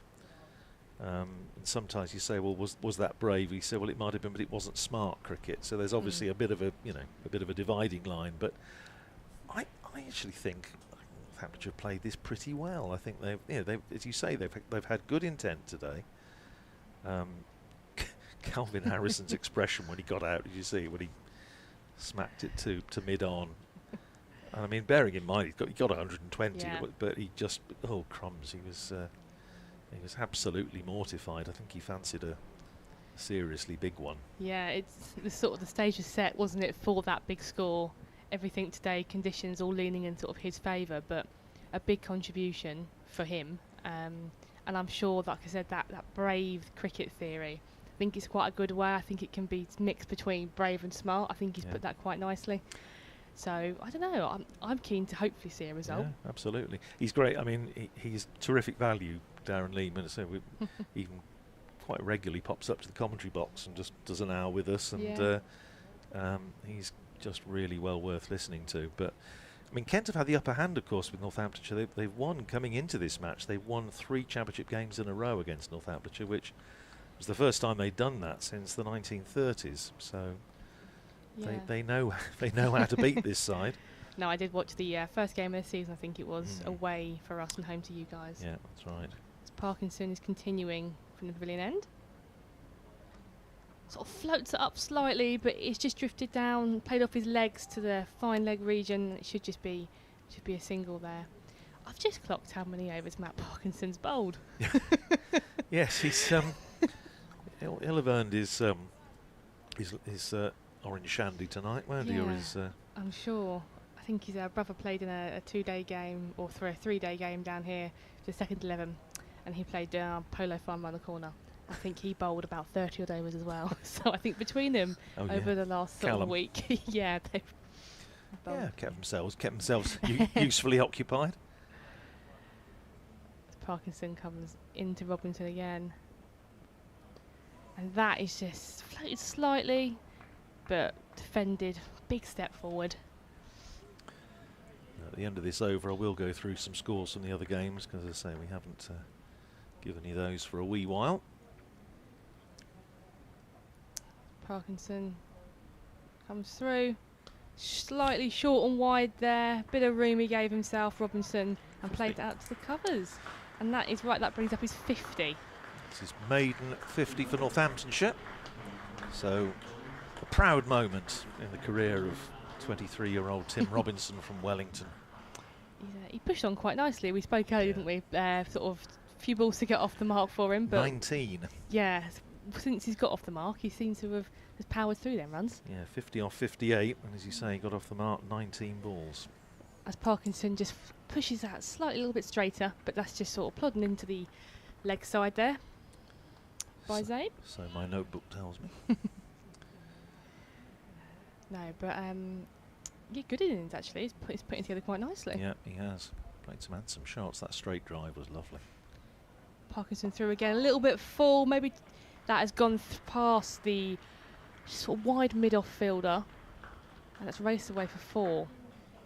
The good thing about having Safe Zabe in here, Molly, I think, is that we talk about him a lot of being an adaptable player, which he is, because I mean obviously he's a very successful white ball cricketer. He's got a 100 gig this year, but he also, you know, can bat long when needed. He's done that before the century against Surrey a couple of years ago, 3 years ago now, to keep Northamptonshire up basically. But he's a good bloke to have in at this time, because he will work out the situation. As Parkinson just puts that a little bit fuller again, as that's dropped into the offside for a single there. And he's one of those players that's got gears to go up through, and he will, I'm sure there'll obviously have been some sort of thought at lunchtime and maybe at the drinks break about where they want to be, if they are thinking about, you know, possibly making a game of it to some extent. So he will know what's required. The batters are having a conversation now. Yeah, it looks like that there's obviously been a tactical conversation that's been had about how they're going to sort of go about this and not let 500 play 500.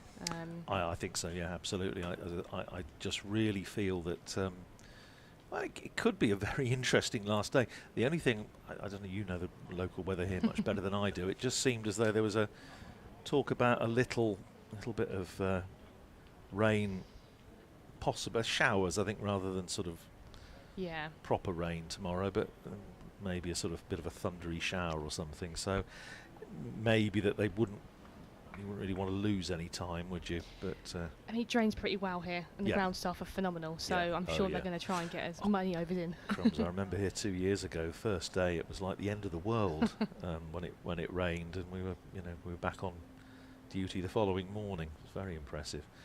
Here's Everson starting another over round the wicket, bowling to Zabe, and that's beaten the keeper. It's going to go down for 4 somethings. Leg byes, I think. Yeah, just clipped off the pad. Signalled by Rob Bailey. So James Sales has obviously decided to not sit in the dressing room and fester. He's been having a walk round with his captain, with Luke Proctor around the ground. He's probably been to the ice cream van. 4 more onto the total, 373 for 4. I think it was you saying actually that Darren Lehman likes a lap around the cricket pitch. Yeah. I've passed him when I went to the ice cream van, and he seemed pretty relaxed actually. Oh, the way he is, yeah. No, he does get in quite a few steps. Very full, driven by Zabe. It's going out through extra cover. Is it going to cross the rope? Oh, that's a very, very good bit of fielding out there in front of the flats. Is that Tuanda Mayeye out there? I think it is, yeah. So, what looked as though it was going to be 4 is actually 2. Zabe to 31, but he's played a good purposeful innings. It's 31 off 38. Yeah. Just what's required. 375 for 4. Here is Everson around the wicket, bowls to Zabe, drives again through extra cover. And this time I think it is going to go. Oh, no, it's not again. That's terrific fielding out there once again. And 2 more to safe Zabe. Mieye is a good boundary fielder. He's always sort Superb, of out by the flats in all formats. And yeah. There's somebody out there with it. Looks like they've got a little sort of green umbrella down at the back of their property down there. What a lovely way to spend an afternoon. I always said I quite fancy buying one of those, but the commute to Northampton might be a bit problematic. It's a bit of a hike. It's a lot of Dartford crossings. 377 for 4. I shall make way for Dan in a moment. Off the back foot goes safe Zabe. Nicely fielded out there by Ben Compton, he's got the floppy on this afternoon, hasn't he? He does. I feel that it's just been shared around the team this afternoon. Everyone else could well be. George Scrimshaw has just been having a bit of a bowl, I think, out in the net area. He's having a walk back. He's had a haircut. He has. He's been pruned. Is Everson in and bowls to Zabe, who defends off the back foot, and there is no run. So as promised, let's have a look and see what's happening elsewhere at Southampton. Hampshire hanging on, 220 for 9, replying to Worcestershire's 679 for 7 declared. For Hampshire, Tom Prest made 48, 4 wickets so far for Tom Taylor. Is Everson in, bowls to Zabe, forces off the back foot straight to extra cover, and there is no run. Nottinghamshire building a handy lead against Somerset down at Taunton. Somerset 379 all out. That's the end of the over. 377 for 4 here.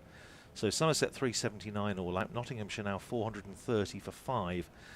Jack Haynes, we were talking about earlier, one of the Nottinghamshire acquisitions from Worcestershire, is 127 not out.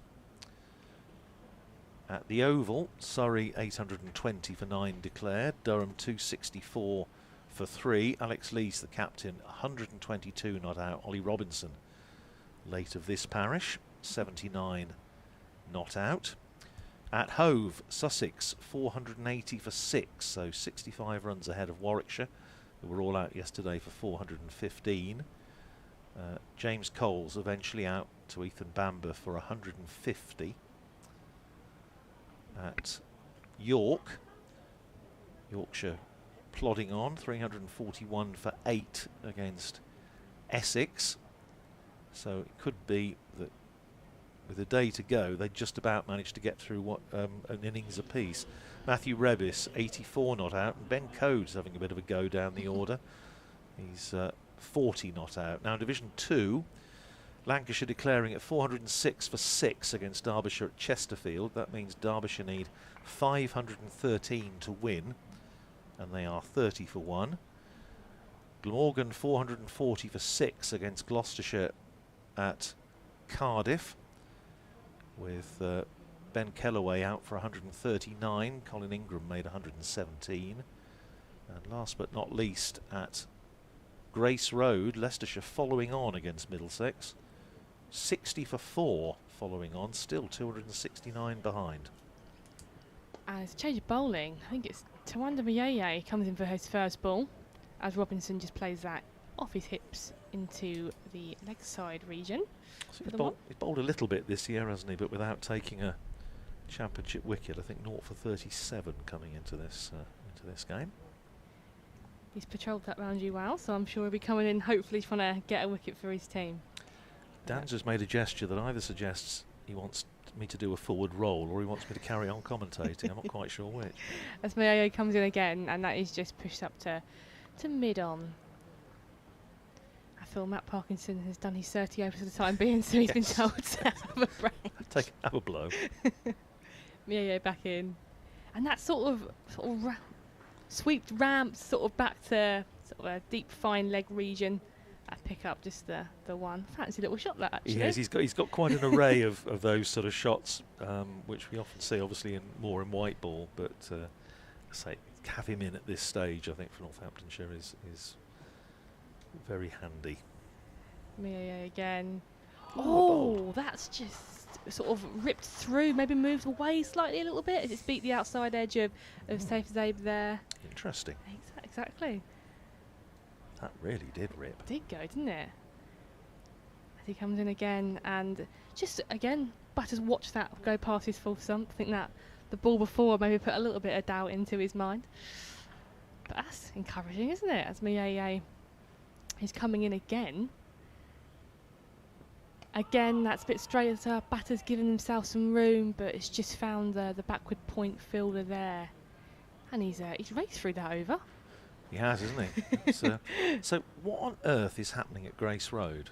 Middlesex 534 all out yesterday. Leicestershire all out for 205. Bearing in mind, you know, Division 2 leaders, 5 wins out of 8. Following on, 61 for 4. Noah Cornwell, the young left armour who didn't play at Northampton but we thought he might. He's picked up a couple of wickets today. And they are in, the leaders are in, hesitate to say disarray, but they're certainly in a lot of trouble, and they'll do well to take it into tomorrow. Now again, you see, if Middlesex beating Leicestershire, if Lancashire beat Derbyshire, the whole of the division is almost like sort of, you know, thrown wide open, which makes, again, possibly all the more imperative that they try at least and get something out of this. We have another change of bowling at the far end, and we're going to see a bit of Jaden Denley. The batters are on to bowl.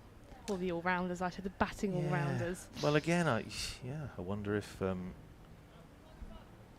I just wonder whether maybe words have been said about what might be possible. So this is he had a little bowl yesterday, didn't he? Bowled a couple, but they've now used 8 bowlers. Kent, Agar, Gilchrist, Quinn, Everson, Parkinson, Denley, Singh and Mayeye, that well-known firm of solicitors. So it is going to be Jaden Denley. Bowled 2 overs for 8 yesterday. He's going to bowl from the Mackington Road end, far end of the ground. 11 overs to go until tea. And here is Denley, left arm spin round the wicket. And nice respectable start, played with respect back down the pitch by Tim Robinson. A little flex of the shoulders as he comes in and bowls. That's short and punched away by Robinson, but straight to Akansh Singh, an extra cover. Yeah. Denley this year, a couple of wickets in the championship. That's short, that's very short, and it's pummeled by Robinson out to the cover boundary where Matt Quinn is patrolling. Yeah, I do get the impression now about what you've mentioned about the division being sort of open if the results go in certain ways, and I'm sure Adam Hollyoake will have an eye on that, not focusing too much on other results right now, but thinking that if we play good cricket and it can go our way. Yeah, absolutely. They would be daft not to at least keep an eye on it. 36 more Northamptonshire need to avoid the follow-on. Worked into the onside by Zabe, and there is no run. But you see now, if you think, I think the last time since we've been on together, they've upped the scoring rate from 4 to 4.3.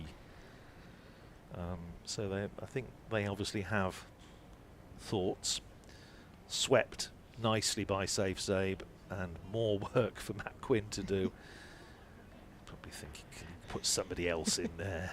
I've had enough. One more to Zabe. He goes to 36, 382 for 4. It's a nice welcome to the game, isn't it, to Matt Quinn? just what he wants. Just what he wants. Herring around in 34 degrees. Here's Denley in and bowls again. Just back of a length. Dropped out into the offside by Robinson, who thought about a single but decides against it. 382 for 4 at the end of that over. So we have, oh crumbs, how many overs? Is it 10 to go till tea? I believe so. 42. These numbers are too small. I want to get the binoculars out. It's sad, isn't it, when it comes to this. But you've come organised. It's Well, good to see. I have come organised. Yeah, 10 overs to go till tea. So 42 left in the day, 130 plus in the match.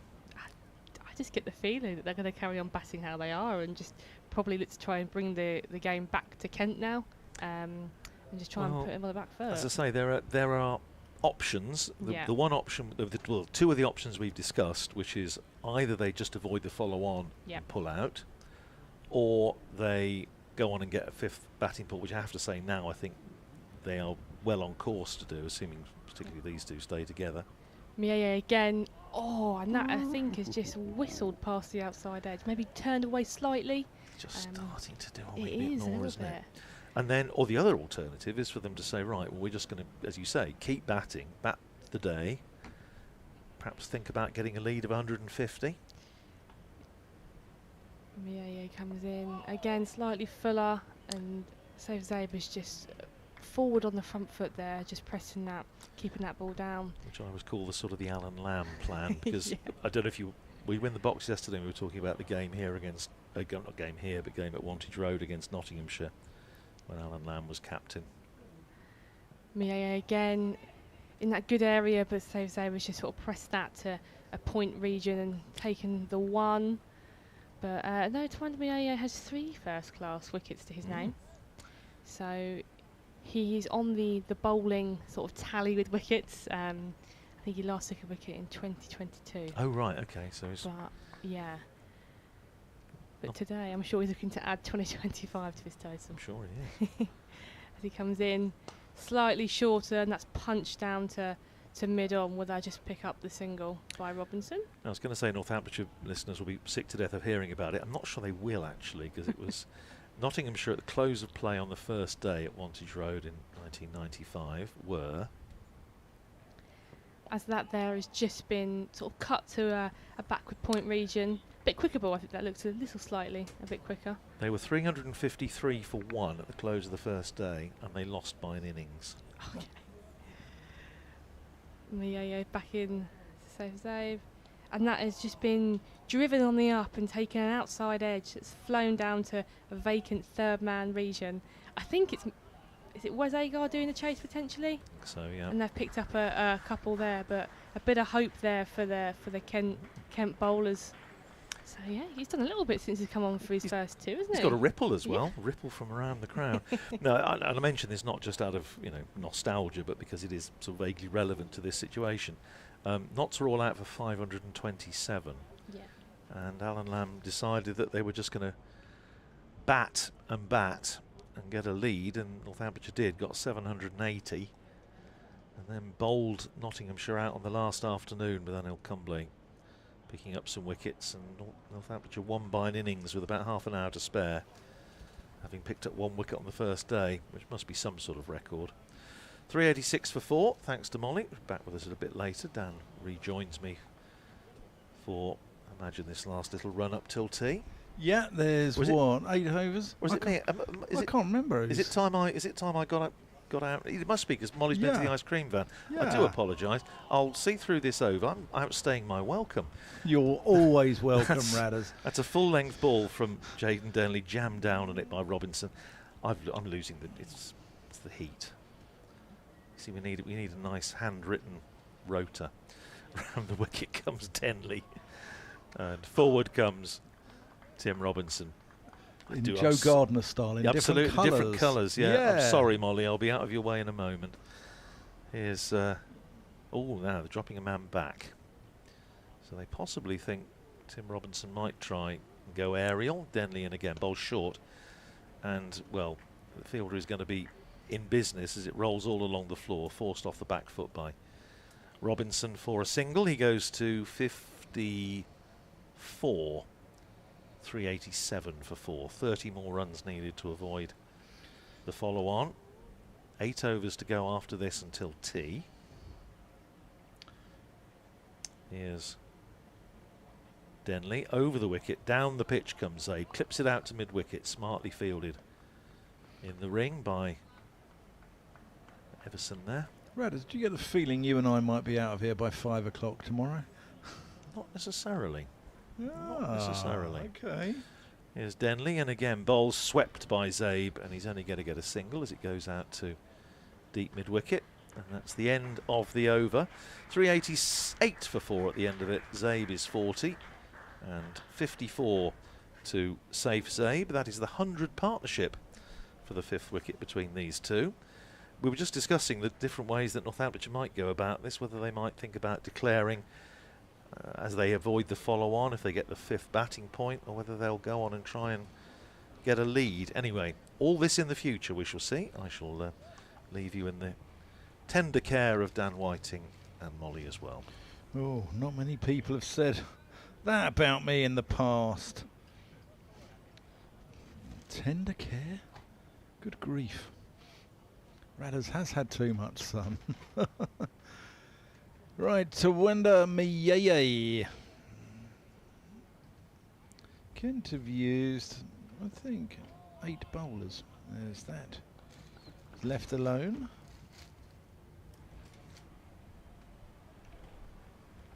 And welcome back after a rather long break. Zabe just pushes this out to deep cover to Matt Quinn for a single. That's a long break you had there, Molly. 1 over. We work you hard here, don't we? we get our pound of flesh. Not enough time for me to go back to the ice cream van, unfortunately. No. No, as that's defended. No, he does get in and out of his over, old Miyeye. Yep, 7 left to tee. So that's played up to long on, where Jaden Denley is lurking. Yeah, he does get in and out of his over quite quickly, but it's what, 3:45, and we've still got 7 to tee. So Kent are a little bit behind today. Not bowling them as quickly as Northamptonshire yesterday. Cut vigorously there. A bit like you with the roses, Molly, you know. No, I've been working too hard this morning, obviously. Pushed again into the offside. That's the end of the over. 390 for 4. Safe Zabe 41. Tim Robinson 55. I can just see in front of me walking round Corey Flintoff, which I think has just come off the field as he was subbing on for somebody. Oh, okay. So, yeah, he's put his bib back on and he's walking back round. His father's been around as well early season, wasn't he? He popped down here a little bit. Yeah, he's been in and around. So, yeah, I'm sure Kent fans love to see that. But he doesn't stay in budget accommodation like I do on my trips down here. There's some good places in Canterbury I'm sure you visited. Some good food establishments. Yeah, they've been recommended by Liam Knight in the club office. I'm not sure how good his recommendations are, but you be the judge of that. One of them's very good, actually. As Denley's back in. Oh!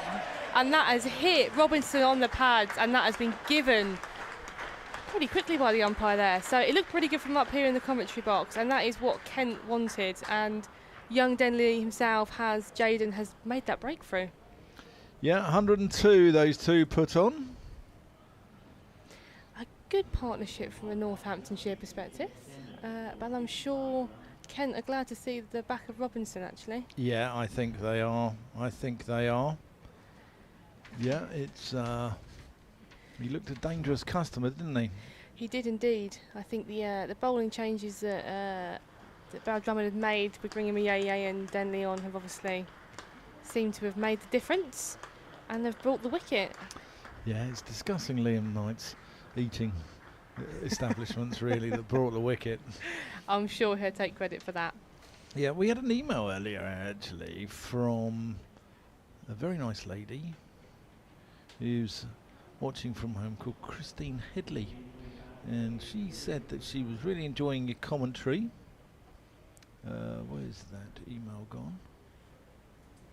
We had plenty about Hopper. Love it. The commentator's curse does not exist. If you're talking about someone who gets out, you are relevant.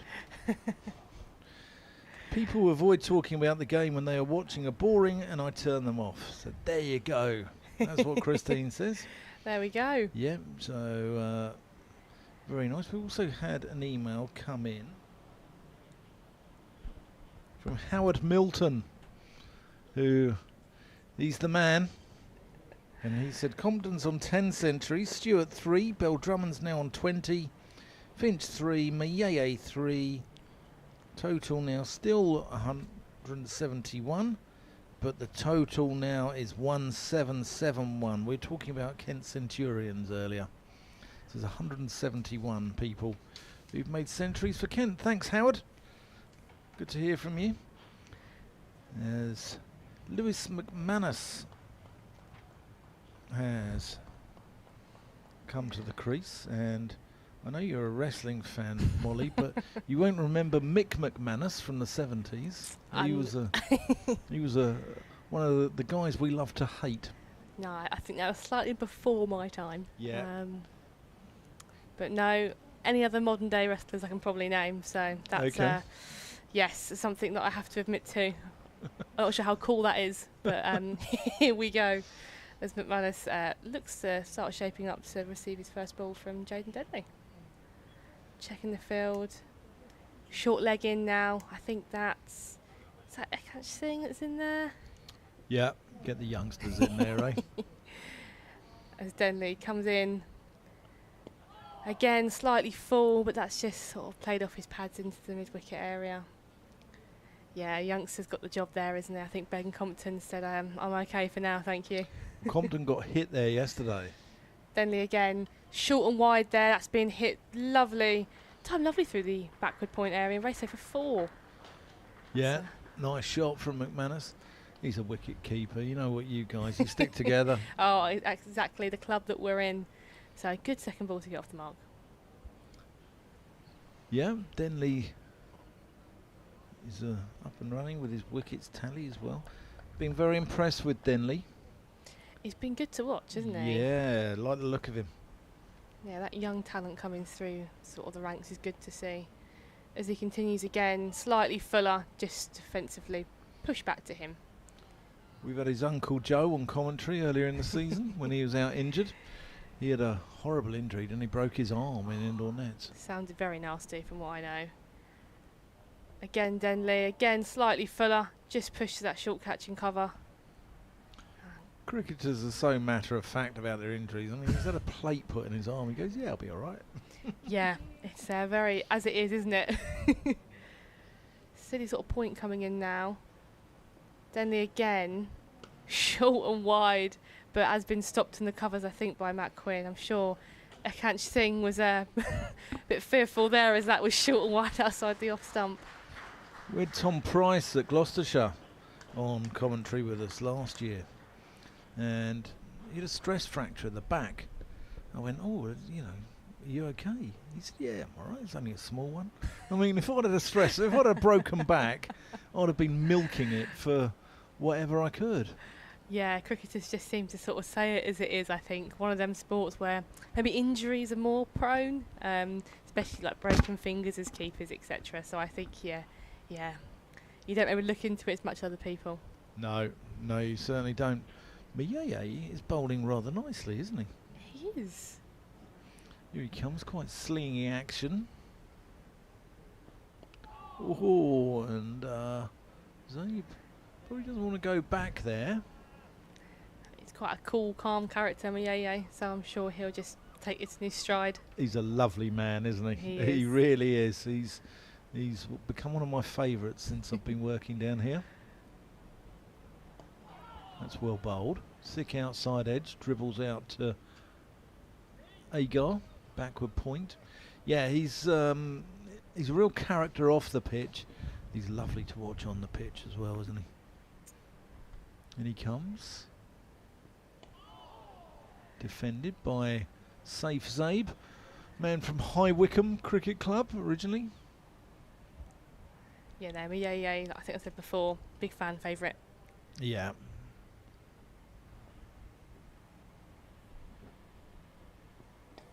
Again defended. Just hitting good areas here, isn't he? Consistently, just Yeah. putting it on area, Yeah. just in and out of his over.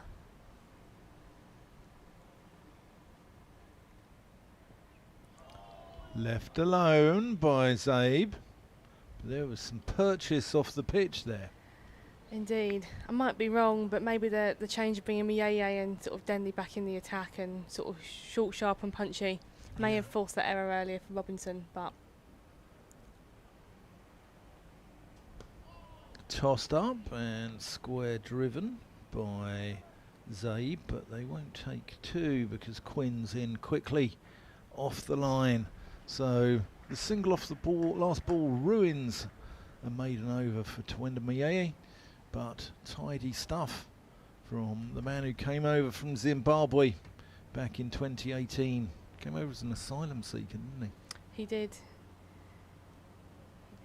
He's a lovely, lovely man, and we asked him a few weeks back after his 100 here against Middlesex how he's going to celebrate, and he said that he's going to get his girlfriend to cook him up some button mushrooms, which are his favourite. So there you go. It was also when a journalist asked Adam Hollyoake what the players going to do on their day off, and he said, "Mind your own business, mate."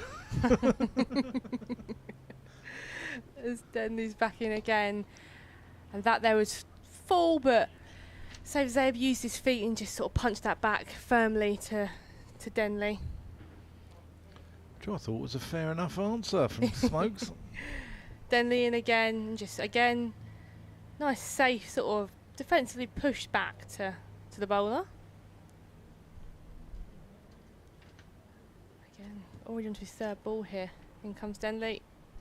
Slightly floatier, used his feet, and that's gone flying past mid-on. That's raced away for four. That's the ball he wanted. The first two weren't quite there, and that third one he could just release his hands through and pick up that boundary.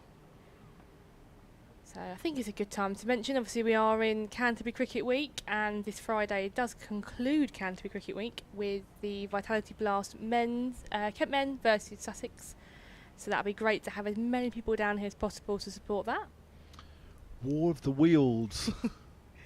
Denley again slightly shorter and reversed just to sing there in the ring. Good stop in the end. Fancy shot again by Zabe, we mentioned earlier. All the flair. I like to see it. Yeah, I heard your commentary earlier about all the little slogans and names we're having for the Blast games at the moment.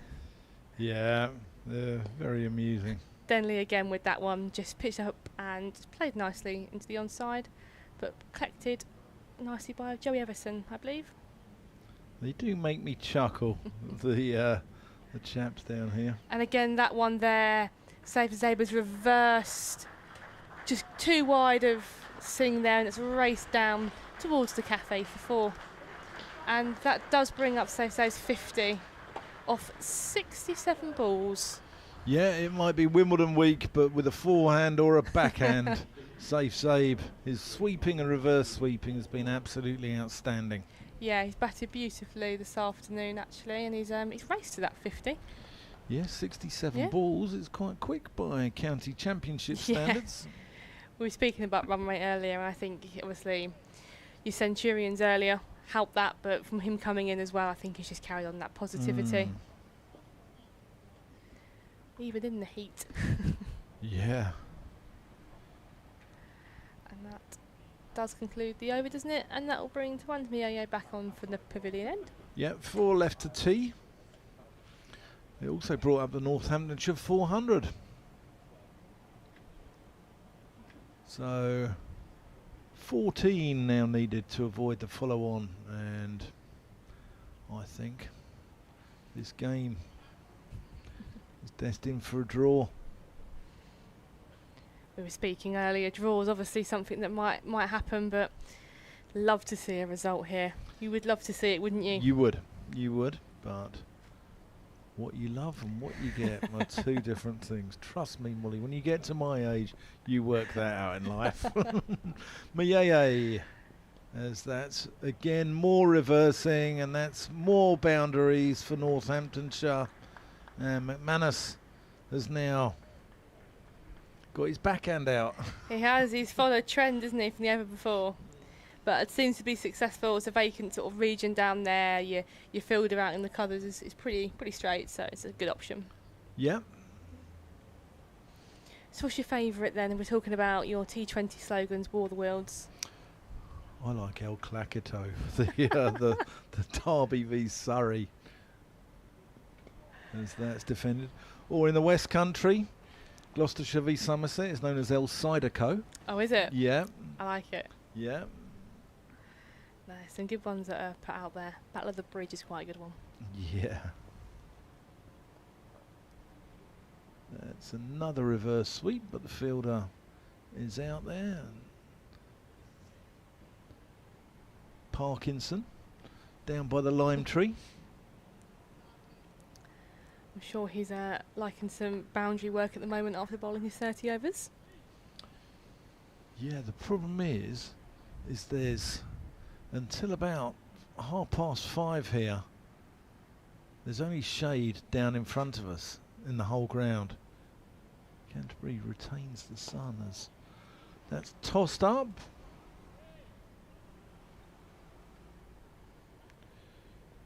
Sorry, I do apologise. To Windermere came over as a refugee, not as an asylum seeker. So apologies if I've got that one wrong. As that one there, wasn't it? It was just cut sort of behind backward point, I think, picked up by Matt Quinn there. Yep, two more. To the total. Yeah, Twinder came over as, I think his one of his family, I think it might be his mother actually. Oh, that's just short of slip. That's brilliant work though, isn't it, by Mayeye. He's come on to bowl, that's the end of his 5th over now. But opportunities have been created, and that's, from a Kent perspective, promising to see that. Obviously didn't quite carry to second slip, but that has presented itself. So bit of hope there in the Kent's field inside. Yeah, I took a photo from under the lime tree this morning, and Andrew Harrison has sent me a tweet. He's from down under there. I think he'll be giving us a wave in a minute from down under the lime tree, no doubt. No, it's a bit of a sun trap down there actually. Everyone's looking like they're catching some rays. As Denley's going to be continuing from Nackington Road End. And again, nice and full, big step forward there. Solid defensive shot by McManus. Again, last push till tee here from Kent's perspective. Denley again, carbon copy of the ball before, nice and full. Big stride forward to keep that away from his stumps. In comes Denley. Maybe a bit wider this time. McManus tried to give himself some room throughout the odd side, but just picked up there in the covers.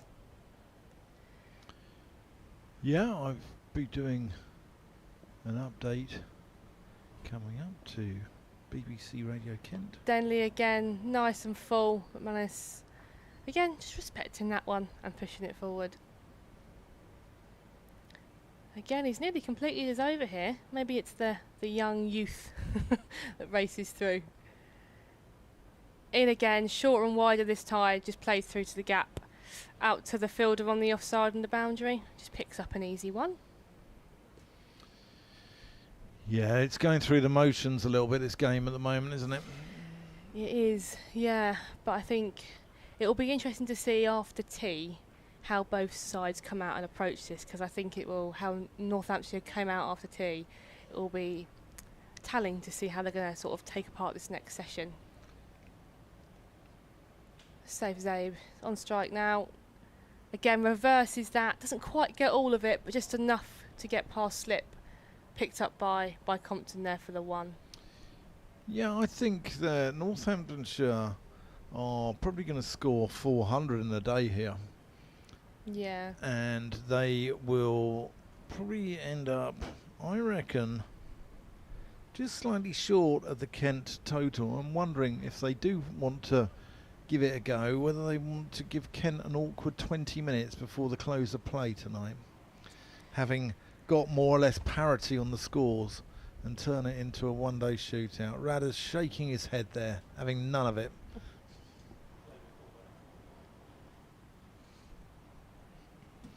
Just be doing an update to BBC Radio Kent as Mayeye comes in.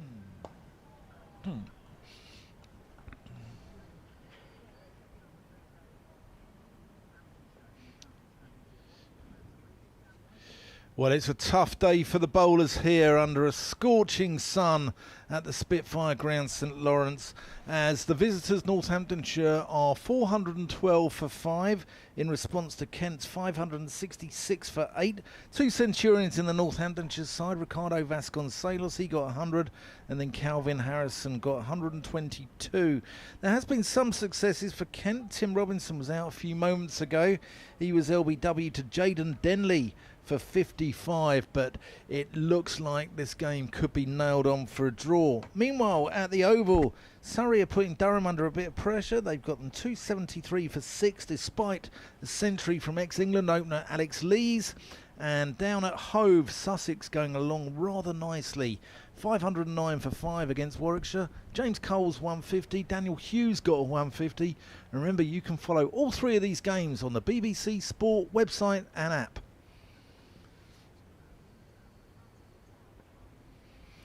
Mayeye just turns that into the onside. I was hoping to listen to a bit of Lady Gaga there. Big fan, big fan. Yeah. The paparazzi. Drilled off the back foot there by McManus. Do you watch any of the Glasto stuff? Radders was having nothing to do with it, but I saw Olivia Rodrigo swear her way through a performance the other night. So that's turned into the onside, and McManus will pick up 2 here. Shot. Oh, that's a good throw from Quinn. Direct hit from about 50 yards. And appeals, but I think that's just because it hit the stumps. But Zabe had to get his skates on there. Yeah, I thought it was rather bizarre seeing Olivia Rodrigo, an ex-Disney actress, swear her way through a performance like that. No, I did watch a bit of the Glastonbury sets and this year. I've had some good teas along the way. Have you? Has it stopped since COVID? Are you one of the clubs who stopped? As that one there, slightly wider from Denley, left alone from Amanis. Slightly stopped, so we're down to bring in for club stuff our own teas, but with the county stuff and the Kent women, we get some lovely teas actually. Do you? Yeah. Can't complain.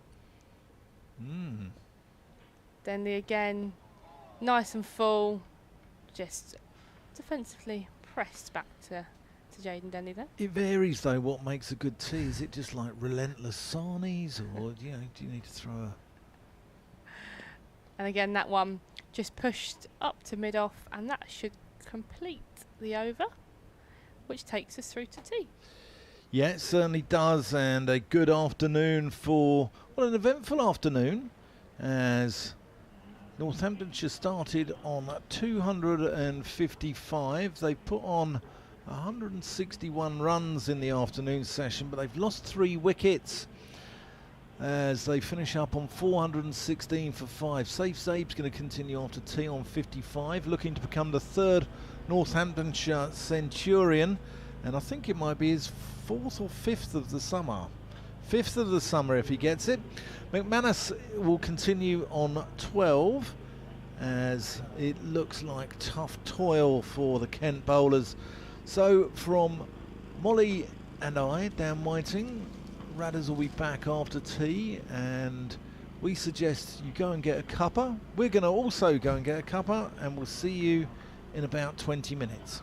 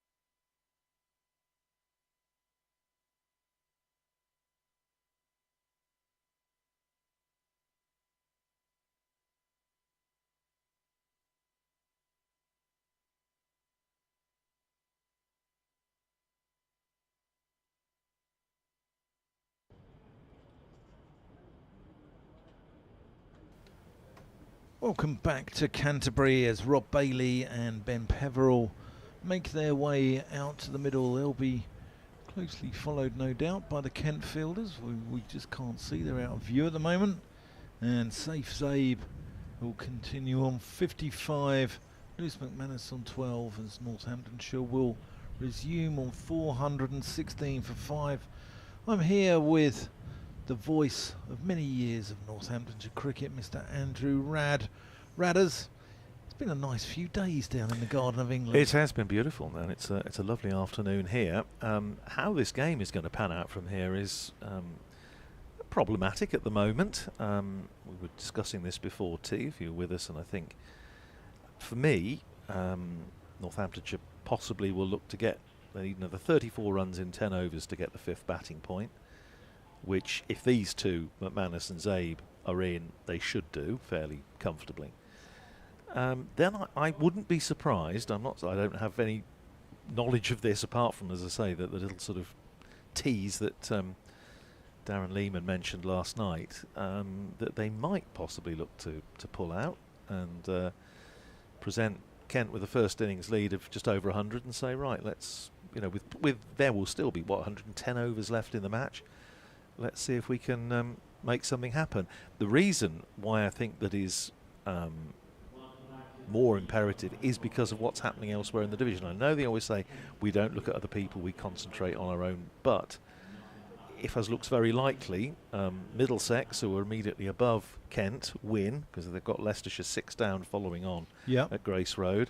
It looks very much as though Lancashire, who were the next team up, will beat Derbyshire, who were second at Chesterfield. That being the case, then it would leave Kent to a larger extent, but also Northamptonshire to an extent, even further behind, and with others then up and maybe level or ahead of them. So I don't think it's in either side's interest just to let this game die. The issue is whether they have enough time, whether the pitch is going to do anything untoward. It is starting to turn a bit more, as we thought it might. But yeah, we'll see how they decide to play it. I think we'll know sooner rather than later. Yeah, here's Mayeye from the pavilion end, and Northamptonshire have saved the follow-on as Zabe gets 2 more to his total. I was saying when I was on with Molly earlier, Safe Zabe from Northampton's point of view is the ideal man to have in at the moment. He's in brilliant nick, as I say, for Championship hundreds, but he's also so adaptable and he reads a game well, reads a tactical situation well. He's going to get 2 more here as he's tickled one round the corner. I'm sure they will have had a chat at tea time and thought about how they're going to make, possibly make this work. But the advantage Northamptonshire had is that they've scored at 4.2 and over. Kent scored at 3.6, just in round figures. So Northamptonshire have been able to score a little bit more quickly. Tossed up. So Northamptonshire need 30 more runs in the next 9.5 overs to get an extra batting point. Kent need 1 more wicket to get an extra bowling point. As that's a big shout for LBW. Peverell unmoved. Actually, it's stumping. Sorry, it was a stumping. I thought that hit the pad. Rob Bailey unmoved. Yeah, I don't think it might. It might have clipped the pad on the way through. Hit him outside the line, so I don't think it could have been LBW. But smart work by Harry Finch. 1 more to Zabe. Northamptonshire still have Justin Broad in the hutch, who's been in decent form this year with the bat, made 70 last time out against Middlesex, and then Liam Guthrie, who goes for the direct approach usually with the bat. Agricultural? A little at times. And then Yossi Chahal and Dom Leach. Could he work on Hopper Levitt's hop farm? Very possibly. Mayeye over the wicket to the right-handed McManus. Pushes that out into the offside. McManus came in a few years ago to Northamptonshire from Hampshire when Adam Rossington departed at the very beginning of the season. They got him on loan initially, didn't they? And then they offered him a full-time deal. Yeah, and he's now vice-captain of the Red Bull side, and he is captain of the 50-over side. So John Sadler, former head coach, said very early on in the piece that they regarded him as a leader in the widest sense within the squad, and so it's proved. He's been extremely good value. He's made now over 100 appearances for Northamptonshire across all the formats, and he really is an integral part of this Northamptonshire side. Here's Jayden Denley bowling over the wicket to Safe Zabe, who gets out the reverse sweep down to deep backward point. One more to Zabe. He goes to 61 and Northamptonshire to 422 for 5. It must be warm because Compton's shunned his brand new county cap. Yeah, we for saw a floppy. Yeah, we saw it coming out with a floppy before tea. So we have what, a plethora of them out there at the moment for 4 or 5. Here's Denley round the wicket, bowls to McManus, turns it away, square of the wicket on the onside. They're only going to get a single down to deep backward square. McManus is 13, Northamptonshire 423 for 5. So 27 more required by Northamptonshire for the maximum 5th batting point, which, having only got 1 bowling point, I think they'll be quite keen to get. Sweep, orthodox sweep by Zabe down to deep backward square, fielded down there by Nathan Gilchrist, just behind square on the leg side. 424 for 5. Around the wicket comes Denley, bowls, chip back, caught and bowled. Little leading edge, and McManus trying to work it on the onside. It gets a leading edge, and it's another wicket for Jayden Denley. McManus goes for 12, Northamptonshire 424 for 6. Yeah, 2 bowling points for the hosts. They're now on 5 points out of the game. Northamptonshire are also on 5, although they're closing in on a 6th with just 26 more runs. But Denley and Miyeye have bowled pretty well in tandem, I think. They have, and I think, you know, we saw before tea little bit more turn. We saw certainly from Matt Parkinson earlier on that it's a little bit more spin than we saw yesterday, and again that's pretty much what we might have sensibly expected. So, Yazid Chahal might be licking his lips. Well, it could well be, and of course Calvin Harrison, Northamptonshire do have spin options with Harrison and Chahal and Safe Zabe. Here's Justin Broad coming out at number 8. Not a bad number 8, considering he has opened in Championship cricket this year. He has 210 runs at 23, 70 last time out against Middlesex. The innings of his that I remember most this year was 46 off 27 balls up at Derby when Northamptonshire were looking to score runs quickly to declare, and he did. He gave it the most fearful bunt. Long bit of long handle. Yeah, well, he's you know, strong man, as you can see. Northamptonshire just don't want to mess this up. You know, they just, I'm sure, will be looking to save just to get them through to 450, and then, well, see what they will see, whether they'll decide to bat on. I just don't personally think there's a lot of point doing that, but we'll see. What are Leach and Chahal like? I wouldn't want to put my mortgage on them contributing a great deal. Dom Leach isn't the worst, actually. Chahal, we haven't seen a lot that offers hope, cause for optimism, let's put it that way. Here's Denley round the wicket, bowling to Broad, who drives out to extra cover. Everson fields, and there's no run. A slip and a leg slip. It was the shot of a man who wants to get on with it, I think. Round the wicket comes Denley, bowls to Broad, on drives up to mid-on, and there is no run, and that's the end of another successful over for Jayden Denley, who is clearly a very popular figure in these parts. 9 overs, 2 for 38 to him, 424 for 6. Broad yet to get off the mark. Safe Zabe is on 62 if the fifth batting point is Northamptonshire's immediate target. Now they've avoided the follow-on. They need another 26 in 8 overs. And as we mentioned, Kent already have a second bowling point. Yeah, good stuff from Denley.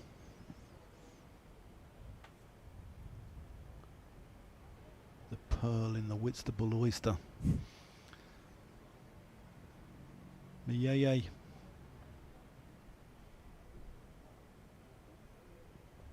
That's reverse swept by Zabe. He's only going to get one. He hasn't really got hold of that. And the ball dribbles out to Wes Agar. And they'll scamper through for one.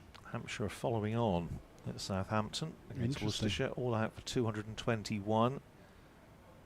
They are 35 for no wicket in their second innings, but that would be a serious win for Worcestershire if they manage to close it out tomorrow. I suspect it might not be that easy. Bowl Hampshire out again. 4 wickets for Tom Taylor today.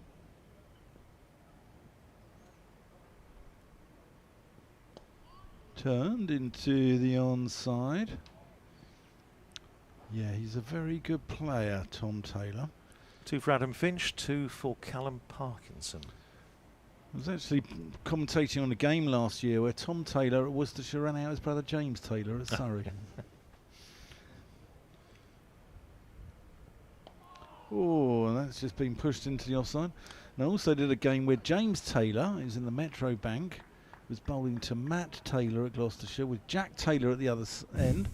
And we had his father, Kevin Taylor, in the commentary box taking solace as that swept out for 4 runs. He's got that square the fielder. And he'll move on to 67 with that shot. Yeah, we had Kevin Taylor because it was a day like today. And obviously we've got air-conditioned commentary box in the Oval. So I said, listen, if you want to get out of the sun, just come up here. So he did, and he just sat at the back of the box just to sort of take solace for an hour. So we had James Taylor bowling to Matt Taylor with Jack Taylor at one end and Kevin Taylor in the commentary box. And I said, there's more Taylors here than Savile Row.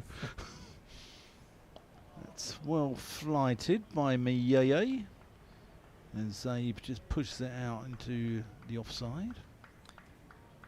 Too many spectators in today. I think the heat might have put a few off. Yeah, I think you're right there, Radders.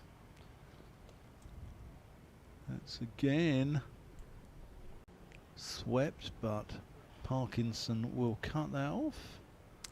Yeah, I think it's only lunatics like us who...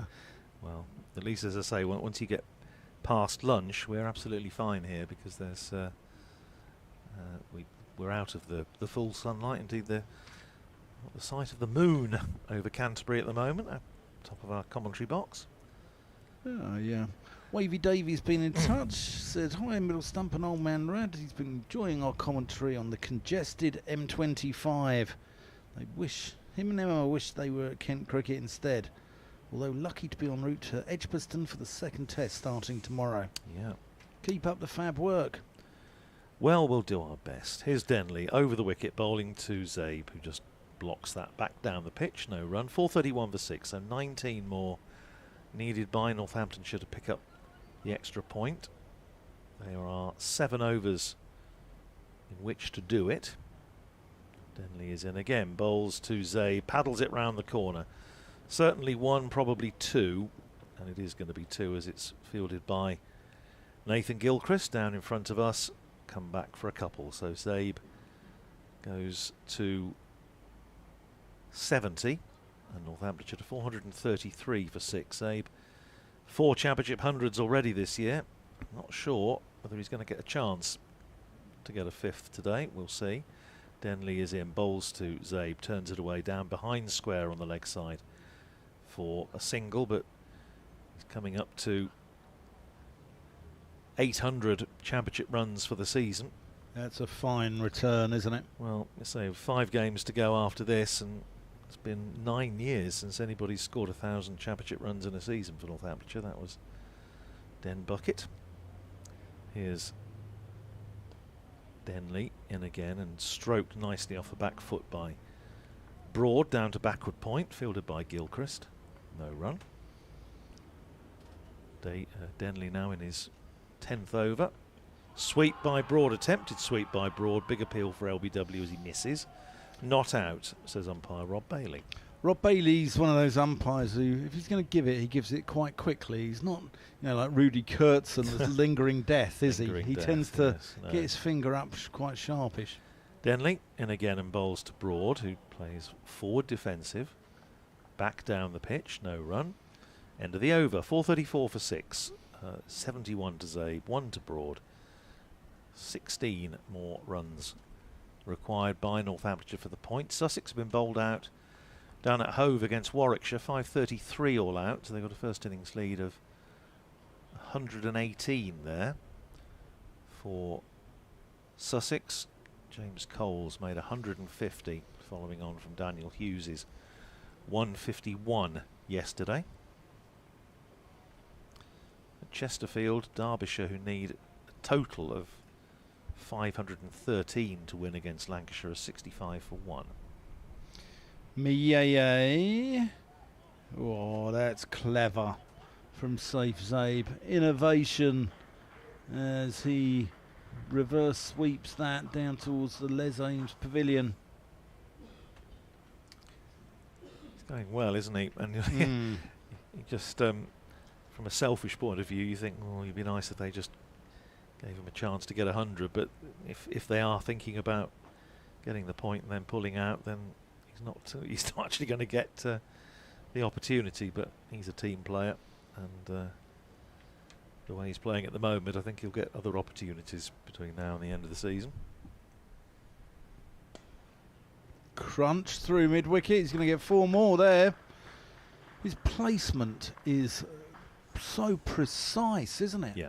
And I was saying to Molly when we were on together earlier, one of Safe's biggest strengths, and I think it's something he's developed the last couple of years, he's now got a really good game awareness, and he will have, the way he played this afternoon, played himself in.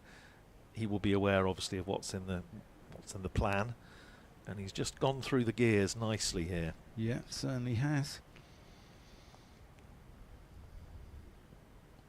Left alone, shuns that one. Just has nothing to do with it whatsoever. I think he's got a lot of self-belief. I think has really been boosted in the last couple. And as Dan made the point a few moments ago, Zabe's placement this afternoon has been right out of the top drawer. He goes into the 90s, 92 to him now, 479 for 6. Don't know if you heard, I was just saying to Dan that if Zabe does get 100 here, he'll be the first Northamptonshire batter to get 5 championship hundreds in a season for nearly 20 years, 2006. That's a good stat to have your name, isn't it? We're quite happy with that. And he knows about it as well, because I was talking to him about it after he got his 4th. His eyebrows went up. Yeah, it's nice. I like it. He's fancying his chances. He's batting well. He's played nicely, hasn't he, today? Yeah. As we said when we were on, I think, together earlier in the afternoon, he's the perfect player to have coming in for Northamptonshire in this sort of situation. Here's Everson round the wicket, bowls to him, and Zabe drives up to mid-off, who's fairly deep, but they decide not to go through for the single. So deficit now is 87. Yeah. There are still. Oh, we're looking for overs in the day. I'm afraid I have to get the glasses out, because for some reason I find white figures on a red background quite hard to see. 20 overs to go after this, I can reveal exclusively. Here is Everson in, forced back down the pitch. Everson gets a hand on it and deflected it close to the stumps at the non-striker's end, but I don't think Justin Broad had ventured out. I was intrigued to see, actually.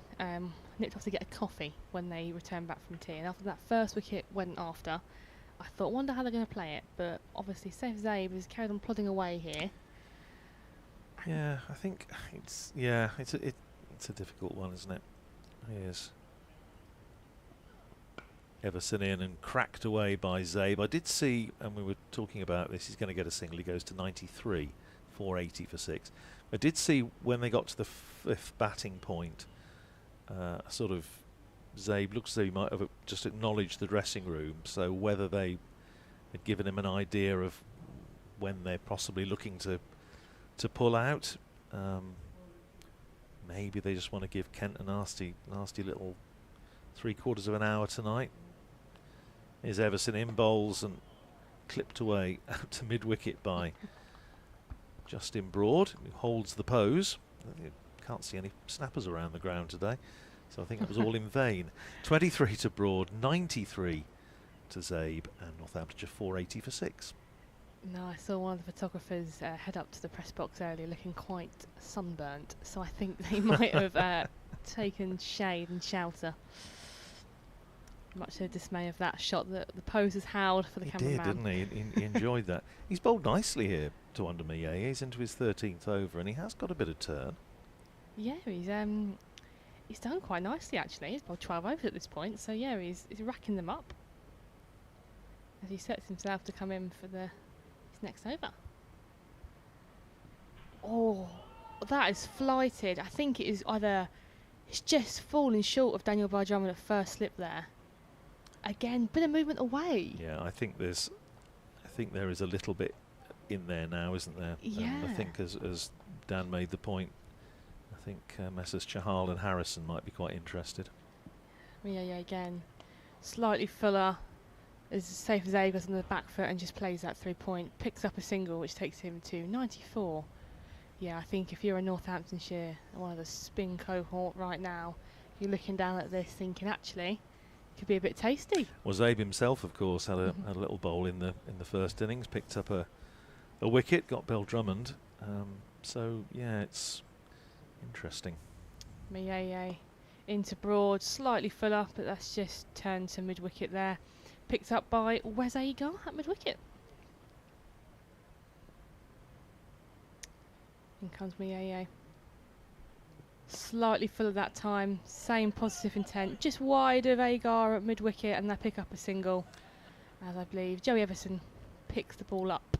What I suspect Darren Lehman will be quite pleased with today is the tempo of the innings. I think, as we said, Northamptonshire have been going along at sort of 4.3, pushing 4.4 and over the course of the innings. Got on with it. Mieye again, nice and full. The save Zabe just presses that back to him there as he jogs back to his mark. That's a sign of a good athlete, isn't it? Well, they've scored 340 runs in the day so far, with a bit of power to add. Mieye again to save Zabe, and that's just been hit just past Wes Agar in the covers. He's got a great hand to it to stop the boundary, but they do pick up a 1, which saves Zabe's score to 95, and it's the end of the over, so he's nicked the strike going in. I think Nathan Gilchrist was very impressed with that little half stop of Wes Agar's, because he was sensing another long run around the boundary, but he was saved it. So, save Zabe on 95. Having a lengthy chat there with Justin Broad. Yeah, it's 95 of 120 if my eye served me correctly. Yeah, so he's got on with it, hasn't he? And it's interesting because, as you say, I mean, that suggests a decent strike rate. He got a remarkable 100 at Derby earlier on in the season when he got 105 off 90 balls. And again, we talk about adaptability, and he can read the situation well. Well, going on about that a bit today, but I think it's a point that's worth making again. Here's Everson in, bowls, and Zabe drives out to extra cover. Thinks about a single. It's not there. Good stop on the edge of what will be the circle, and there's no run. Yeah, we speak about going through the gears, don't we? Especially cricketers now, about how quickly can you go through to second to third, etc. But I think what he's done well today is gone through them quickly, but he can come down as well. Well, these two were in at that time in that innings against Derby, when again Northamptonshire needed to actually score runs quite quickly to declare, and these two did a pretty good job. Here's Everson in, and that's turned away by Save Zabe, running down towards the boundary. Don't think it's going to go. Nice bit of fielding by Ekansh Singh down below us, but they come back for 2. Zabe to 97, Northamptonshire to 485 for 6. A lovely story told by David Ripley, Northamptonshire's former head coach, when he gave a little speech ahead of Safe getting his cap, the Middlesex game, remembering when he got his first 100 against Sussex 4 years ago, and his dad, who's a GP, was busy giving COVID injections whilst listening to the commentary. Driven by Zabe up to mid-on, and there's no run.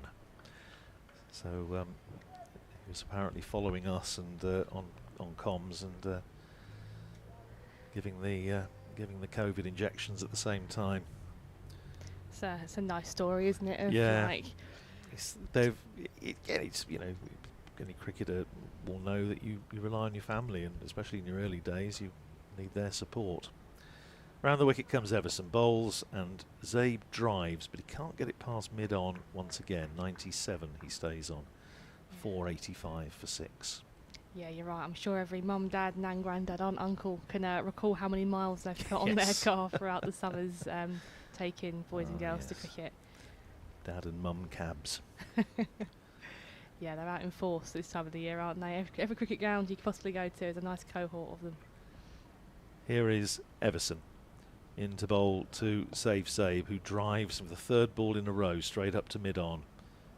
And there is no run. 485 for 6. Sabe 97 not out, on the brink of what would be a 5th championship century of the season for him. Everson to complete the over. Bowls to Zabe, who is beaten actually outside the off stump, which hasn't happened very often. End of the over. 485 for 6. Zabe is 97. Broad is 24. Can Zabe get there this over? Justin Broad will have the strike at the start of the over. We now have 18 overs remaining in the day, so we are going to be a bit over, aren't we? But I think so. Not ridiculously. No, and it is Miyeye to continue. We were saying earlier that he's bowled a tidy 13 overs currently. He's continuing. So obviously Captain Val Drummond is entrusting him, which is good, as he starts his run. Again, it's just been slightly pushed down towards the leg side, a little bit of movement, and Broad pushes that into the square leg region. I'm just laughing because Justin Broad, you know, disciplined cricketer, complete the first one quickly, look to see if there's two. Zabe got his back to him. There's absolutely no way on this earth that Zabe was going to come back for 2. He wants the strike, doesn't he? 97. As Miyeye comes in to save Zabe, slightly fuller on the front foot, just pushing that to where point would be. Collected there, I think, by Jaden Denley. Has a strong front foot forward, smother that. And he goes. Slightly flighted that one, he's left that one alone. That'll be hitting about 4th stump. He's waiting, isn't he, for that ball. He is. Miyeye in again. Slightly just full and straight that one. And Zabe is just saying no, will happily push that back to him. Miyeye comes in again. Drops a little bit shorter that time as he punches that through backward point, and he just picks up the single there, and that takes his score to 98. 1 ball to go in the over. Is Broad going to just play this back for no run? Well, if he's going for a quick single, I think he might be barking up the wrong tree. Let's put it that way. Miyeye coming in for his last ball. Slightly full, but back of a length maybe. Oh no! Oh, and he pushed that up to mid-on. He has taken the single. Yeah, well, they couldn't very well not take it. It was the longest of long singles. That would not have been a good look, I think, if they'd turned that one down. So the score is 488 for 6. Only other occasion, and they haven't quite got there yet, but the only other occasion on which Northamptonshire have had 3 individual centuries in a championship innings against Kent was at Beckenham in 2017, when there were an awful lot of runs scored in the game. Kent made 701 for 7. Northamptonshire 568, featuring hundreds from Ben Duckett, Max Holden and Adam Rossington. Yeah, Beckenham, obviously our other ground we have. We played up there a few times. That's also very much a road up there, batter's paradise. Yeah, so batters enjoy playing there, don't they? They do indeed. So 488 for 6. Can Safe Zabe get there this over? There's a prolonged meeting going on there now at the far end of the ground. 4 of the Kent players are involved in these weighty decisions that are being considered. It looks like Nathan Gilchrist has ball in hand. Yeah, we're going to see a bit of Nathan Gilchrist to start his 20th over. Probably be quite relieved that he's not having to do too much running around. They've been also been targeting him a little bit this afternoon, haven't they? He's been out in the deep. But again, he's come up with 1 or 2 wonderful bits of fast bowler fielding. The old boot going out. Yeah, himself and Matt Quinn have actually put on a good display on the boundary this afternoon. Yeah, reminiscent of the great John Dye from this part of the world. Went from Kent to Northamptonshire. He was a great exponent of the size 12. Short ball, Gilchrist outside the off stump, Broad leaves well alone. No close catches in now. I suppose there's shortish mid wicket, fairly tight in there, and similarly extra cover on the drive, but no slips, no leg slip. And they're not exactly on the perch, those two. Really just looking to save 1. Third man down below us, Mekanj Singh. Deep backward square. Here is. It's clipped away by Broad as Gilchrist bowls full on leg stump. Was in the air, but went well wide of Yeye in there at mid wicket and runs away for 4. 492 for 6. And it's interesting, at the start of the day, Molly, I was looking over to our left, and that stand to our left was pretty much full. There's a lot of people in there, and they've sort of melted away a little, probably literally today, but not too many in there now. Yeah, I think the heat's got the better of most people today, actually. So hopefully, if you're not here, you're listening to us. Well, what else is there to do? Exactly. Here is Gilchrist in again, bowls to Broad, and Broad is pushing forward off a oh dear, for a mixture of bat and pad. Backward point. Jaden Denley was very interested in that because he had a really good view. Just a bit of byplay. I think extra cover joined in as well. Yeah, Harry Finch liked it, but I think when you've been keeping for as many overs as him, he's hoping it's going to be given. Yeah, absolutely. 115 overs gone. Here's Gilchrist in, bowled short and pulled away by Justin Broad, and that is going to be not too much. Slips still in as Miyeye comes in. Again, that is swept out to a deep square leg, and he'll just pick up the 1, which does take him to 99. Yes, he's leaning nonchalantly on his bat at the non-striker's end. 2 singles off the first 2 balls of the over.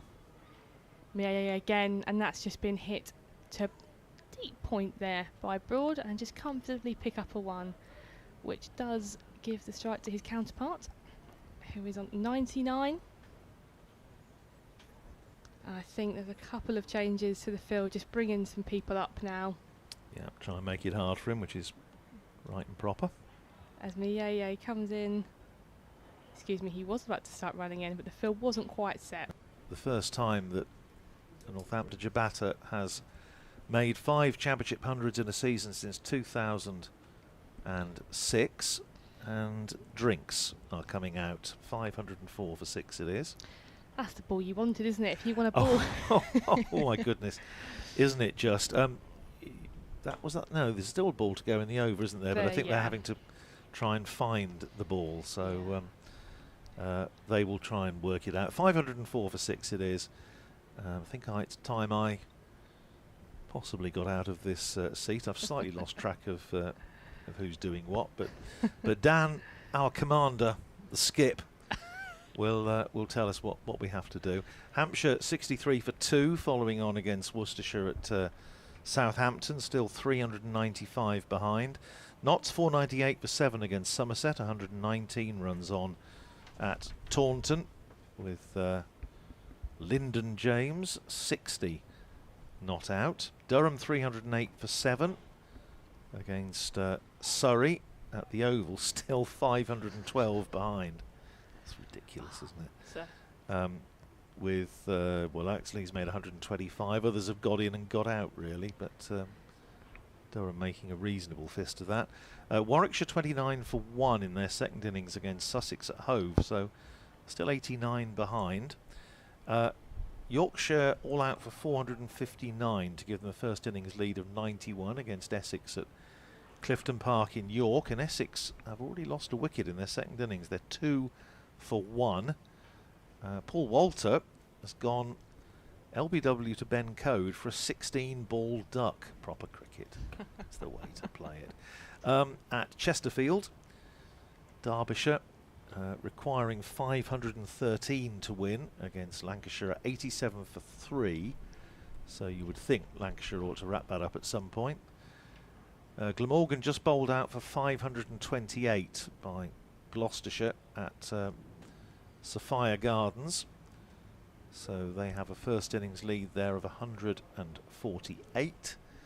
And Leicestershire continuing to put up a bit of resistance against Middlesex at Grace Road after being forced to follow on. They were 6 down for not that many. In fact, they were 80 for 6. They're now 127 for 6. Ben Cox and Logan Van Beek hanging in there, but Leicestershire still needing another 198 to make Middlesex bat again. So that brings you up to date with what's happening elsewhere in the country. This is one of the longer drinks breaks. It is.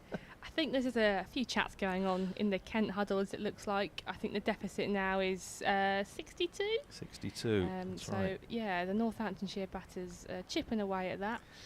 So what do you do from here then, Molly? We talked before tea about what the options were, and I must admit I thought Northamptonshire might pull out when they got to 450.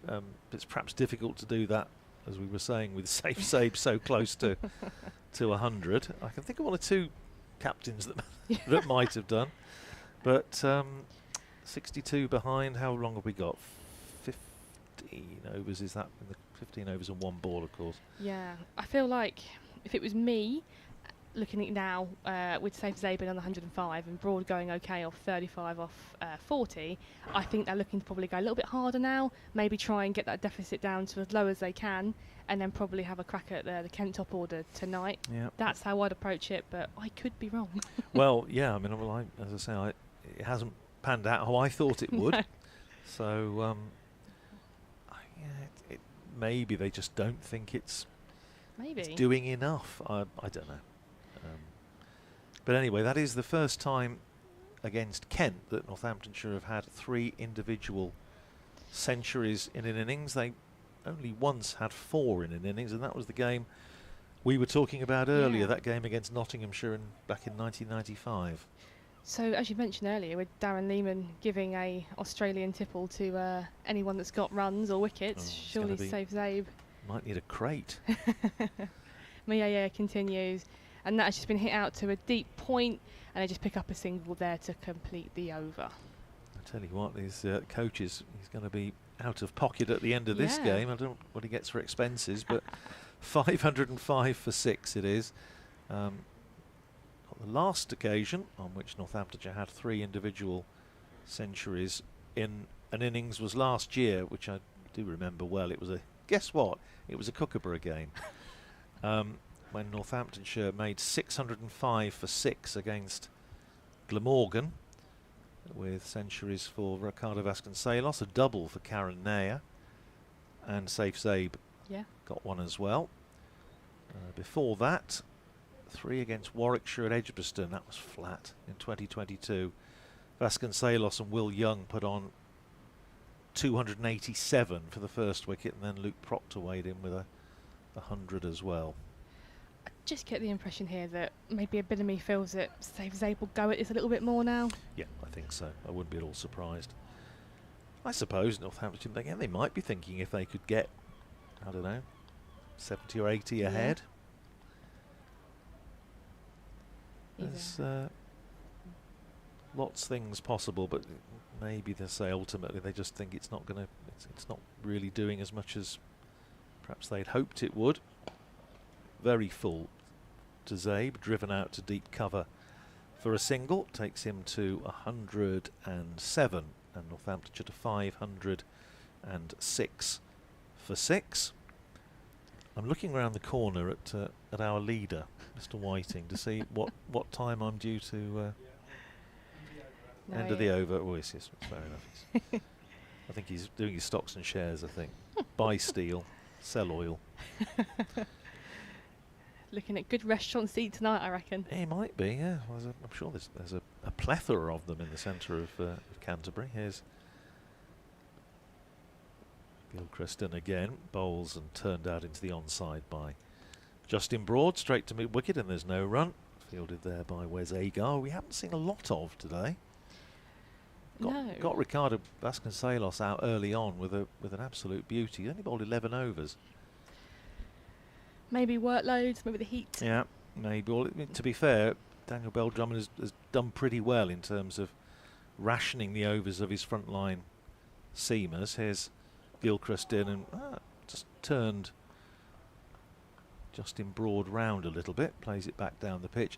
Agar's bowled 11, Gilchrist is in his 15th, Quinn has bowled 15, Everson 17, and then obviously the spinners, Parkinson 30, Tuandami Yeye's bowled 15, Jaden Denley 12. Yeah. And we had that little speller from Eknash Singh, didn't we, just after lunch when he was bowling halfway down. And yeah. It was worth a try. You never know. Well, it wasn't a million miles away from getting Calvin Harrison out. Attempted pull by Broad. It's a good take down the leg side by Harry Finch, and there was a certain amount of mild interest around, thinking he might have got a little glove on it, but I don't think he did. Deep square lead loved that shout, didn't Yes. they? They were thinking that was plum.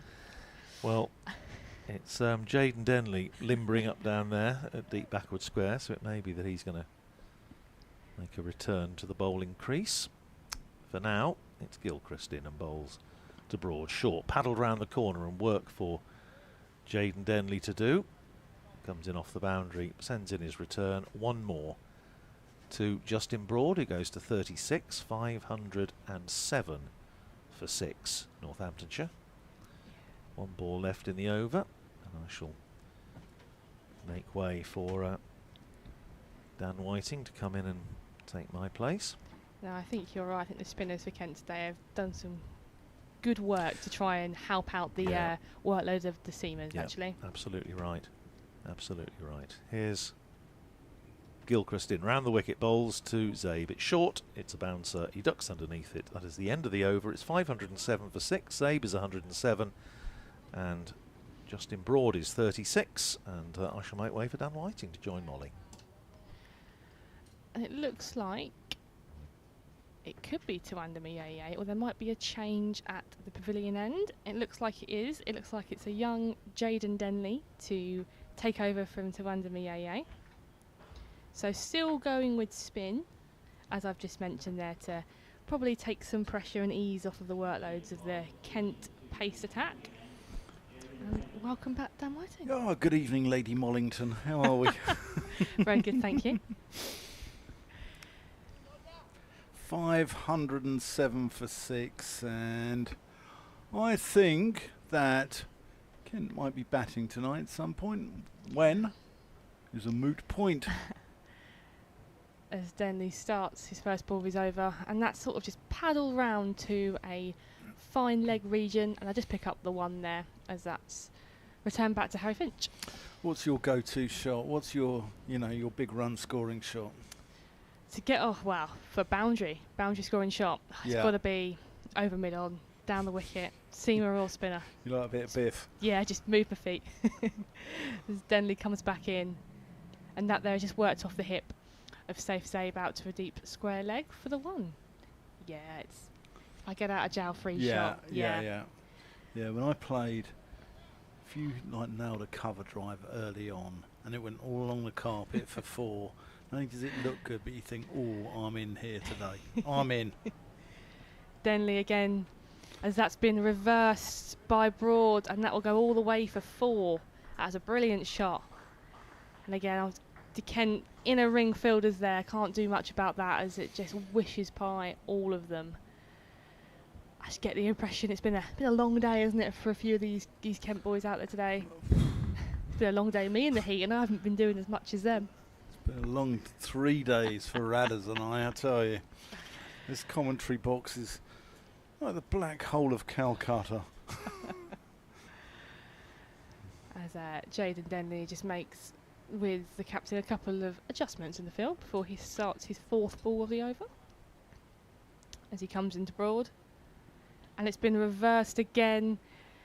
This time it couldn't be cut off by diving Ben Compton down patrolling that boundary. So that is 4 more to the total and 4 more to Broad. Apparently 34.5 in Faversham, but that's further up towards the coast, isn't it? So I reckon it'll be a little bit warmer here. Yeah, it clocked in. Yeah, my car earlier was a similar temperature. 34.5. Yeah, there you go. Yeah.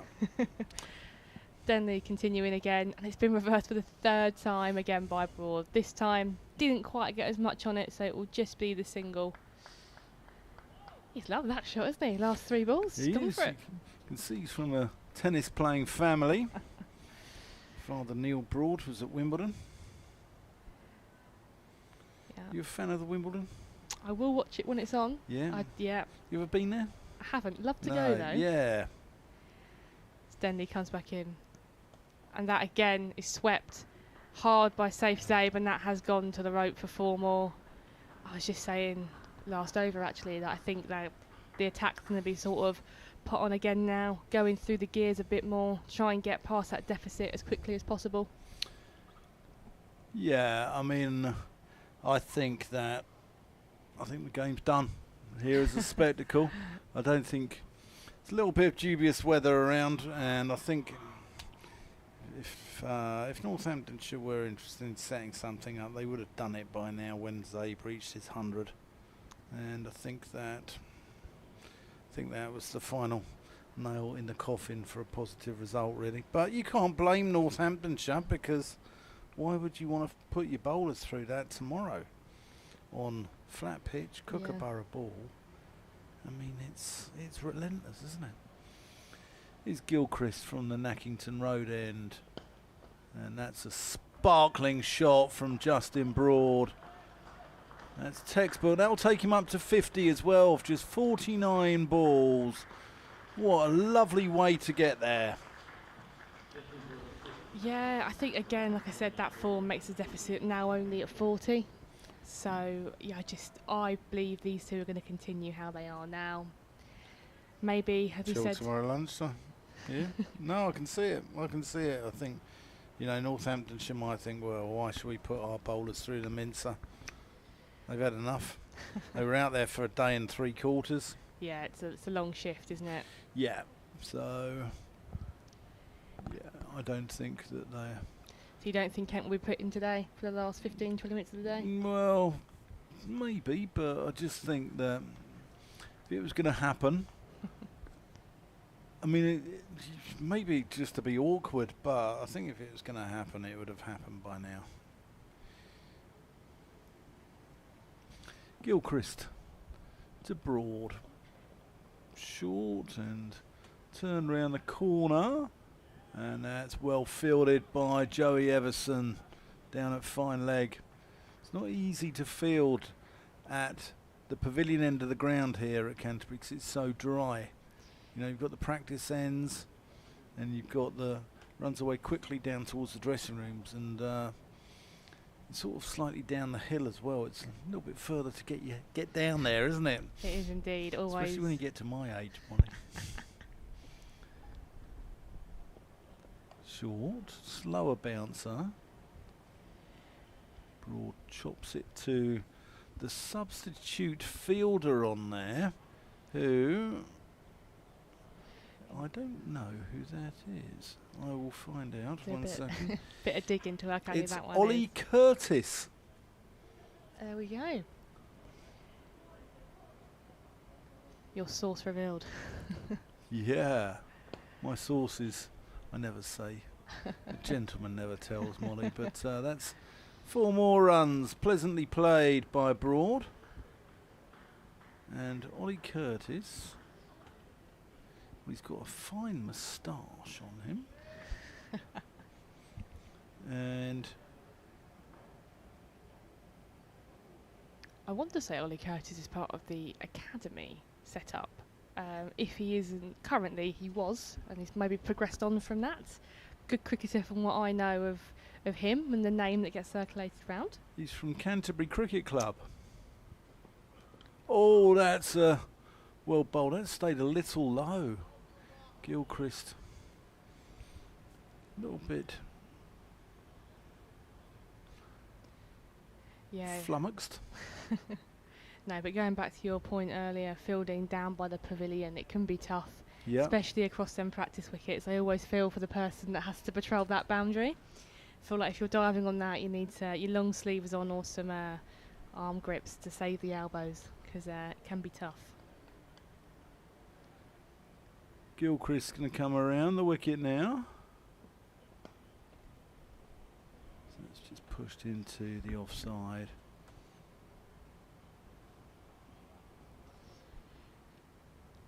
That concludes the over, I believe. Yeah. Is that another sub-fielder on down there, Dan? A number 22? Or is that me having shocking eyesight? No, it is another sub-fielder on. Is that Corey Flintoff? I think it might be. I think it might be as well. That's good work. Yeah, he came on earlier and he's obviously come back on to do another stint in the field for Kent. It's been a warm day actually, isn't it? So I'm not surprised there's been a few subs on and off all day. Yeah, Mayeye has gone off, hasn't he? Yes, he has. And as we were just saying before you came on, Dan, Wes Agar, he has returned to the attack to come on start his 12th over from the pavilion end actually. I think if I'm correct, he started from the Nackington Road end today from what I saw. So switch up of ends. Yeah, it's Corey Flintoff. It is. Ah, welcome to the game, Corey. No, Kent's captain, Val Drummond, is just moving a couple of fielders around, just getting the field set. A bit of a change of bowling. Safe Zabe is on 113 and his partner Broad is on 57. So a few adjustments from the Kent point of view here as Agar starts his first ball of the over. That one there, lovely, has just been dropped his hands and run down to a deep third man, just picked up the one there. That's the shot of somebody that's sort of seeing it like a football, isn't it? It's been in most of the day. And that's when you're not informed that you just feather it behind, isn't it? Oh, I've done that many a time. Yeah, tried to be a bit fancy with it and I've just given it to the keeper. Yeah, it's to a not waiting, pesky wicket keeper. yeah, it's the worst way to get out as a keeper, isn't it? Yeah, But yeah, I can imagine. Yeah. No, stump must be worse. Stumped is worse. Yeah. Yeah. Just, yeah. If you're going to leave your crease, make sure you hit the ball. Yeah, yeah. As Agar starts his runs, bowled his ball against Broad. That one there, bit back of a length, and he's just played that to point for no run. You listen to me, Dan Whiting, and Molly Davis here as this game is just going through the motions somewhat here at the Spitfire Ground, St Lawrence. A flat pitch, a Kookaburra ball, and it's... I thought there might be something being set up. Maybe I'm a little bit disappointed, I don't know. Maybe I'm, but I can see why something hasn't been set up. Agar in again. As that's just been pushed up to mid-off there. Slightly fuller ball from Agar, but collected there by mid-off for no run. It's the kind of day as a sub-fielder, you want to take a worldie or something now, isn't it? Yeah. I think you got Corey Flintoff there at point, so if he can pull off a worldie, and that'll be a good day for him. You on commentary, I reckon that's going to go viral, Molly. I reckon that's going to go viral if Corey Flintoff pulls off a worldie here. Exactly, Lexa. I've called that, so if that happens, I'll take full credit. As Agar comes back in again. Slightly short that one, it's just helped along its way out to a deep square leg fielder for Broad. So that's just one more to his total. Yeah, Ekant Singh out there, backward square. Yeah, he's Somebody who's impressed me. I wouldn't mind seeing him bat again, actually. I'd like to see him and Denley bat again Yeah. because I really like the look of them. yeah, they batted really well, didn't they, in Kent's first innings? Yeah, Just positively aggressive cricket. 35 and 49 between the two of them, Yeah. respectively. Yeah, he was unlucky not to get to his half century, wasn't he? Who Singh? Yeah. Yeah. But Denley was entertaining, wasn't he, at the top of the order? He was. That 6 he hit into the flats. The cover drive was just amazing. Yeah, it's entertaining cricket with them too. Just, Yep. I think the sight screen's being moved here. Just I think the sun as well. I'm just moving a few things so we can conclude this over by Wes Agar. Yeah, the over 8 seems to have stopped somewhat. Kent still 2 over, so they're all right. As Agar starts his run into save. As that's just been clipped off the hip for one. It looked like it might have been a slower ball actually. Looked like he rolled his hand down a little bit. Yeah. But yeah, just taking the one there. Sensible cricket. Yeah, indeed. Indeed. Yeah, the Darren Lehman looks like he's got a pint in his hand. Sure he hasn't. I think that's No, With a it's water a softie. or a It's soft a drink. softie. Yeah. probably thirsty with how many laps he's completed. Does throughout like a the day. lap, doesn't he? He does like a lap. Yeah, we were saying that earlier. He's done a fair few. As Agar's back into bowl. Nice and full, driven hard. And that's gone past a mid-off fielder after a diving effort from Gilchrist, and that's run away for 4. Strong sort of punchy shot there by Broad. And that takes their total to 543. Yeah, that was just hit firmly, wasn't it? Good effort by Gilchrist, but just overshot it, I think, slightly. Yeah. But Kent needs to keep plodding away here, I think. We mentioned earlier that we think the batters are going to start moving up the gears. Feels like it's going that way as it stands. As Agar sets off again to bowl to Broad. Slightly back of a length, but that's just worked off his hip down to deep square leg, where Singh just collects that and returns up for the single. No, whatever they're drinking, it's clear. Might be a vodka and tonic or something, but whatever it is, it's clear. The people from the flats today have had a great view out on the balcony under the shade. That's where you want to be. Yeah, what a view. What a view. Yeah, 544 for 6. it is Gilchrist to continue as well. We turned up here on Sunday. We said it was going to be 550, plays 550. And in 6 runs' time, our prophecy will have come true.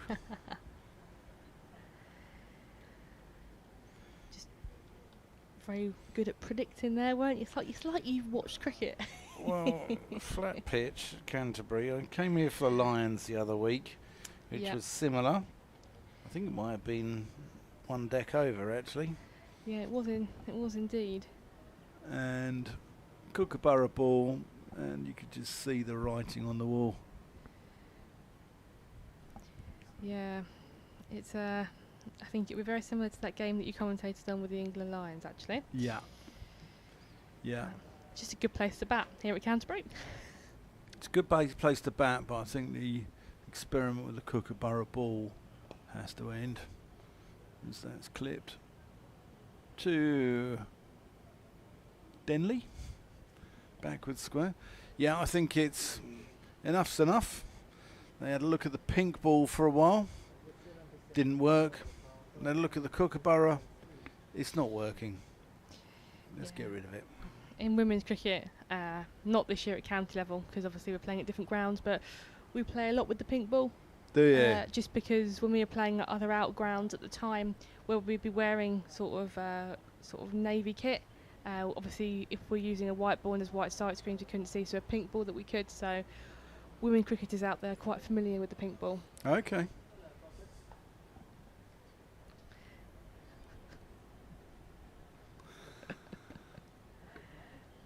5:45. Made for him chuckle 6. there. As Gilchrist is back in. Yeah, Gilchrist from the Nackington Road end, and that's worked out to deep cover. So how much kit do you get at Kent? Do you get sort of a short sleeve, a long sleeve? We're quite lucky. We get obviously kitted out, full training gear, full obviously playing gear as well. Definitely short sleeves. Us keepers are long sleeves. We definitely try and steal on where we can. But yeah, we're quite lucky. Helmets are branded helmets as well. So yeah, we've been spoilt this year. And what number have you gone for? As Gilchrist comes in short, pulled round the corner to Denley again. Number 12 for me. Have you? Yeah, it was obviously a newly formed team this year, so the number debate was thrown out there in January. Right, so we all had to fight for our numbers. There wasn't that many arguments, so I think people come away pretty happy when they numbers are finalised.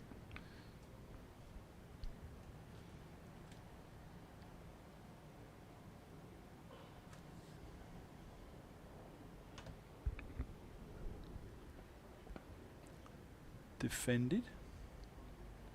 Yeah, there's a guy in the England disability side called Dan Ronaldo, and I think the ECB have really missed a trick. 'Cause I think he's number 34. If he had a number 7, they could have a whole marketing branding campaign around DR7. Yeah, missed the trick there. But yeah, numbers seem to be a bit of a superstition again, going back to our conversation. Short, ducked.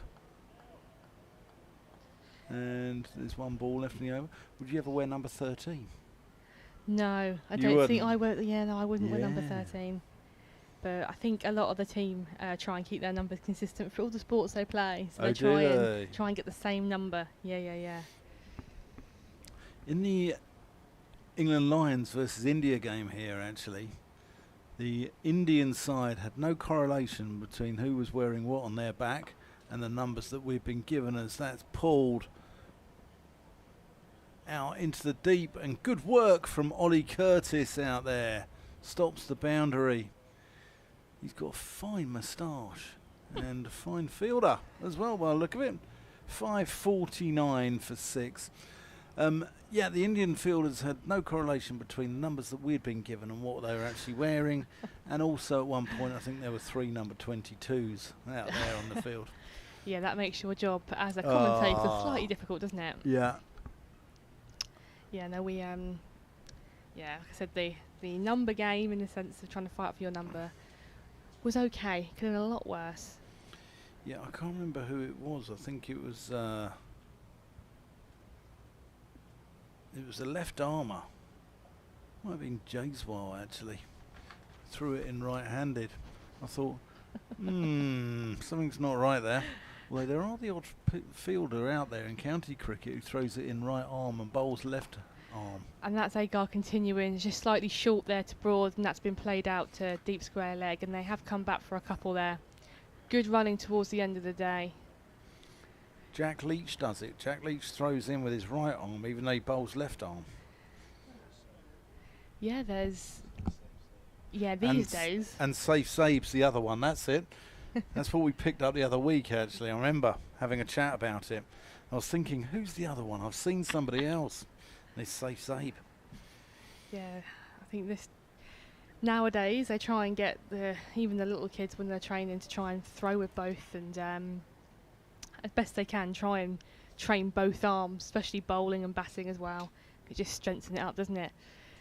Brings more to your game when you get a little bit older, that you can sort of throw left and right-handed, maybe bowl as well. I don't want to see me try left arm like that. As Agar comes in for this second ball is over. Again, slightly short, but that's just been helped on its way to deep, fine leg and just been collected down there for the one. Yeah, Ollie Curtis has been busy since he's come on. Yeah, some of these subfielders have been putting in a good shift today. Yeah. Now, there was a coach actually who I knew who trained himself to bowl left-handed So when he was teaching newbies to bowl, he knew how to break down the action. Really? Because obviously going completely the other way is breaking it down for himself. So that was quite interesting. As Agar's back in. Again, back of a length, but in towards the hip of Zabe there. Just press back for no run. But can't it really mess with the brain when you're trying to do things? Say if you're natural left-hander, back in Radda's day when he was a child, if you were left-handed, you were taught to write right-handed, and apparently it gave loads of people, you know, sort of messed with the brain, sort of gave people dyslexia and stuff like that, or gave people various... As Agar sets his run in again to bowl to safe Zabe. Again, short there, been just hooked, but to short mid wicket there for no run. Radda's just said there was a composer called Williamson who was forced like that, and that's why his scores were so messy. No, it's interesting actually. The coach, I think, himself bowls right-handed, so he's trained himself to bowl left-handed, so he can try and break down the action and the motion to make it a bit easier to teach newbies how to bowl. It's an interesting way about going about it, but if it breaks it down into its simplest form, then if it works, that's great. Agar again, and Zabe has just dropped his hands to play that to a short third man region for the single, and he just comfortably comes through for that. Yeah, every time he comes to the non-striker's end now, he's taking that helmet off, isn't he, to try and give himself a bit of a breather. Yeah. It's a bit warm out there, I reckon, today for him. Tough work. Tough work, but... No, I think the Kent fielders now are just a couple adjustments, just sort of working hard to get through to the end of play today. Yeah, I don't think Kent will mind this. I don't think they want that little awkward patch before the end of play. Yeah, I couldn't agree more. I think they'll be happy to stay out there for the rest of the day. As Agar comes back into bowl to Broad. Again, short, and that's just been helped on its way to deep square leg, where I believe that is Singh patrolling that part of the field for the single. Yep.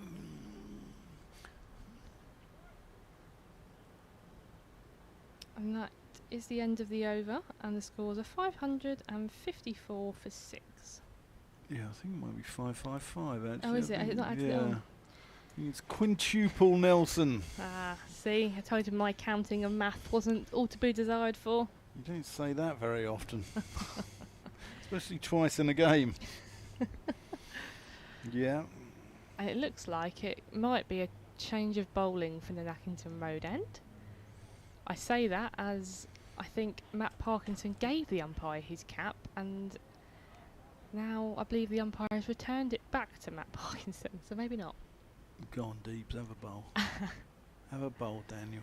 It looks like it could be Jaden Denley coming in. Jaden Denley. So, we were told earlier about your golf.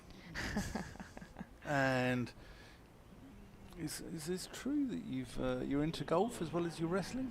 Yeah, I've got into my golf this year. Have you? Yeah, I played last night. Not willing to say how many I shot over, but Okay. I only lost 2 balls, so that's a good day out on the course for me. And that's just on the crazy golf. Yeah, that was just a pitch and putt. no, it was the full 18. But yeah, losing 2 balls is a good day. It's a cheaper day out for me. Not having to buy more. And where did you play? Canterbury Golf Course around the corner. Okay, near here. Very near, yeah. Is Denley. Tossed up. Driven. So Kent will only have to face 6 overs if Northamptonshire pull the pin tonight. So that's swept. Round the corner, and he's got it into the gap, and that's 4 runs. I'll tell you what, Broad's going to become the 4th Centurion.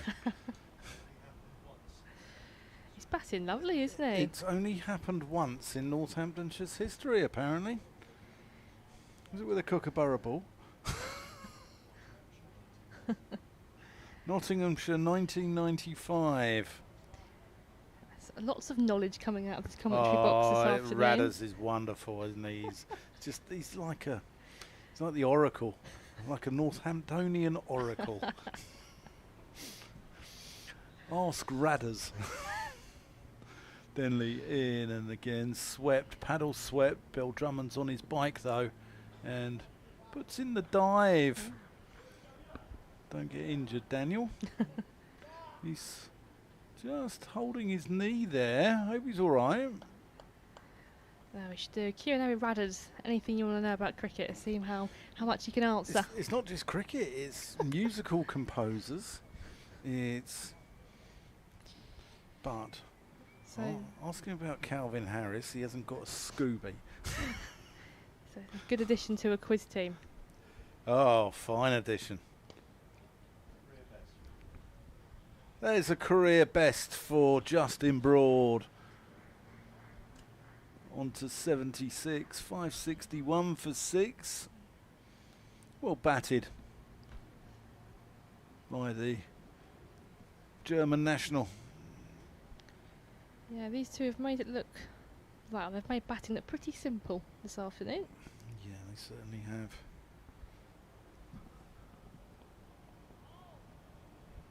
Just tucked into the onside.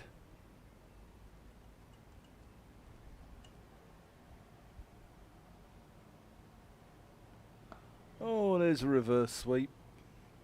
Gone out to deep backward square. One more to Zabe. He's on to 120. Broad's on 76. Northamptonshire 562 for 6. Listening to Dan Whiting. Molly Davis, the Kent wicketkeeper, here on BBC Radio Kent and BBC Radio Northamptonshire, live from the Spitfire ground, St Lawrence, on a boiling day. A very hot day, yeah. Absolutely. Just unbelievable hard work out here. For the fielders, for the crowd, and for us commentators. I know, it's been the hardest job, isn't it? Yeah. No, it's been good fun. I've been sheltered from the sun, so I haven't got sunburn, which is my win of the day. Okay. Maybe warm, but I'm not sunburnt, so yeah, that's a good thing. That's a good thing. Yeah. But it looks like it will be a change of bowling from the Pavilion M. Matt Parkinson comes back into the attack to replace Wes Agar. As we mentioned earlier, I think the spinner's just given some relief to a few of the Kent seamers this afternoon as he comes in for his first ball of his new spell. Oh, and that one there has turned. Is that out? There was a bit of an appeal there, but the umpire is unmoved. That seems to have ragged back, didn't it? Yeah. Bit of bounce, bit of turn. Oh dear, oh Middlesex 534, Leicestershire 205 and 183 for 9 as that swept beautifully. Broad's placement has been absolutely outstanding, and just before, that's the last game actually of the current county championship games. So Radders, do you want to take it away for Thank you. Justin Broad's imminent century, and also give us some stats and tell us more about Tubby Viles? I'd be quite keen to be on when if Justin Broad gets a maiden 100. We've had 2 in a day.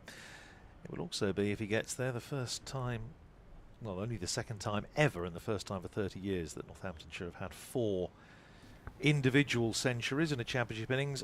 Tubby Viles. Who are you interviewing tonight, by the way? Do you know? I was thinking about that. I've absolutely no idea. I think if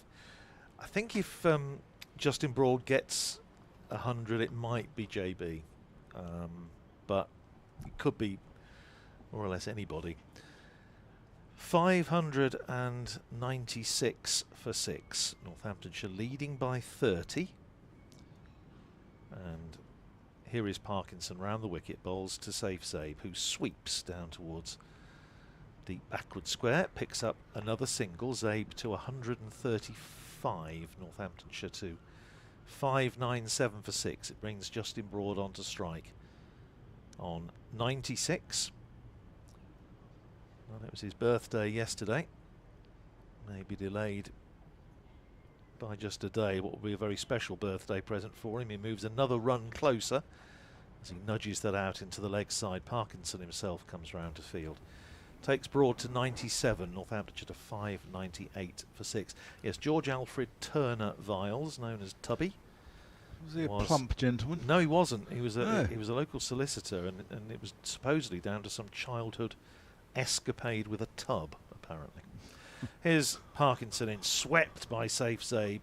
I don't want to know. Gone down to deep backward square for a single. His father was also secretary of Northamptonshire and treasurer back in the 19th century, and Tubby Viles had a lifetime of involvement with Northamptonshire. His Parkinson in and bowls with Broad on 97, make that 98 as he pushes out a single into the covers. 98 to Broad, and that's 600 up for Northamptonshire, greeted with applause around the ground if you listen very carefully. 600 for 6. Zabe on strike, 4 singles off the over so far, and that's gone off, I think, the back of the bat. It may not actually have hit, may have just come off the shoulder of Safe Zabe. Let's have a look. Leg by, so there wasn't any back contact. It must have been off his shoulder, maybe. Bounced a little bit from Parkinson. It's one more run onto the total, 601 for 6, and Broad on 98 facing Parkinson plays that defensively back down the pitch, and there is no run. 601 for 6 at the end of the over. He made his debut for Northamptonshire as a player in 1904. He stepped down from the committee. He'd been chairman and president. Stepped down from the committee in 1968 and passed away in 1974, so he really had a lifetime of involvement with Northamptonshire. But he was captain of Northamptonshire in 1912 when they just missed out on winning the title. And famously, if it hadn't have rained on August the 7th, they might have won the championship that year. Yeah, Denley to Zabe, and after this ball, Kent will not be batting tonight. 602 for 6. Safe Zabe up to 137. His career best 159 earlier this season. But Broad on 98, facing Denley. Short, forces it away off the back foot. Certainly one. Will they think about coming back for 2? No, they won't. Goes to 99. Does Justin Broad. 603 for 6. Well, a day for the statisticians. I'm not sure if it's a day particularly for anybody else. Swept down to deep square by Safe Zabe for another single. 604 for 6. The scoreboard on the Les Ames Pavilion is doing its level best to keep up, but I think it's a run behind actually. But what's a run between friends? 604 for 6. Especially when there's been 604 of them. Exactly, yes. So, Justin Broad on 99. The field is up, unsurprisingly. And here is Denley round the wicket. Bowls to Broad, goes for a sweep, and that's it. It's a maiden first-class 100 for Justin Broad. Swept down to deep backward square. He is absolutely delighted. And Safe Zabe comes running down the pitch to congratulate him. It's the birthday present a day late for Justin Broad, who was 25 yesterday. That will mean a huge amount. I think he's got family here. He was talking to them, I think, on the first day, and I think the gesture out to the crowd tells you all you need to know. Congratulations, Justin Broad. A century off 100 and... No, 84 balls. 84 balls, beg your pardon. I was looking at the wrong column. So 100 off 84 balls for Justin Broad with 13 fours, and it is the first time since 1990 and only the second time ever that Northamptonshire have had 4 individual centuries in a championship innings. And Zabe goes inside out and drills that one up over extra cover for 4 more. It's almost as though the charge has been sounded. We've only got 2 overs left in the day, but Northamptonshire already 42 runs ahead.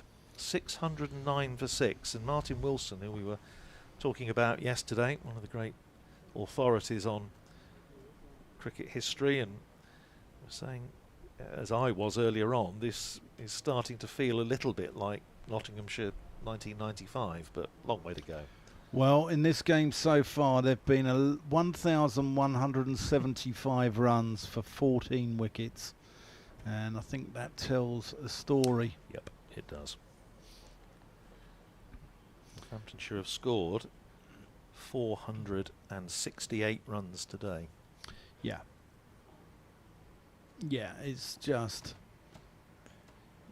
I say it's a great day for the statisticians. I'm not sure it's a great day for cricket, for the wider game. Yeah, let's call it a day with a Kookaburra ball. Hoiked by Broad, now into the deep where Ekant Singh fields, and they come back for 2. Parkinson 1 for 142 in his 34th over. Done the grunt work.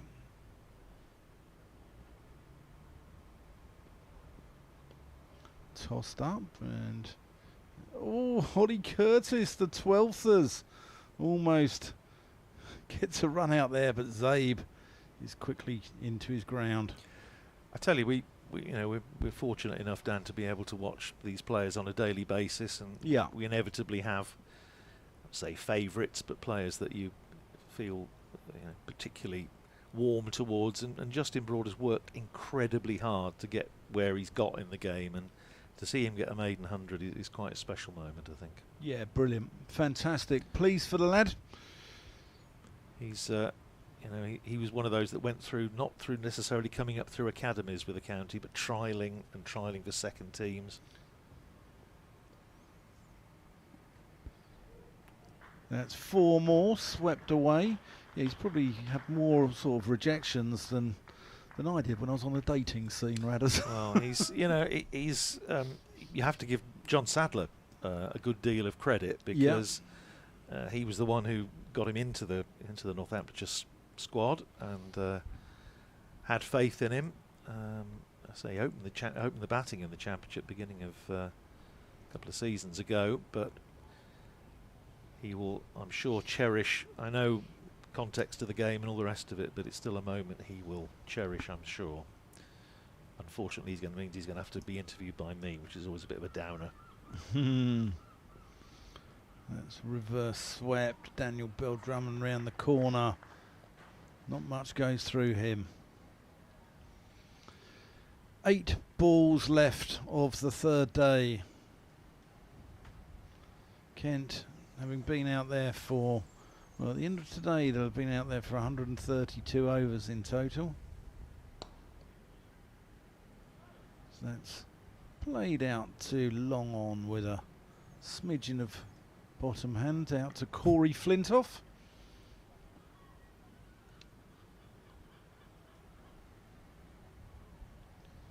Miye's off the field. I'm trying to work out who the other one is. I think is it Gilchrist, perhaps?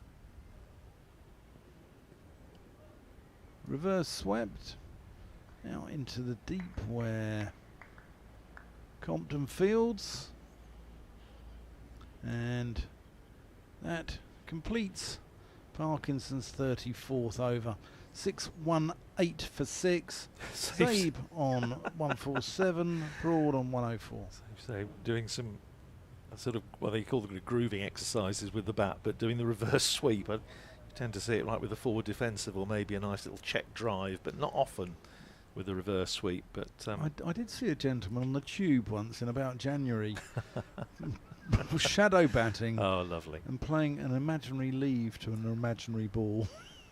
Gets you like that the winter. It does. Last over of the day, 618 for 6. Denley round the wicket, bowls forced by Broad out into the covers. He picks up another single. He goes to 105. It's 619 for 6. The partnership worth 195 for the 7th wicket. Here's Denley round the wicket, flighted up, driven by Safe Zabe. Good diving stop by Matt Parkinson out at deep extra. 1 more to the total. Zabe to 148. Northamptonshire to 620 for 6. Do you know what? I don't think Kent have been poor either No, today. no. I think they bowled pretty well, and they've thrown yeah, themselves around the field. As I said about Northamptonshire on that first day, they not a lot different they could have done really.